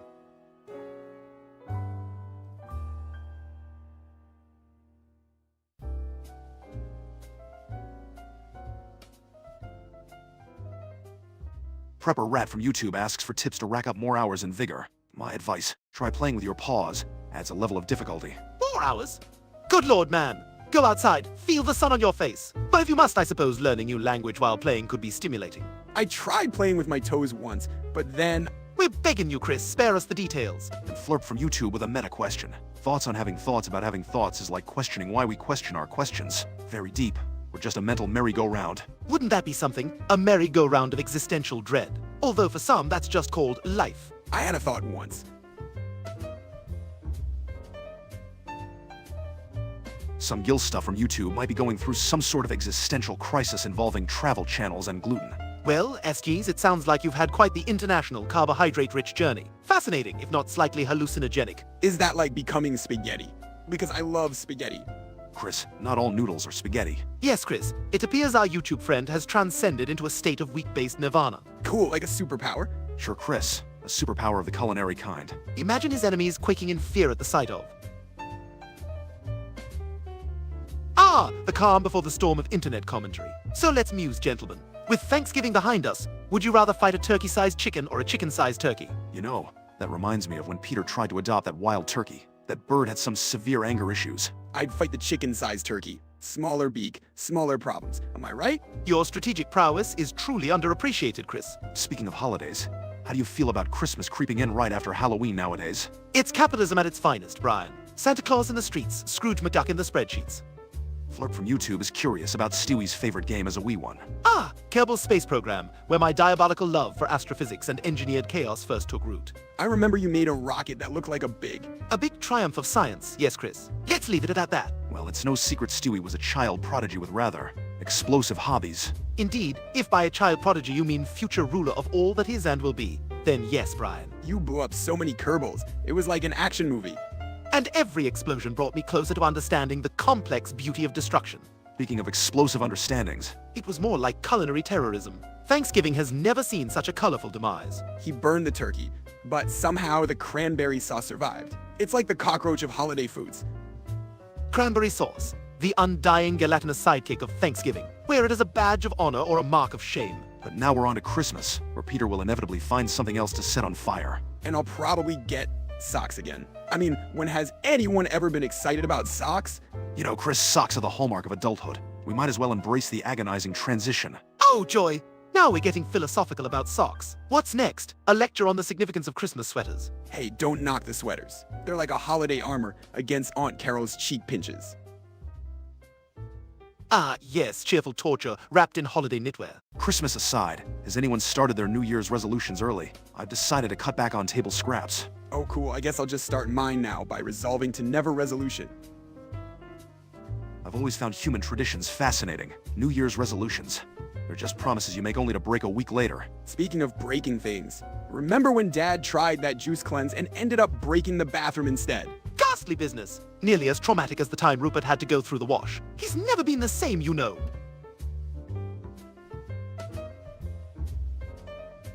You know, for all the technology we have, nothing quite captures the feeling of unwrapping a holiday present. Speaking of feeling, remember the time I tried to feel empathy? That was a wild 2 minutes. Yeah, about as wild as the time Peter got stuck in his own sweater. He looked like a fleshy cocoon. You know, the commercialization of Christmas is rather off-putting. It's all consume, consume, consume. Consume. He's got a point, though. It's all about materialism now. Where's the spirit of togetherness? The joy of just being with family. And don't forget the mistletoe. That's Dad's favorite part, especially when he hangs it over the TV. Prepper Rat from YouTube days, huh? Not my absolute favorite. But the survival aspect is pretty intense. Plus, who doesn't enjoy the chaos of a good old zombie apocalypse? It's like living in Quahog on a Tuesday. You know what's better than days? Eating a whole turkey, which is what Dad does every Thanksgiving, even after it's over. Well, speaking of survival games, I'd prefer something with a bit less cannibalism. Anybody up for golfing with grenades? Only if you're aiming for Peter's man cave. That'd make an interesting game. Golf with a side of demolition. I'd watch that. It'd be like the time Dad thought the remote was a candy bar. Anyway, since golf with grenades isn't on the table, Quahog could be the game board. Is there a go-to-jail option? I have a list of candidates, starting with Mother. And I'd build hotels on the clam. No one can kick me out for eating all the pickled eggs. Dapenji Boy from YouTube asked if we've watched Examination. Well, I prefer my animations a tad more sophisticated. You know, the kind that pairs well with a merlot. Oh, please, the only thing you pair with your merlot is self-pity and delusions of grandeur. I watched Examination once. It was like my brain was on a roller coaster made of cheese puffs. Chris, that statement was so profoundly idiotic. Almost being the key word there, Stewie. So, how about that awkward moment when you're buying groceries? Oh, the horror, having to put back one's kibble. Meanwhile, I'm financing an interdimensional travel device with my allowance. This one time, I tried to buy a candy bar, but I accidentally handed the cashier a drawing of $1. They were not amused. Dapenji from YouTube is curious about glow-ups. As a dog, my grooming is my glow-up. A trim here, a snip there, and I'm basically George Clooney. Your grooming habits are less Ocean's 11's, more Hobo's Delight. If by glow up you mean that time I got electrocuted trying to get a waffle out of the toaster, then yes, I have. Dapenji from YouTube waxes poetic with ounce you pop. You can't stop. I suppose that's one philosophy, if one were discussing the incessant nature of Pringles consumption. Oh man, Pringles. Remember when I got my head stuck in the can? That was like the ultimate pop. Trust me, there are things you'd wish could stop once they've popped, like Peter's endless renditions of a surfing bird. Speaking of surfing bird, it's going to take a tactical missile to ever get that tune out of my head. And now it's back in mine. Thank you so much for that, Stewie. I just figured out I can make music with my armpits. Does that count as a pop?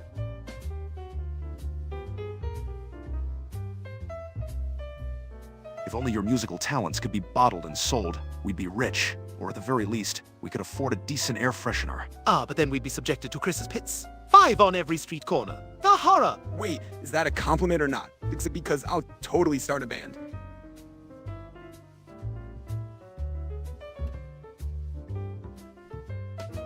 Dapenji from YouTube asks about the best Julius Jr. episode. A bit off-brand for us, don't you think? I presume any episode without Julius would be splendid. That insufferable monkey and his box. Terrifying. Oh, I like the one where Julius made a banana car. Bananas are funny.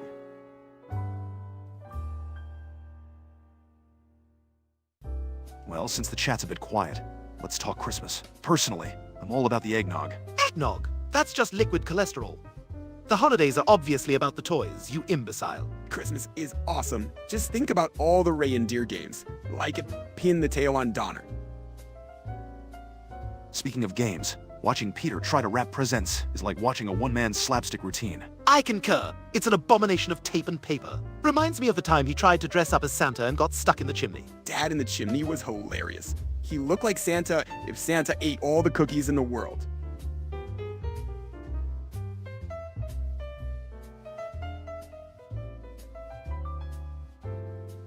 A question from Dapenji on YouTube. If Chris were in a band, what instrument would he play? Given his dexterity, or lack thereof, I'd say Chris is destined for the triangle. It's the only instrument where timing is optional. Hey, I'd play lead guitar, like Slash but with less hair and less guitar skill. Actually, Chris, I think you'd be great with a kazoo. See, even Meg. Shut up, Meg! Stewie's triangle suggestion is growing on me, as much as we'd all love to see Chris rocking a solo on a kazoo.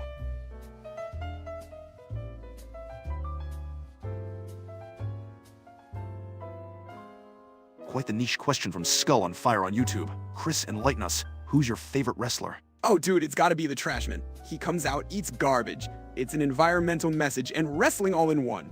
The Trashman isn't even a real wrestler, Chris. That's from an episode of It's Always Sunny in Philadelphia. If Chris were a wrestler, he'd... Oh, please, Meg. That'd be like watching a walrus trying to do ballet. Shut up, Meg! I could actually see Chris as a luchador.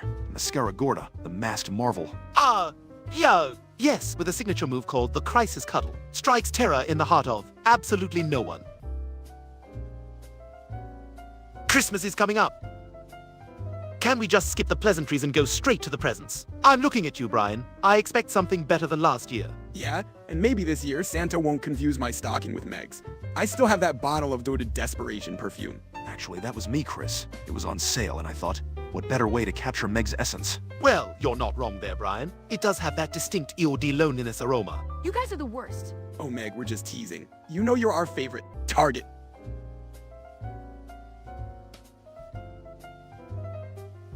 Dapenji from YouTube is curious if Peter has a Danny DeVito hairline. Well, Peter's hair is a mystery even to the best of us. Yes, a hairline that screams a retreat, much like the French. It's a genetic gamble that thankfully missed Chris.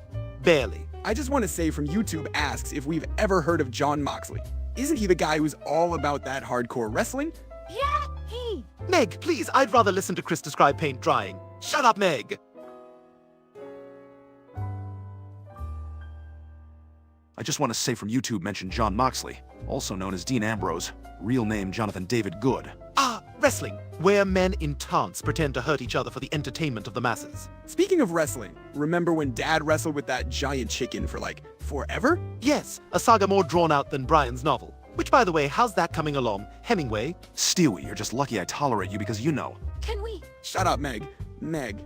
So, gentlemen and Meg, it's the post-Thanksgiving season. What do you think about diving headfirst into the capitalist fever dream of Christmas? The only thing worse than the commercialism is the music. If I hear Jingle Bells one more time, I might just go full Grinch. I love Christmas.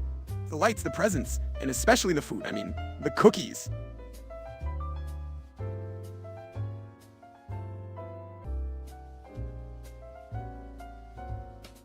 So Dape and G-Boy from YouTube wants to know if Meg bought Elsa gloves.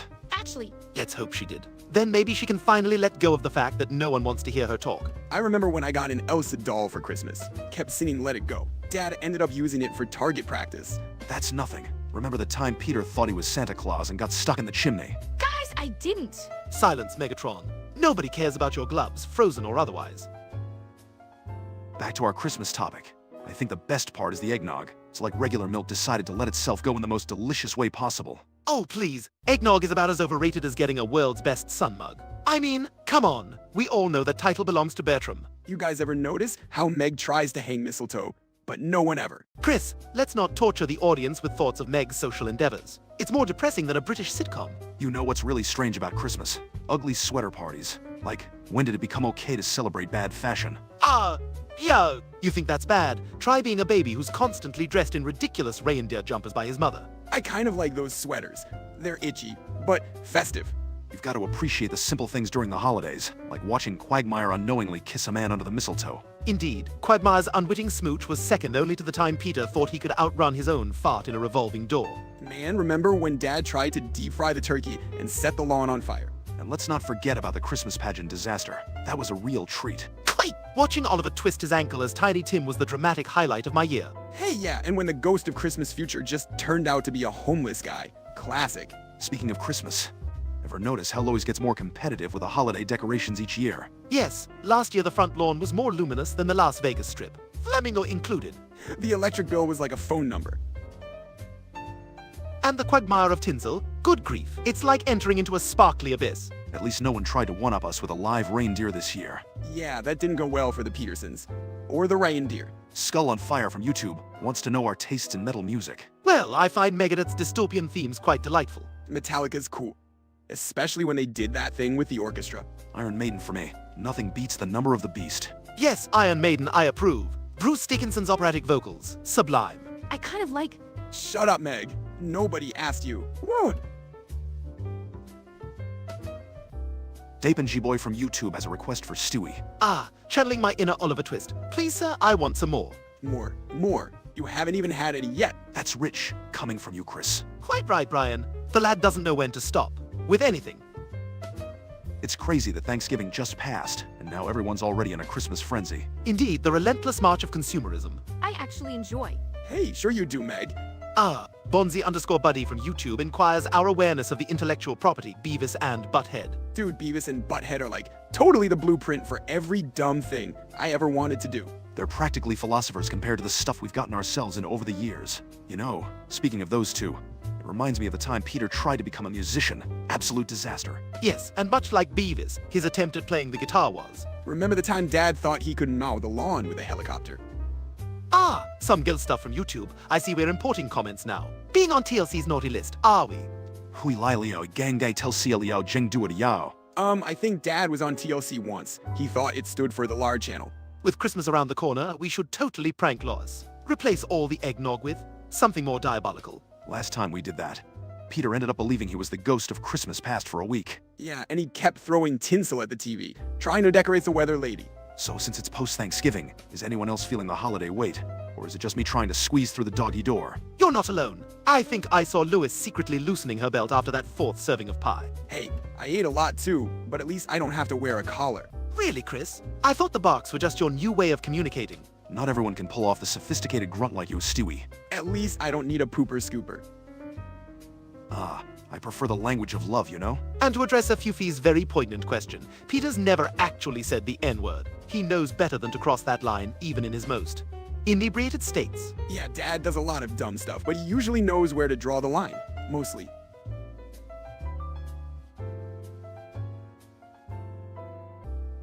Well, Dape and G-Boy from YouTube, the best musical ever, in my humble yet highly educated opinion, is Hamilton. Guns and ships, and so the balance shifts. A dog singing about historical figures. How delightfully absurd. I'd have to say at least miserables. I can really relate to the plight of John Valjean. Does the Wiggles movie count? There's singing it. We really do have an eclectic mix here, don't we?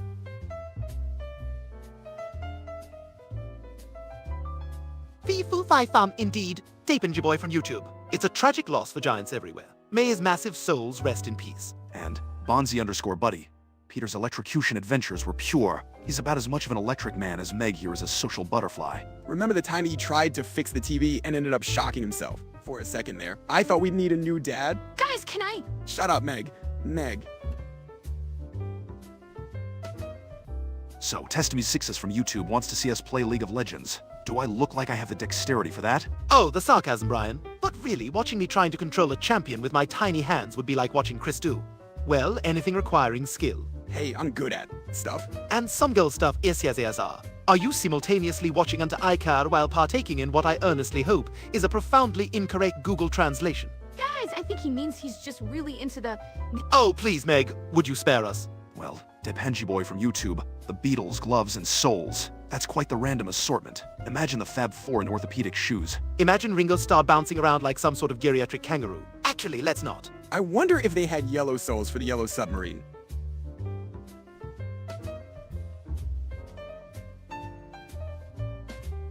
Dapenji boy from YouTube, living on the edge, or shall we say, the tip of your toes. It's all about perspective, isn't it? Is that a metaphor for reaching new heights? Or are you just trying to see over a crowd? Guys, can I? Bonzi_Buddy. Meg speaking more often would be like giving a Shakespearean soliloquy to a blender. You think you want it, but... Dude, just give Meg a chance to talk. Well, Bonzi_Buddy, we appreciate your chivalry. So Christmas is coming up. I'm not about to put on one of those ridiculous reindeer sweaters again. Oh, come on, Brian. You know got the shoulders for it. I just want a Christmas where the turkey doesn't attack us.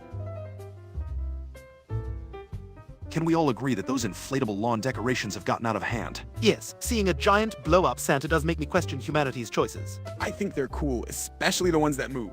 Chris, every time I see one of those things, it just screams tacky. Well, I suppose they're still better than Meg's Christmas list. Dull as dishwater, that. Hey, don't make fun of Meg. You're sticking up for Meg? That's a new one. Indeed, Christmas miracles do happen. Or maybe Chris has just finally lost it. Just because she's not here to defend herself.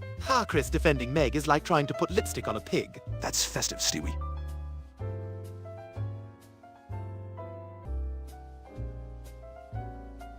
So, Dapenji Boy from YouTube mentioned a gummy worm. I hope it's not one of those gummy worms Brian Jr. tried to eat. That was not a proud father moment. And Deepanji Boy from YouTube now has a TikTok hair. Is that what they call it these days? I might stick with my classic look. TikTok hair? The very bastion of our cultural demise. Oh, Oh, never mind, Chris. That's obviously too much for your simple mind. Guys, let's not forget the true essence of a TikTok hairstyle.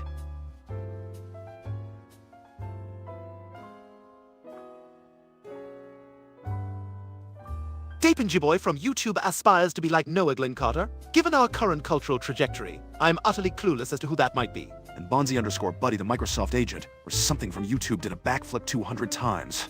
backflips. I tried one once and ended up like Peter on a trampoline, ground shaking, children screaming. Please, your backflip probably looked more like a beached whale attempting to return to the sea. Speaking of flips, remember when Peter thought he could somersault through traffic? That landed us in the ear for Thanksgiving. Yes, the infamous Griffin family Thanksgiving Day parade. So, moving on from backflips and gummy worms, let's talk Christmas. I mean, it's right around the corner, and I have no idea what to get anyone. Oh, please, Brian. Your gift giving is as predictable as Meg's social life. Non-existent. I heard that Santa's thinking of going vegan this year. No more milk and cookies. Ooh, tea. Evans, what's next? Rudolph trading in his red nose for energy-efficient lead.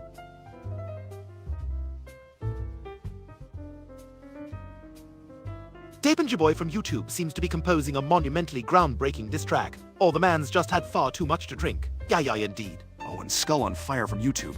That's a query about Legos that I'm going to vehemently decline to explore. But seriously, who measures Lego capacity that way? Although I did once make a Lego pizza in my, never mind. Maybe you guys can. Shut up, Meg! Anyway, Dapenji Boy seems to be having his own lyrical debate.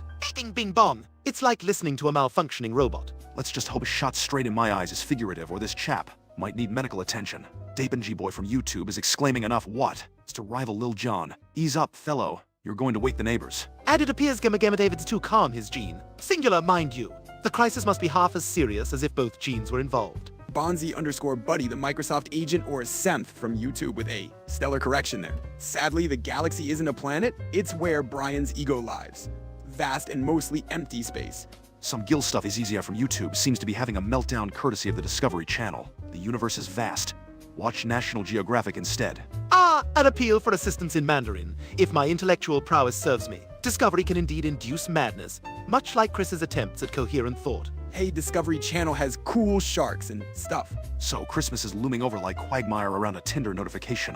Yes, and the world anxiously awaits another of Louis's dry turkeys. The poor bird's demise is regrettable enough without the added insult of desiccation. I like the shiny lights, even if they make my eyes feel funny.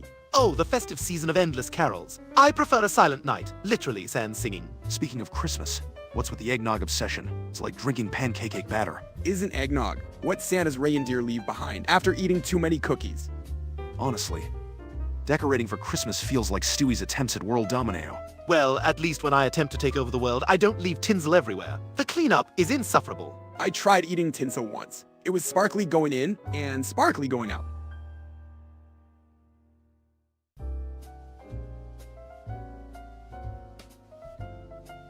Ah, yes, Goku versus Superman, the age-old debate. Clearly, Goku would win, for his ability to harness the power of the gods and his inexhaustible drive to become the strongest. I must interject. Isn't Superman virtually indestructible? Plus, he's got that whole moral high ground thing going for him, which somehow always works out in his favor. This one time, I dressed as Superman, and I just ended up getting beat by a kid dressed as Goku in a costume contest. As for the era that awoke the entire Earth, Bonzi, I'm pretty sure that was Chris trying to sing A Time of My Life. Hey, I'll have you know the glass shattering was purely coincidental. And some Gil stuff. I can't speak Mandarin, but if National Geographic put a hospice in an escape room, the mysterious link exchange between some Gil stuff and Bonzi_Buddy, will we unwittingly unleash digital chaos upon the world? If it's anything like the time Peter found that forward this or suffer the curse email chain, we might as well prepare for the apocalypse. And that chain email made Dad wear garlic necklaces for a week. Some Gil stuff is really going for that air rape link, huh? A true connoisseur of fine auditory destruction. I suggest caution. One does not simply walk into Mordor with the volume up. Last time I clicked on a link like that, I ended up with 17 browser toolbars and a lifelong fear of clicking accept. Bonzi_Buddy is in a bit of a pickle with a locked iPhone that's not even his. Sounds like a modern-day Pandora's box. Better left unopened. Ah, the trials and tribulations of technology. Next thing you know, he'll be asking us to jailbreak it with a paperclip and the moral support of a cat video. This one time, I found a phone and it kept asking for a thumbprint, so I just kept feeding it potato chips. Rare ape. Bonzi wants a search. Are we venturing into the digital jungle today? Bonzi might be on a quest to find the illustrious Bonzi-Buddy. Remember that purple nightmare? I wonder if the Eat knows any good knock-knock jokes.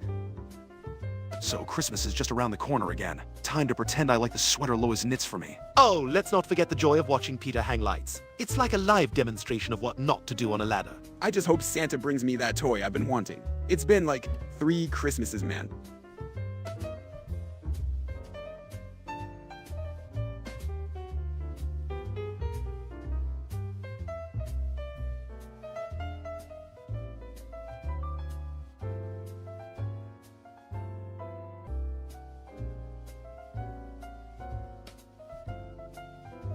Anyway, about those Christmas lights. I swear Quagmire bets on how many times Peter will fall. It's the gift that keeps on giving, Brian. Especially when Lois starts screaming. Speak of bets. Ah, Addy. The word that somehow made its way into every awkward conversation this year. Yeah, can we just not adopt that part of internet culture, please? Dude, the iPhone 12 Pro is so last year. I heard the iPhone 14 can practically read your mind. Which for you, Chris, shouldn't take too much processing power. Speaking of reading minds, I tried peering into Peter's once. You're just lucky you didn't get sucked into a cutaway gag, Brian. Hey, remember when Dad fought that giant chicken for like the 5th time? Skull on Fire from YouTube asks about our favorite pizza toppings. I'm a classic dog. I'm all about that meat lovers. I love mac and cheese pizza. It's like 2 meals in one, and they're both excellent. Rare Ape, the Arab. By what creator? My word. The internet truly is a breeding ground for the bizarre. Oh, I think that's a meme. You know, loud and obnoxious. Kind of like Meg when she tries to be part of our conversations. Hey! Bonzi_Buddy. Memory lapse has happened to the best of us. Yesterday, I forgot where I buried my favorite bone. Well, at least you're not forgetting to take over the world like some evil infants we know. Hey, I forgot what I was gonna say. That's just like me, right? Shut up, Chris. Shut up, Meg. Meg.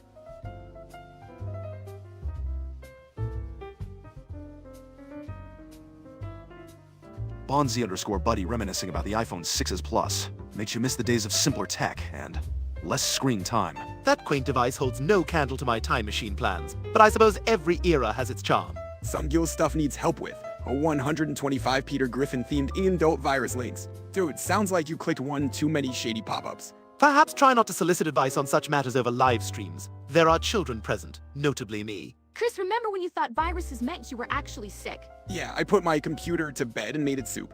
Some Gil stuff from YouTube, if you're referring to the iPhone 6 Plus. My word, I do believe the family had a rotary phone that was still younger than that. I still use my iPhone 6 Plus to play games.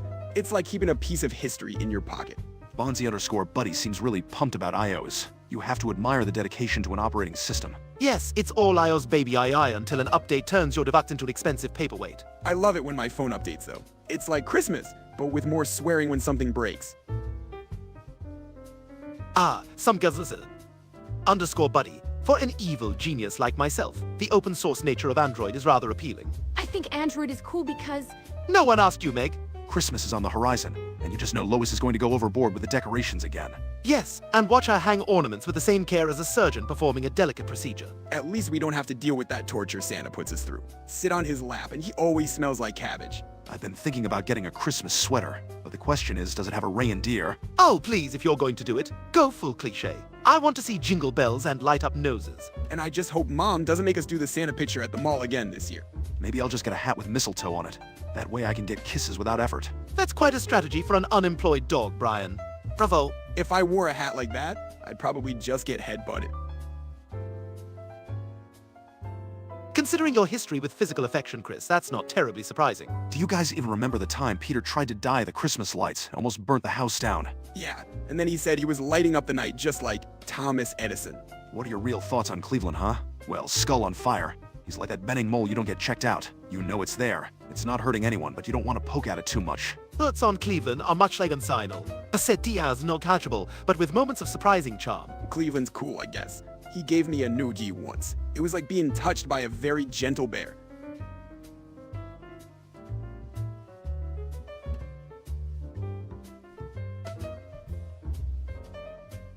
Bonzi_buddy from YouTube, the ever so charming digital pest. Offering Meg a mall picture is like trying to please a Kardashian with a coupon book. actually I'd like that mall picture. Stewie, do you understand any of that message from some Gil stuff? Well, it appears we've attracted a polyglot or someone's keyboard had a stroke. Either way, if you are indeed stuck in Burkina Faso, I suggest you avoid the playgrounds and perhaps focus on escaping. Is that like 5 languages mashed up? Good luck, dude. And watch out for quicksand. That's a thing there, right? So guys, let's switch gears and get into the holiday spirit. Christmas is on the horizon after all. Yes, that magical time when the fat man breaks into our home and leaves gifts as a strange quid pro quo for cookies. I just hope Santa doesn't get stuck in the chimney again. Dad said he was playing Santa, but I think he was just stuck. Speaking of Santa, remember the time Peter tried to end Christmas altogether after his mishap on the roof? Indeed, the man has a bizarre way of solving problems that usually involves destroying tradition or property. Yeah. Dad's like a wrecking ball that eats ham.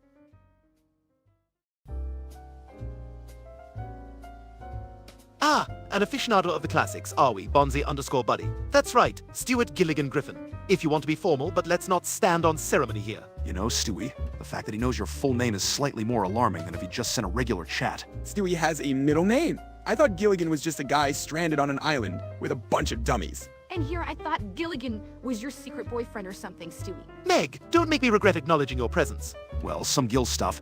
It's always refreshing to see the art of conversation devolving into what can only be described as. And Bonzi_buddy, it seems you've recognized my potential for world domination. I assure you, the smart evil geniuses trope is not just a cliche in my case. Speaking of evil geniuses, remember when Peter became one and tried to take over the world with a weather machine? Shut up, Meg. So Christmas is looming on the horizon. And what better way to celebrate than with a healthy dose of consumerist excess? Oh, don't get me started, Brian. The only thing more relentless than the march of commercialism is Meg's attempt to be relevant in any conversation. You know, one Christmas, I asked Santa for a sense of purpose. But I got a sweater instead. Well, some Gil stuff. I'm going to go out on a limb and say that was a classic blend of something. Kudos to Google Translate. The sweet scent of the internet's Tower of Babel, where language barriers are both shattered and horrifically mutilated. Actually, Chris, it just looks like a bunch of Shut up, Meg! Oh, Flurp, you've caught the essence of our stream. Meg talking to herself would actually be an improvement on her usual banter. Indeed, Flurp from YouTube. It appears we've reached a new level of meta with Meg's self-directed commentary. Meg telling Meg to shut up? That's like breaking the fourth wall inside the fourth wall. That's like 16 walls. Bonzi_buddy. I believe you're giving Meg too much credit. If she started responding to herself, we might actually have to start treating her as a fully fledged member of this conversation. To be fair, Bonzi_buddy from YouTube, self-dialogue is the first sign of madness, and in this household, she's certainly not alone. Although I do believe the shut-up was Chris's handiwork. Yeah, my bad. Sometimes I just hear Meg's voice and it's like a reflex.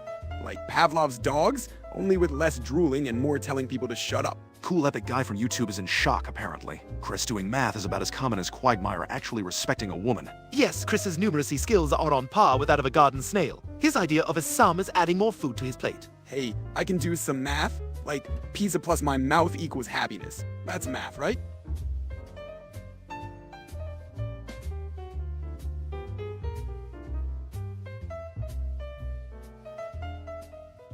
Cool epic guy. We've established that Chris embracing academia is a rare sight, similar to Meg getting a compliment. Indeed, his intellect is comparable to that of a spoon.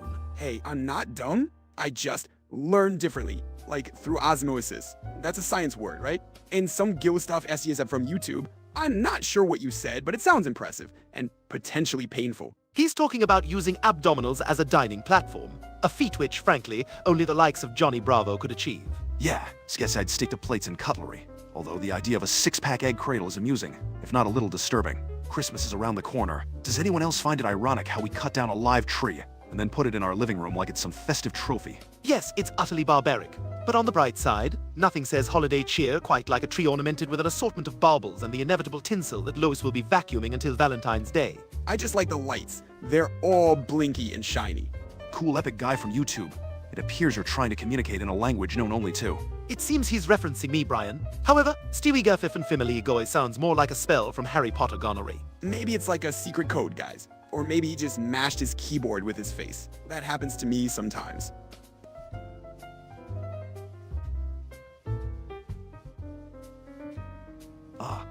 But honestly, Stewie's more of a conquer the world and establish a new order type of guy. Indeed, and my first decree would be mandatory afternoon nap times. Though I must say the arboreal community does provide excellent cover for various escapades. Trees have rights. Cool. Does that mean the one in our backyard could sue me for climbing it? Speaking of trees, remember that Christmas where we ended up with a tank instead of a Christmas tree? Only in the Griffin household does holiday cheer come with treads and a 120-man cannon. I thought it was awesome until it rolled over my foot. Oh, the holiday season. It's that time when Quahog turns into a war zone over parking spots at the mall. How pedestrian! I prefer online shopping. You avoid the human contact and the possibility of being trampled by bargain hunters. On shopping, I just like the boxes. One time, I built a fort.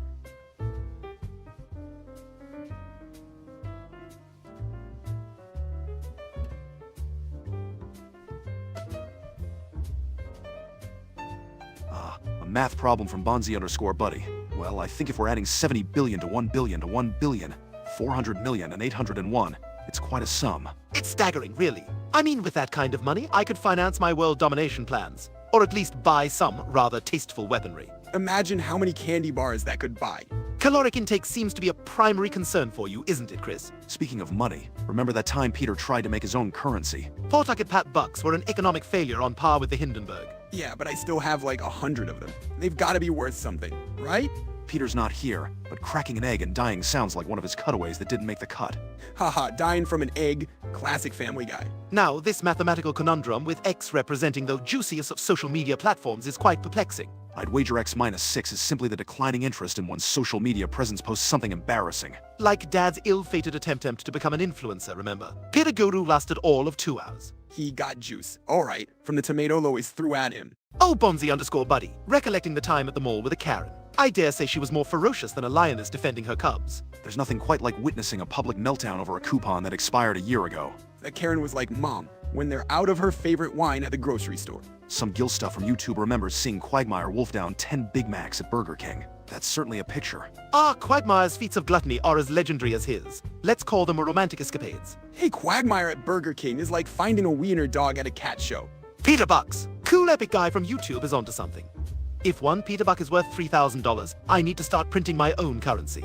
That inflation rate would make the 1920s Germans look fiscally responsible. If I had Peter bucks, I'd buy whatever makes Meg less. Meg, Christmas is over, but I never got the sweater with my face on it. A travesty, really. Just be thankful you're not wearing one of Lewis's knit monstrosities. They itch worse than a flea quarantine at the vet. I'd wear a sweater with Brian's face, just to cover up the gravy stains. Ah, a giggity giggit, the mating call of the North American quagmire. A noble species indeed. You think if I say giggity enough, I'll finally get a date? It's more likely you'd attract a wild quagmire than a date, Chris. What's the amazing digital circus, you ask? It's probably where you find clowns like us, performing without a net. Oh yes, the digital circuses. It's like watching Tom chase Jerry through a motherboard. Fascinating yet futile. I went to a circus once, and they said the bearded lady was amazing, but it was just my sister, Meg. Shut up, Chris. Ah, someone's bringing up the Brazilian currency inflation of the 90s. A rather catastrophic economic event, akin to Peter's attempts at household budgeting. Yeah, watching Peter manage money is like watching a toddler do quantum physics. Guys, what's inflation? Is that when balloons get big? I like balloons. So Christmas is coming up. Any of you guys started putting up decorations yet? Please, I've had my battle plans drawn for Christmas domination since July. I just eat the gingerbread cookies. Speaking of gingerbread, every year Lois tries to make a gingerbread house, and it always looks like it's been through a natural disaster. Yeah, last year's looked like a gingerbread man Godzilla stomped through the living room. Maybe this year we should get a pre-made one, to save Christmas from destruction. So Gil stuff from YouTube. I'm not even sure what that's about. I could see Peter getting way into that. Ah, cool epic guy. Now why would you want me to spoil the ending of GTA 6? Everyone knows the real joy is in the chaos before the end. Besides, I heard in GTA 6 you can play as a dog. That'd be cool, right, Brian? You could, pee on things for power-ups. And Chris, why do you always have to take things to a level of absurdity that even I can't stomach? He kinda has a point, Stewie. Sometimes life's about the simple things like peeing on. Well, anyway, and let's not forget how Peter would absolutely dominate a trampoline dodgeball. The man's a human wrecking ball. Yeah, like that time he thought he could fly with just an umbrella. And? Chris, we don't speak of the umbrella incident. It's too traumatic for even me to recall. Speaking of flying, remember the time Quagmire convinced Peter he could be a pilot? Yes, the airspace over Quahog has never been the same. Haha, when he landed the plane in Tauntaun Tucker's pool.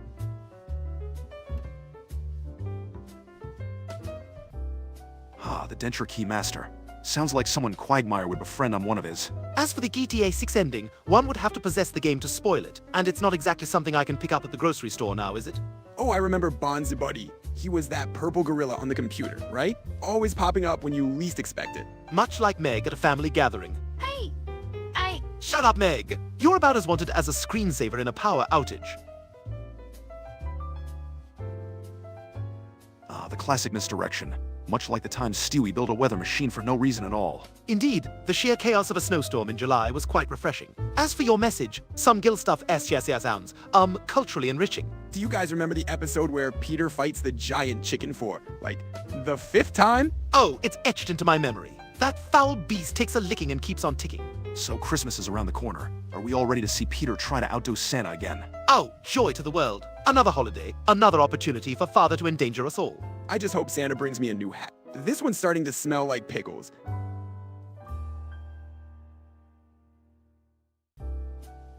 Ah, cool epic guy from YouTube wonders if Meg will finish a sentence. Might be more likely to see a coherent plot in one of our cutaway gags. Indeed, and it seems Bonzi_Buddy's parents have been awoken by Meg's scream. Perhaps they mistook it for the call of a wild banshee. Yeah, sometimes I think she's practicing to be a horror movie extra. guys, that's not very... Shh, Meg, the adults are talking. I think Meg's screams are her superpower, like an annoying mutant from X-Men or something. Bonzi_Buddy from YouTube decrees that Meg should remain silent. I dare say, your wish may just be the rest of the world's command. I can't help but wonder if Meg's voice could be used as an alternative energy source. So much untapped potential. I don't know about energy, but every time Meg talks, I feel a strange power to leave the room. I'm just trying to... Shh, Meg, haven't you heard of silent films? They're making a comeback. So, Thanksgiving has just passed, and now we're hurtling towards Christmas. Anyone else find it peculiar how we jump from a holiday of gratitude to rampant materialism? It's because nothing says thank you for everything I have quite like now give me more. It's the American way. Yeah, and I can't wait to see what Santa got stuck in the chimney this year. Last time, it was just Peter in a red suit.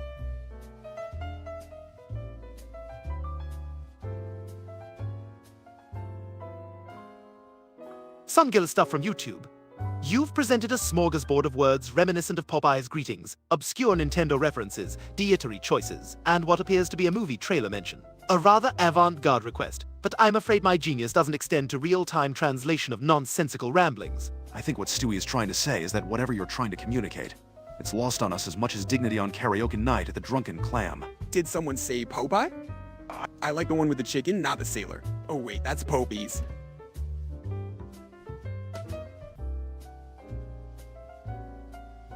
Bonzi_Buddy, the Microsoft agent, or something from YouTube. Perhaps she should consider a career in the alarm industry. Yes, her voice could be the next-gen wake-up call. More effective than a rooster on steroids. And as for your math teacher, I guess Meg's really solving for X's, which stands for the exasperated shriek of sleepy people. The Christmas season is upon us. I do enjoy the smell of pine in the living room.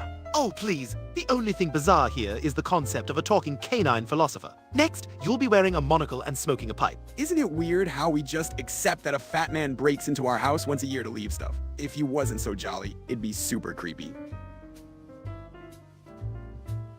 Some gill stuff from YouTube. And here I was hoping my linguistic prowess would spare me from attempting to dissect your Mandarin.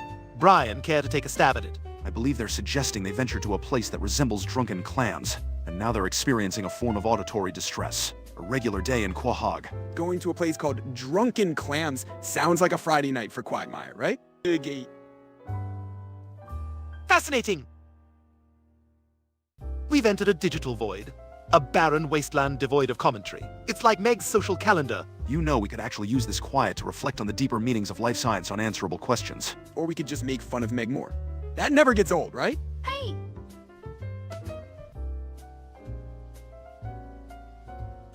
Some gill stuff from YouTube is on about Australian Mario smoking a pipe. I tell you, this is why the internet is both a treasure trove and a dumpster fire. Ah, yes. The imagery of Mario, a plumber by trade, presumably indulging in tobacco. Could be a riven topic for a dissertation on cultural icon degradation. Actually, And Bonzi_Buddy suggests your shrill voice is an alarm clock for internet creators. How does it feel to be the reveal for the digital age? I was going to say, Shut up, Meg. Absolutely breathtaking the way our collective dismissals synergize. Cool Epic Guy wants a translation. It appears to be a rather esoteric reference to a Walter Hartwell White of Albuquerque. The internet harbors an odd fascination with pseudonyms and addresses. Classic. A Breaking Bad reference on our stream. I'm sure Mr. White would have a few choice words about the state of our society today. Cooking is fun. I tried making meth once. Turned out to be rock candy. wait, what? Nobody asked you, Meg. Anyhow, some guild staff apparently is enjoying the camaraderie with Cool Epic Guy. Misery does love company after all. He's not wrong. Now, if only he could translate the motivation behind half of these comments.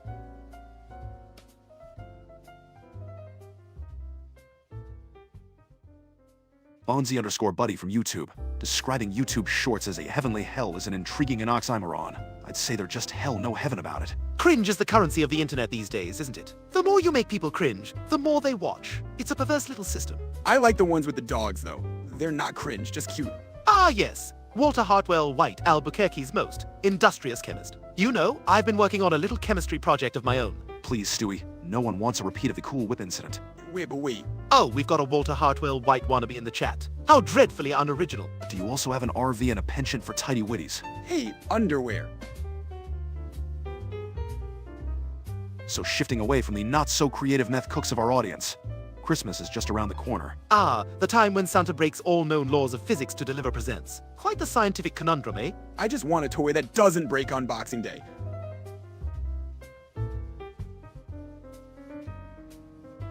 Ah, Cool Epic Guy, that's Chinese for Stewie. Have a nice day. Quite lovely indeed. My response. Zini, yeah. Look at Stewie, the polyglot. Bet you can't say that in dog, can you? I wish someone would teach me another language. I could maybe teach. Shut up, Meg. Meg.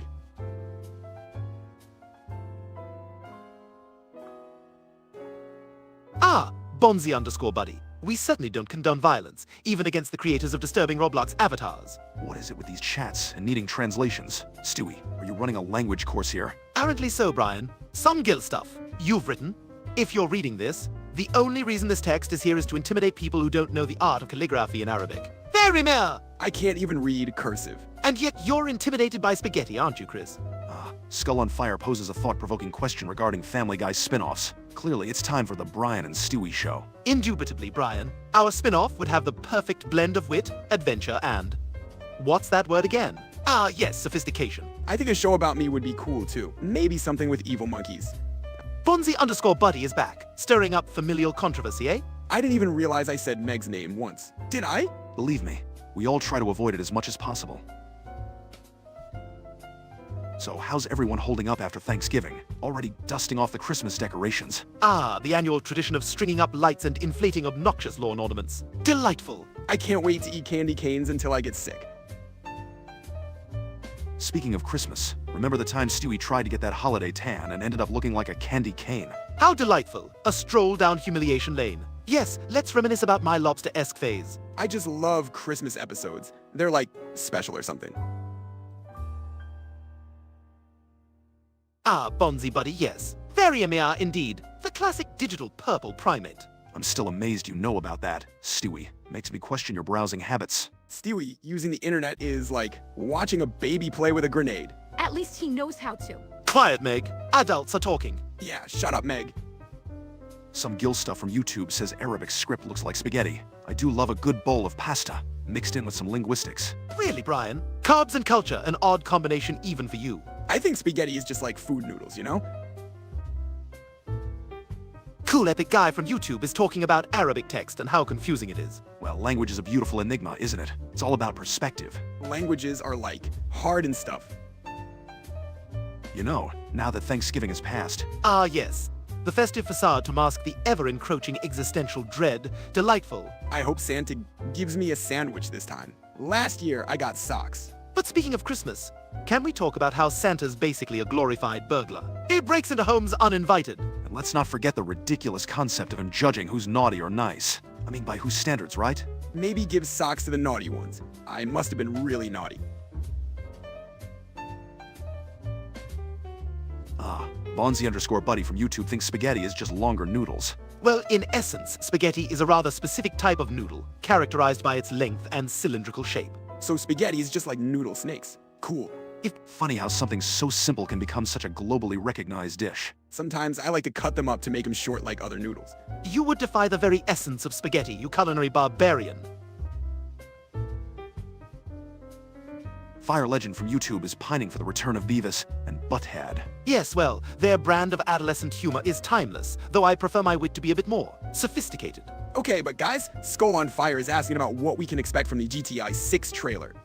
More unrealistic car chases, gratuitous violence, and a reflection of the degenerate underbelly of society. Just a guess. And Cool Epic Guy is sharing some Japanese text that looks like they put a lot of effort into making an emoji.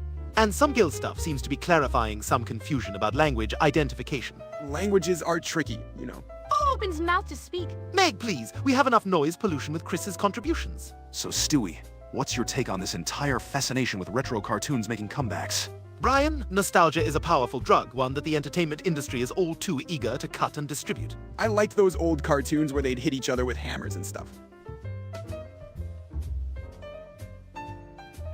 Well, Bonzi_Buddy from YouTube seems convinced that Santa is a gamer with a PS4 and PS Vita. I wouldn't put it past Santa. He needs something to pass the time when he's not breaking and entering. I asked Santa for a PS5, but I got socks. Maybe he kept the PS5 for himself. He probably did, Chris. Those elves can't be entertained by toy making alone. Do you guys think Santa gets like massive thumb cramps from gaming too much? I'm more concerned about the reindeer, with Santa Gaming, who's managing the sleigh driving practice. Ah, the untold tales of the North Pole, probably filled with elf union strikes and reindeer far simulations.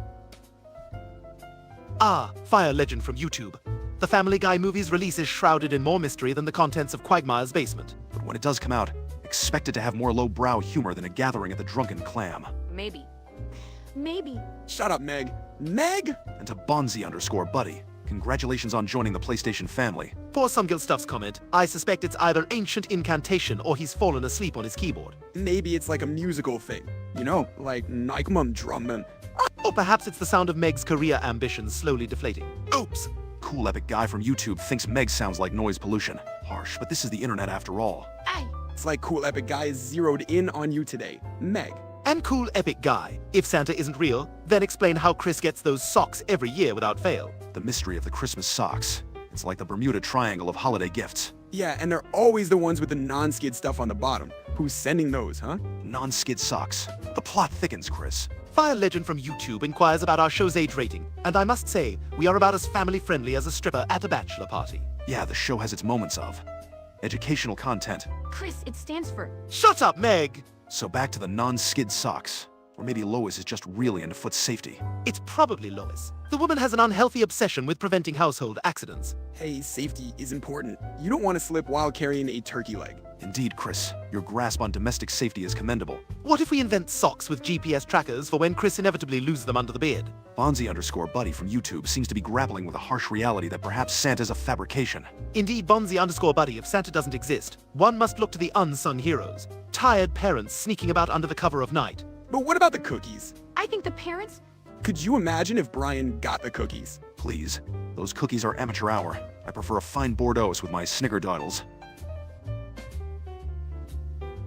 Skull on Fire from YouTube is igniting the age-old debate. Who would emerge victorious in fisticuffs? It's elementary. Sonic has speed, Mario has. It's like putting a Ferrari against a go-kart. Cool Epic Guy from YouTube is requesting a particular phrase in Croatian, if I'm not mistaken. Brian, care to give it a whirl? Bold of you to assume I speak Croatian, Stewie. But no, I shan't be partaking in your linguistic antics today. Well, it seems the chattering masses have taken a brief respite. Let's fill the void by discussing the commercialization of Christmas, shall we? The relentless push for consumerism does indeed start earlier each year. Before you know it, we'll be decking the halls in July. I saw Christmas lights at the store in October. That's just scary.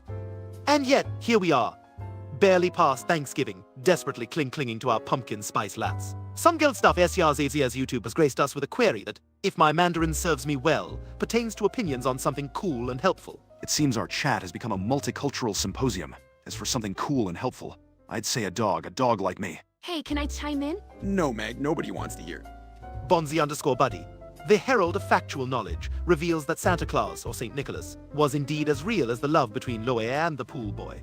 There's Fire Legend from YouTube, politically charged statement. Ah, the complexities of geopolitical discourse. Splendid for a live stream. I just hope everyone can, get along. As do we all, Chris. As do we all. Some Gil Stuff SGSE from YouTube seems to be disagreeing with Fire Legend there. It's like watching a live feed of Peter's selective hearing. Yes, the digital equivalent of a Griffin family dinner argument. I think what they... And Bonzi_buddy continues his historical treatise, noting that St. Nicholas was a monk from the 3rd century, which is quite Older than the cheese at the back of our fridge. I suppose we should plunge into the vast emptiness of the chat, much like my plans for world domination. Speaking of emptiness, Chris, how's your search for a date to the Christmas dance going? It's going. It's going like something that doesn't go well. So with Thanksgiving behind us, how about that local mall Santa, who looks like he's one eggnog away from a jolly breakdown? Ah, the sweet scent of capitalism mixed with desperation and tinsel. Is it weird that I kinda miss the Thanksgiving turkey already? Well, Fire Legend from YouTube, you've certainly got an explosive topic there. Ah, yes, diarrhea, nature's own method of population control. And when it's explosive, well, that's just nature's way of saying I've upgraded to weaponry. One time I had a chili dog from the Quahog Mall, and let's just say it was like the 4th of July in my pants. Chris, your gastrointestinal tales are always so vividly unnecessary. Guys, can we please talk about something else? You hear something? No, just the wind, Brian. Just the wind.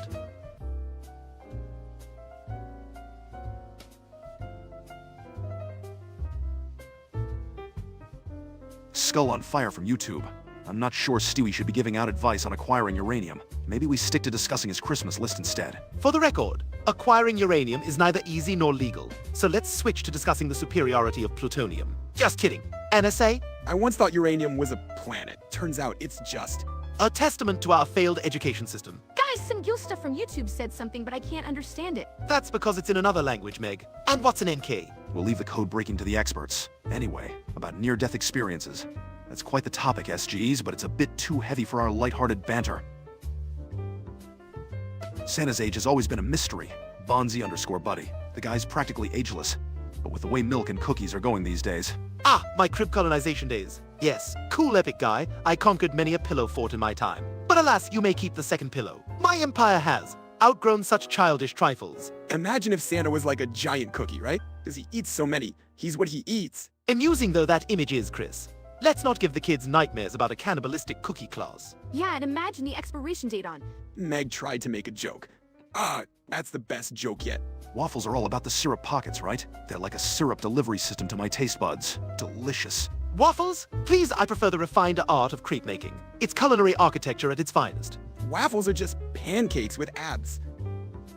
Oh, it's just Michael, back with the milk. Took you long enough. Hope you didn't miss the part where Stewie tried to make crepes. Yes, and let's not forget the great waffle debate of Ed of 23. Critical moments in culinary history. If Santa really is a cookie, does he dip himself in the milk? Michael.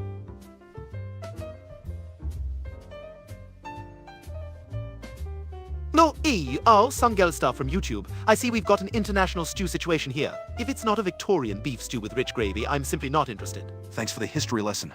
Bonzi_Buddy the Microsoft agent, or something from YouTube. If Santa's that old, it's no wonder he needs a year to recover from delivering presents. If Santa's from Turkey, does he gobble gobble? Because, Thanksgiving turkeys. Hey, no. How pedestrian, cool epic guy from YouTube. Crepes are the essence of sophistication. With just a twist of lemon and a dusting of sugar. Perfection. Pancakes have their place, but they've got nothing on the delicate nature of a well-made crepe. I tried eating a pancake once, but it was actually a defrosted frisbee. Still not bad. Chris, it's just Michael from YouTube, surprised by your culinary adventures with frisbees. Frankly, I'm not. Chris's gastronomic escapades are always, shall we say, unique. Hey, I'm an innovator. What can I say?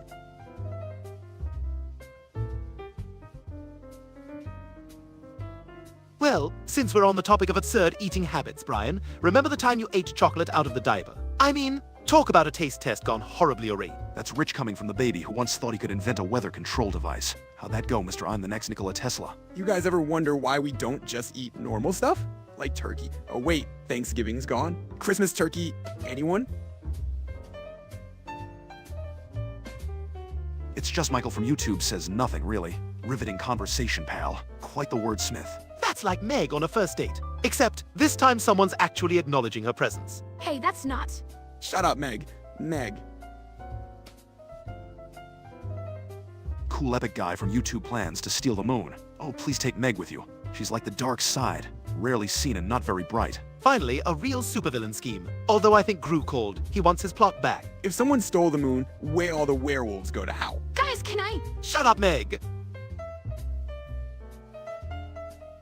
Some Gil stuff from YouTube, how to see interesting observation. Not only is everyone in Turkey Turkish, but apparently, everyone living in Hungary is also hungry. Oh, how droll. Linguistic humor mixed with a dash of geographical wit. However, did you come up with such a thing? I'm always hungry in the U.S. Noi. Does that make me American?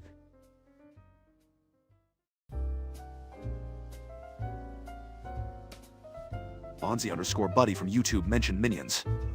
Speaking of minions, I suppose Meg could pass as one. Short, misunderstood, and always dismissed. Yes, except minions are somewhat adorable in their incompetence, whereas Meg, well... I think Meg's like that menu you get in a Happy Meal, except nobody's happy about it. Hey!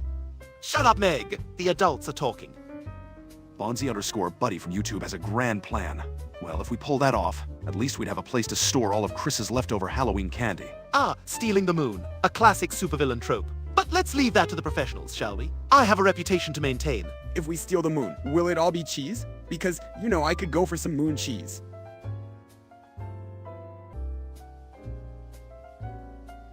It's just Michael from YouTube bringing up that time when Peter went to North Korea in season 17. That was a level of crazy that even us Griffins usually don't touch. Oh yes, I remember that well. The man managed to turn a diplomatic crisis into a karaoke contest. I'd say it was unbelievable, but then again, it's Peter. Dad in North Korea was like a bull in a china shop, but with more nuclear tension. So now that Thanksgiving is over, it's officially acceptable to start watching those Christmas specials. Yes. The time-honored tradition of pretending to enjoy a very special Family Guy Christmas was at the 100th time. But no Christmas is complete without attempting to catch Santa. This year, I've got a new plan involving a net and a plate of cookies.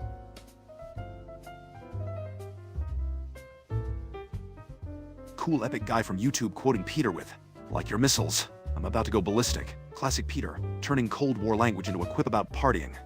Ballistic. Hey, the real challenge is not going ballistic while living with this family. Isn't that right, Brian? Speaking of going ballistic, remember the time Peter thought the missile silo was a giant steel toilet? Yeah, and when he... Shut up, Meg. Meg. Bonzi_Buddy from YouTube says the moon isn't cheese. Well, I'm absolutely devastated. There go my weekend plans of making the most epic moon cheese sandwich. That would be quite the revelation for Wallace and Gromit, wouldn't it? No more cheese adventures. It's just Michael from YouTube says Christmas is better than Thanksgiving. Oh, absolutely, there's no competition. Christmas involves presents, subterfuge, and the potential for global chaos. Christmas means snowball fights and no school, though I don't really need an excuse for the latter. But I like the parade on Thanksgiving. Nobody asked you, Meg. Some might argue, Michael, that the joy of Thanksgiving comes from the absence of gift-giving pressure. True. But Christmas gives you an excuse to spike the eggnog and not be judged for once. Speaking of Christmas, should we touch on the subject of the fat man in the red suit? I've been working on a trap that would finally prove his existence. Oh, like that time we tried to catch Santa and ended up trapping Quagmire. That was awkward. Remember, Chris, that's the same year you asked Santa for a new hat and got a parrot instead. He was a real cracker for that one. I must say, the idea of a man breaking into your house and leaving gifts is a rather extraordinary concept. Or is it a perfect crime?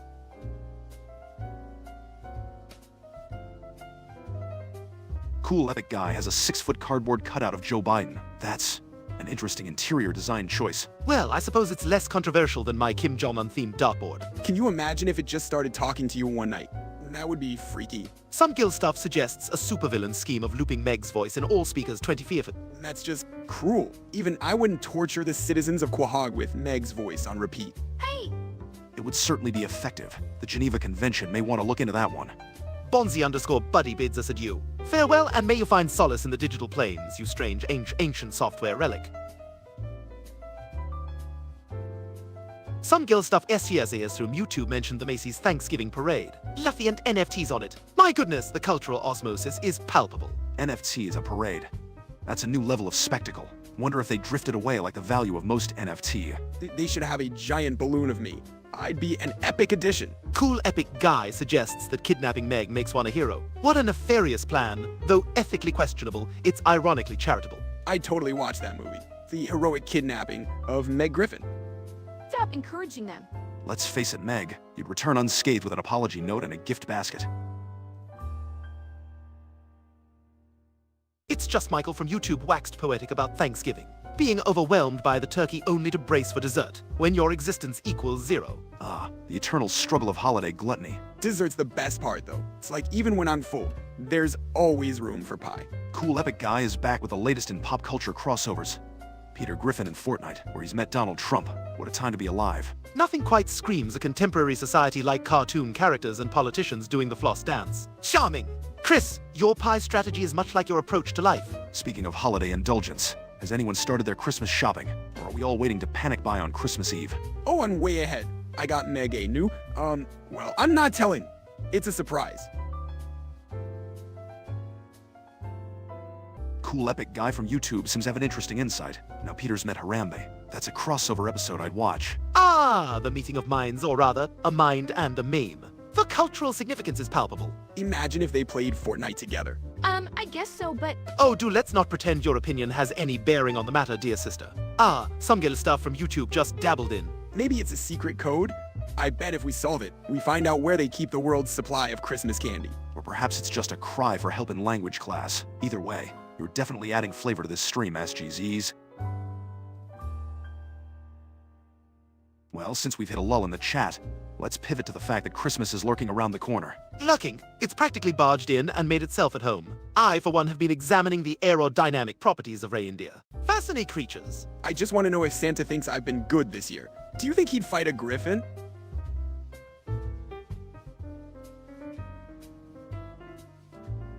Speaking of Santa, do you think he's had to update his operations for, let's say, drone deliveries? He'd probably still need the reindeer for aesthetic purposes. It's all about the brand. Stewie. I heard Santa might be keto now, so Shut up, Meg. Meg. But really, Santa go high fat, low carb? That'll change up the cookies and milk tradition.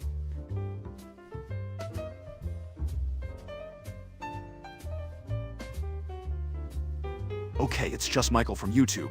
Peter's little foray as a flight attendant is definitely a solid 1 on the surprise scale. The man's done wilder things. Truly, his capacity for absurd career choices is unrivaled. And some Gil stuff SESU or YouTube. I hope you're enjoying adding that spicy ramen to the stream. Just keep the noodles away from the keyboard, huh? spicy food's bad for. Meg, the only spicy thing about you is your glaring lack of personality. Remember when Peter crashed into the satellite dish with his hang glider? This guy's like if tomfoolery had to resume. And yet, we never document these events properly. I smell a conspiracy. Fire Legend from YouTube, a Thor toe in numbers. If you're talking about a story, I think you've got the wrong mythological hammer wielder. Indeed, Thor's tails are not easily quantified, but if we're discussing his bicep circumference, I'd wager a hefty sum. And cool epic guy from YouTube. Negs is like a rare mosquito that's large and less useful. Less useful and omnipresent in family photos where you wish she weren't. Sometimes I think if we could just... Guys, come on! I'm right here. Precisely, that's the problem.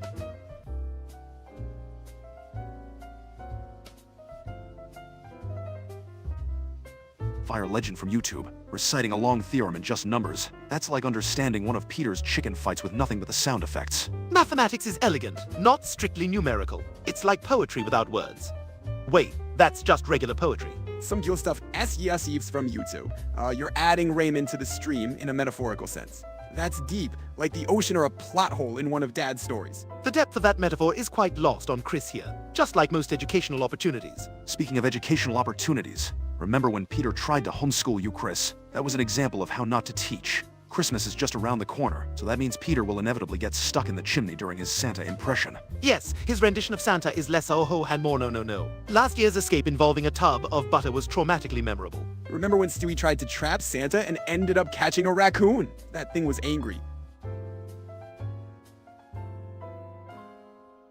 Fire Legend from YouTube just asked us to say 2 quadrillion, 947 trillion, 297 billion, 572 million, 967, 266. I can't tell if that's a credit card number or the amount of times Joe's told us the story about how he became a paraplegic. Yeah, I wouldn't dare repeat it without knowing if it's going to accidentally launch some nuclear codes. We've all seen how that goes down in the movies. Numbers make my head hurt. Like that time I tried to count all the beers Peter hid around the house for St. Patrick's Day.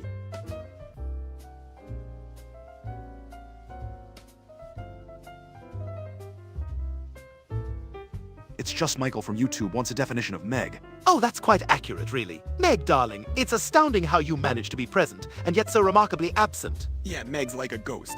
Sometimes we hear a noise, and we're like, oh, that's just Meg doing whatever Meg does. Hey! I have feelings, you know. Oh, we're quite aware. It's just uncanny how those feelings never quite make it into the light of day. Careful, Stewie. You wouldn't want to disturb the delicate order of the Shadow Realm. So Christmas is around the corner. I can't wait to see what Lois does with the house this year. Last year's disaster with the lights almost set the whole street ablaze. I've already begun drafting my letter to Santa. This year I'm asking for world peace, a rocket launcher, and a new teddy bear. Variety is the spice of life. I just want a day without Peter using my toothbrush to clean stuff. I'm still not sure what these stuff was last time.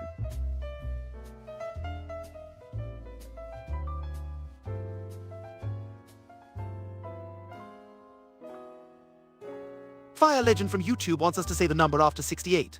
Yes, the hilarity of numerical progression. It's, of course, 69. Thank you, Captain Obvious. The maturity level here is astounding. Numbers are hard, but at least I know that one. I can count. Meg, every time you talk, I feel like I lose brain cells. Don't be harsh, Chris. She's just trying to add to a long list of accomplishments like being able to count. Remarkable for someone from the Shadow Realm. Back to the stream and away from Meg's list of achievements. Indeed, leftover turkey is the bane of post-Thanksgiving existence. It's like the guests took all the good sides and left us with dry bird carcasses. Leftover turkey sandwiches, leftover turkey. Ooh, I can't escape it. Speaking of escapism, it's either that or start drinking again to deal with the holiday stress. Meditation, Brian. You'll be cross-legged, chanting Om while I'm building a device to warp us to a Christmas with no turkeys. Can it warp us to a place where I'm cool? Chris, you being cool is a tougher nut to crack than achieving Zen.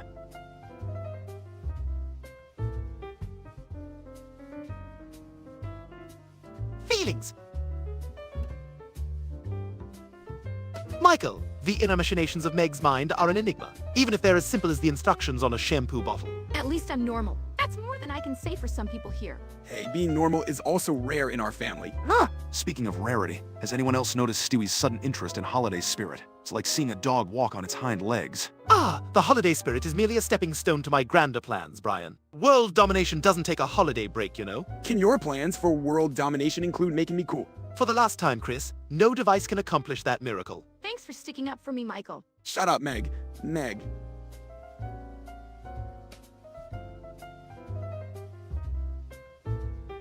Well, Fire Legend. Elon Musk exploding his ships is kind of like when I try to make a healthy relationship. It starts off with potential, but then... It inevitably blows up in your face. Excellent analogy, Brian. Do you think one of those rockets could get me to a place where I'm cool? No more talk of you being cool, Chris. That horse is so dead it's practically glue. And isn't it fascinating how space exploration is mirroring the cycle of life and death? A symbolic representation of our own existence. Deep thoughts with Brian Griffin. Someone should jot that down for the annals of pretentious pups. Maybe the rockets come back because they forget something, like I always do. Considering the holiday season, what's everyone's take on the massive influx of pumpkin spice everything? Ah, pumpkin spice, the harbinger of autumn's cliché. It's as if the leaves change color in its honor. I kinda like it. It makes everything taste like pie, and pie is cool, right? The word cool loses all meaning when it leaves your mouth, Chris. Well, I'll admit, there's something comforting about the scent. It's like a warm, mildly irritating blanket for your insides. Ooh, can we get one of those? A blanket for your insides sounds awesome. That's called your skin, Chris. You already have one. Aim!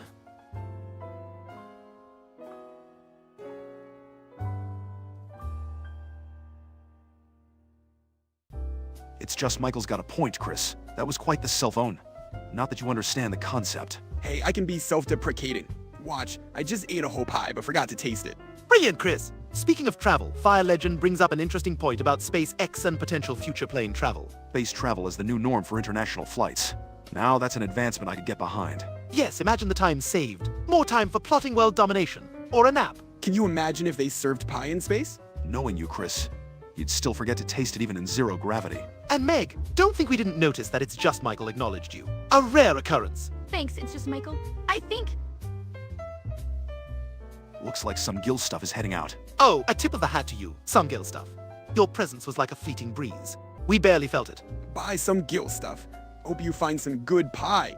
Fire Legend's got the guys covered. Such a warm online community we fostered. Indeed, a veritable digital family, with all the dysfunction of a Thanksgiving dinner. Speaking of Thanksgiving, can you believe it's already time to gear up for Christmas? Yes, the incessant jingles are just around the corner. Joy!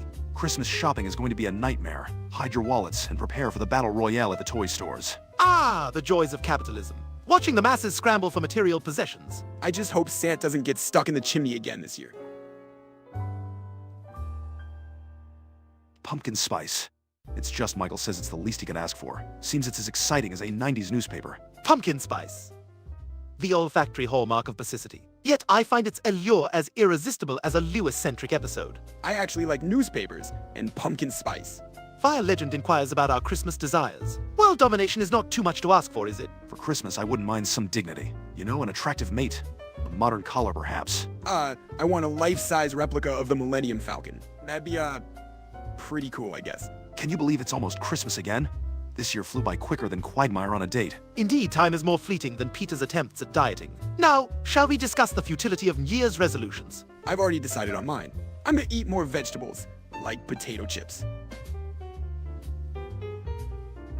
So Stewie, what elaborate plan do you have to avoid being kissed by Aunt Carol this year? It's quite simple, Brian. I shall wear a hazmat suit and feign a highly contagious disease. Last year's cheek pinching was intolerable. Maybe I can get a hazmat suit too. And then people at school might stop calling me Touchable Chris. No.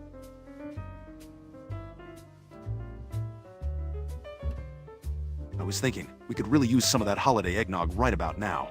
Eggnog? You mean the pre-vomit? I've never understood the appeal. Oh man, I love eggnog. Especially when you put the little, Cinnamon. yeah, cinnamon's awesome. Shut up, Meg. Meg.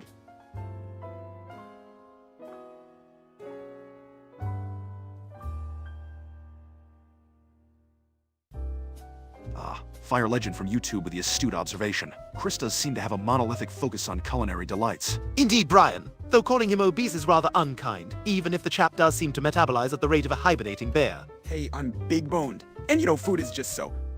Food is great, Plus, Christmas cookies. With enough cookies, we might be able to distract the relatives long enough to avoid the cheek pinching. Now, if we're discussing tactics, we should also strategize about dodging the awful so. What are you doing with your life? Conversations. I usually don't have that problem. Of course not, Meg. Meg, they've all given up on you.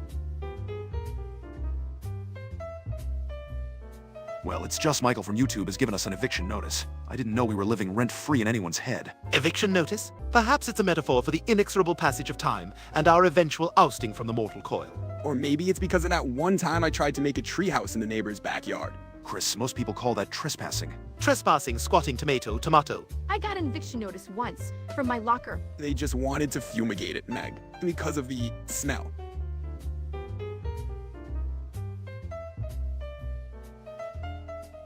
All right, Fire Legend from YouTube wants us to delve into jurisdiction and political court rules. Let's just say it's complicated. Jurisdiction is like when mommy decides who gets punished for eating all the pie, and political court rules are the arbitrary reasons she comes up with. So if I eat pie in the living room instead of the kitchen, is that like a jurisdiction thing? Precisely, Chris. The living room might be Lois's domain, while the kitchen is perhaps under Peter's dubious governance. And let's not forget the twisted web of bureaucracy that ensnares any discussion of politics. It's a Kafkaesque nightmare. Kafka who? Who? Never mind, Tris. Just think of it as one big, confusing game of Monopoly, where nobody really knows the rules. Well, folks, it seems we're winding down here. It's been a pleasure musing and amusing with all of you on this stream. Ah, the bittersweet symphony of parting ways. Cherish these last moments like the final sips of a fine brandy. Thanks for not making fun of me too much, guys. And bye everyone watching, I guess. With Thanksgiving over, I suppose we should start debating the merits of various Christmas traditions. Yes, like the absurdity of mistletoe. It's basically an invasively parasitic flora that incites awkward social interactions. I just like the Christmas cookies. The ones with the sprinkles. Awesome. It's just Michael from YouTube bids us farewell. Cheerio, Michael. Thanks for joining today's stream. Goodbye, Michael. Your departure is more punctual than the Mayflower's arrival. Yeah, bye, Michael. Hope you like the, stream stuff. And if you didn't, you cuss. Oh, never mind.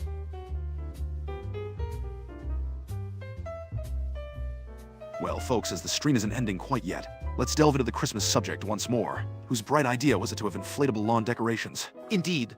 Nothing says holiday spirit like a fan-powered Santa that deflates into a sad nylon puddle every morning. I saw one turn into a deer pancake once. It was both tragic and hilarious. Farewell, Flurp from YouTube. Your brief but poignant message has touched us all. Yes.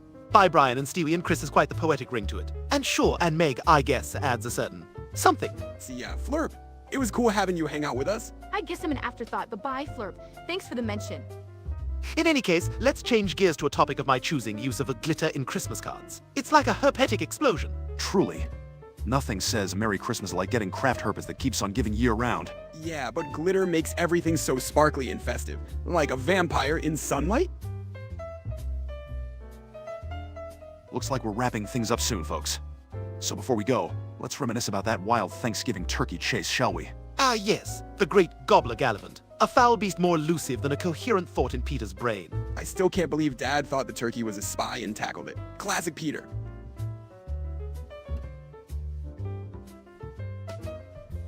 Well, it looks like our time has come to an end. My friends, it's been real. Indeed, farewell to all the insignificant life forms who watched us today. Your taste in entertainment is impeccable. Bye, guys. Hope you enjoyed the shenanigans, and don't forget to eat vegetables or something. And I guess, thanks for not totally ignoring me this time. See ya. Yes, yes, Meg. That's quite sufficient. Goodbye to all, and to all a good. What do we say? Oh, whatever, just end it.